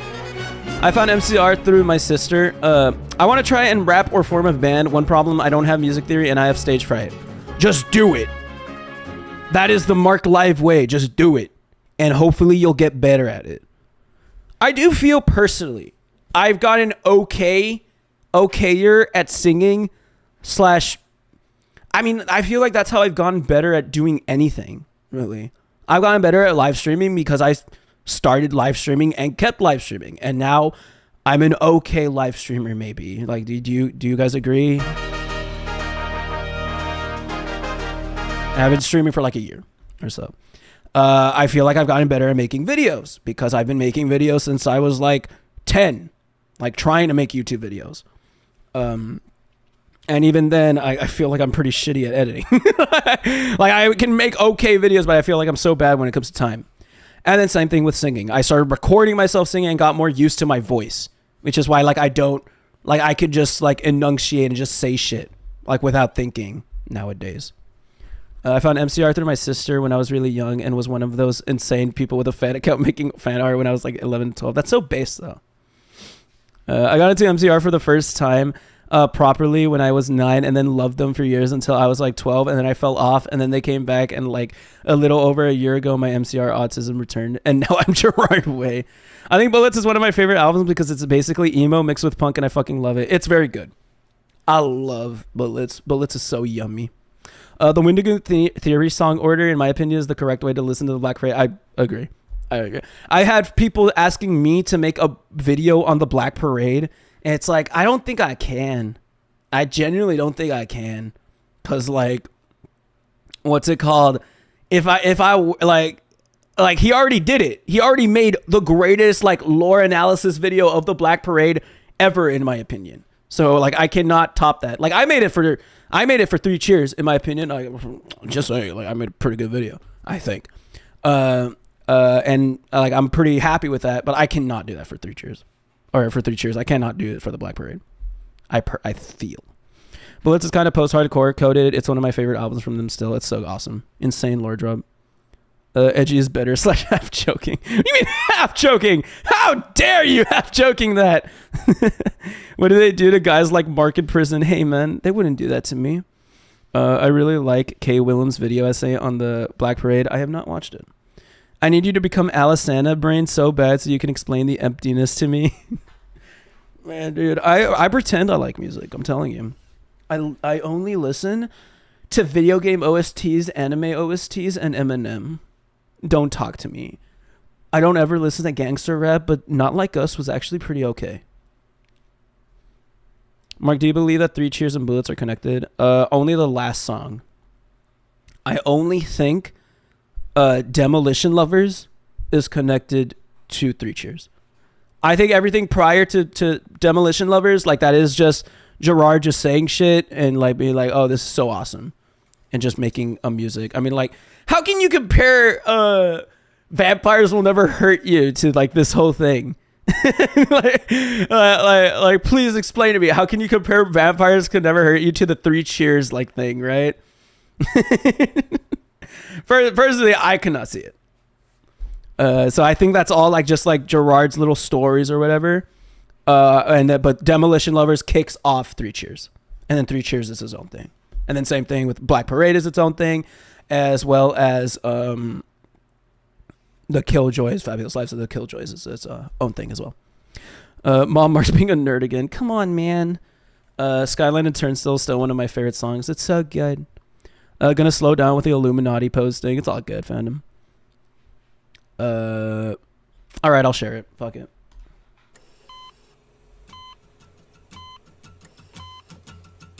Well, come on to this. Insane. Mark Live had like the most now. Like I was so nasal. I'm not gonna share it because it's a picture of like it's a video of like me naked doing the orange justice on top of my car's bed. So I will not be sharing the video. It's a video of me on loop, completely naked, doing the orange justice on my car's bed. This tragic affair. Wipe off that makeup, what's in is despair. So throw on the black dress, mix in with the lot. You might wake up and notice you're someone you're not. If you look in the mirror and don't like what you see, you can find out firsthand what it's like to be me.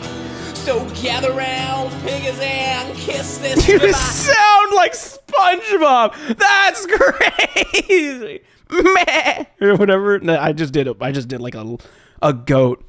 It's not bad. You're right. It's not bad. It's just like I sound like a baby, and I'm so nasal. You were being freaky for MCR. I'm not lying. Hold up. Oh man, how do I? Ooh, hold up. Let me see if I can do a funny. Give me a second. Music so that you guys still think I'm cool. Let's see. Studio.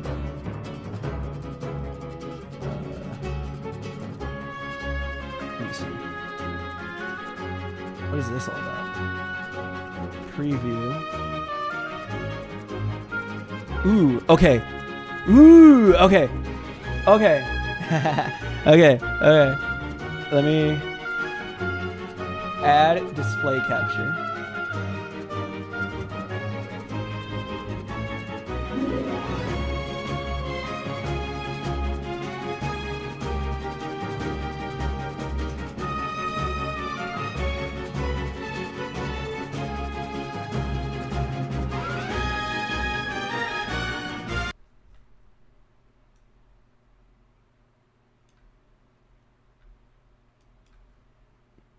All right. Hold up. Studio mode off. So these are my curtains. When I said that I had a Cars obsession, I was not lying. These are my curtains.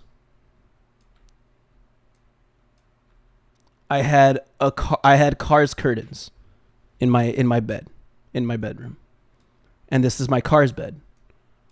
I had a Cars bed. I also had a Cars chair. I also had, I don't know who made this. I don't know if I stole it from someone or if someone gave it to me. It's pretty much a cardboard mini fridge, and it was really cool and really cute.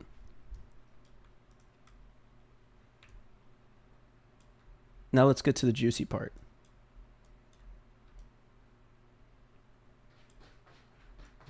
These are my legs. And if you go up, that's my hand.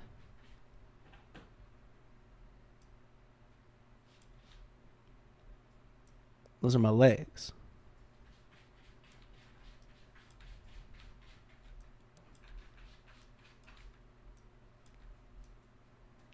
That's my arm.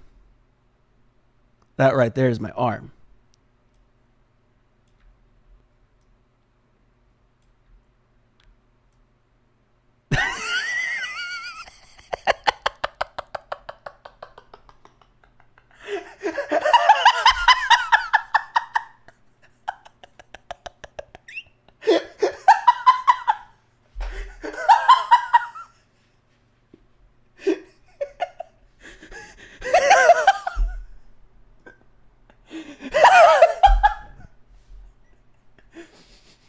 That right there's me.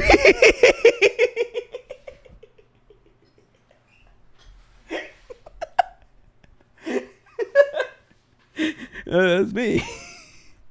In the middle of doing an orange justice. That's my shoulder. That's my arm. And that is a decal of Ramon! Of Ramon from Cars! That right there is a decal of Ramon from Cars. And that is my guy, fucking Mater. That's Mater. That right there, that's Mater. Super Mario Galaxy! Dude, I was freaking cool, dude. I was freaking cool, bro. I had a Super Mario Galaxy poster on my closet. I was freaking cool. This is my door. This is my closet door. I was freaking awesome. Do you guys realize how awesome I was? And then guess what? It doesn't stop there. I had the Los Santos GTA 5 map just on my wall. I had it up as if it were a poster, just on my wall. And it was just there. And that's that. And that's that. I will not delete it. I will not delete it. And it's now gone. Where was the hole? It's not in the frame. You would not be able to see it, but the hole was somewhere there. To be fair, what else are you meant to do with it? Just stare at it? Whenever you get that one mission where they ask you to go to a car and they just tell you like a street. So you just open the map and you're like, all right, what street is it? I used it as a poster. It was cool as fuck. Goddamn Firehouse Room. Thank you so much, Leo. Hold on. Do we continue it? I don't know. I don't want to continue it anymore. You guys get the gist, right? You guys get the gist. I don't want to continue it. I don't know. It's all right. But that's what basically I showed that to my cousin. My cousin thought it was all right. And I continued doing music and shit and kept singing and shit. And that made me happy. So the moral of the story, if you want to do something, just do it. If you want to be a YouTuber, grab your phone and just start doing shit. If you want to be a live streamer, get on your laptop and hopefully you have good enough internet. If not, go to McDonald's and just start streaming. Same thing with music. You want to be a musician? I don't know, like whip out a piano or a guitar, just start strumming on that shit. Or just start singing, just start screaming into your microphone. Just start screaming into your phone's like microphone and just start sending yourself shit. And that's what that is how you build skills, I think. I forgot we were getting a lesson after learning about Marc getting freaking MCR. I was not getting freaky. I was just doing the orange justice on my bed. On my car's bed in my car's themed room. Speaking of streaming, gets shot mid-sentence. Speaking of... I think this video is so long, guys. This video is so long. I think we'll pick it up another day. Just remind me chapter 12. Just remind me chapter 12. You guys have homework. And your homework is to remember what chapter we are on the Daniel Larson documentary part 1. And if you don't remember, I'll kill you.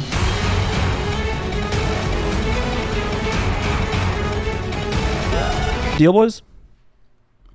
Chapter 12. Thank you, Phantom. See, you're a real one. El Gobierno. What? Anyway, boys. I think we're going to call this stream right there. Actually, no. You know what we do every stream, you know.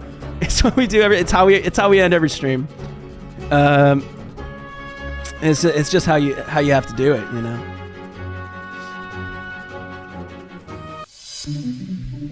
Bro, I've been watching for so long, it's almost 12 a.m. for me. It is almost 11 for me. So you are 1 hour ahead of me, actually.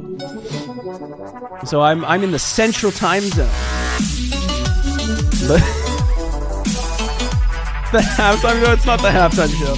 If we had hold up. It was so funny. The Marc Live halftime, I get cheerleaders out for like midstream. I'll go like get a snack or whatever.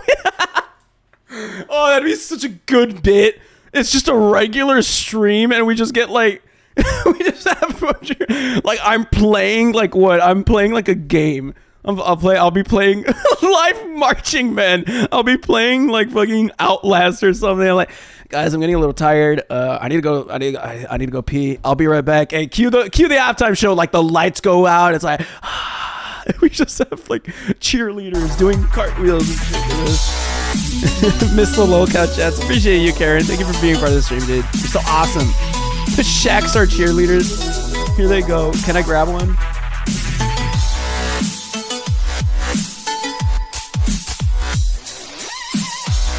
Anyway, boys. A scoreboard appears on screen to count down the halftime. That's about it for everyone. For me this time out. If you liked the video, don't forget to like, comment, and subscribe. I will see you guys in the next one. Bye-bye. Bye, Jonathan. Bye, Suzuka. Bye, Karen. Bye, Boo. Bye, Metro Boomin. Bye, Phantom. I'll see you around. Thank you, Swimmin. Bye, Swimmin. Bye, Edgy. Bye, y'all. Bye, guys. You guys are so awesome. Have a good night. Thank you guys for being here for the stream. This was awesome. This was a lot of fun to stream. It was a lot of fun yapping with y'all. Y'all are awesome. Have a good night, boys. Bye, Leo Sale. Have a good night. Bye-bye. Bye-bye. Bye-bye. Bye-bye.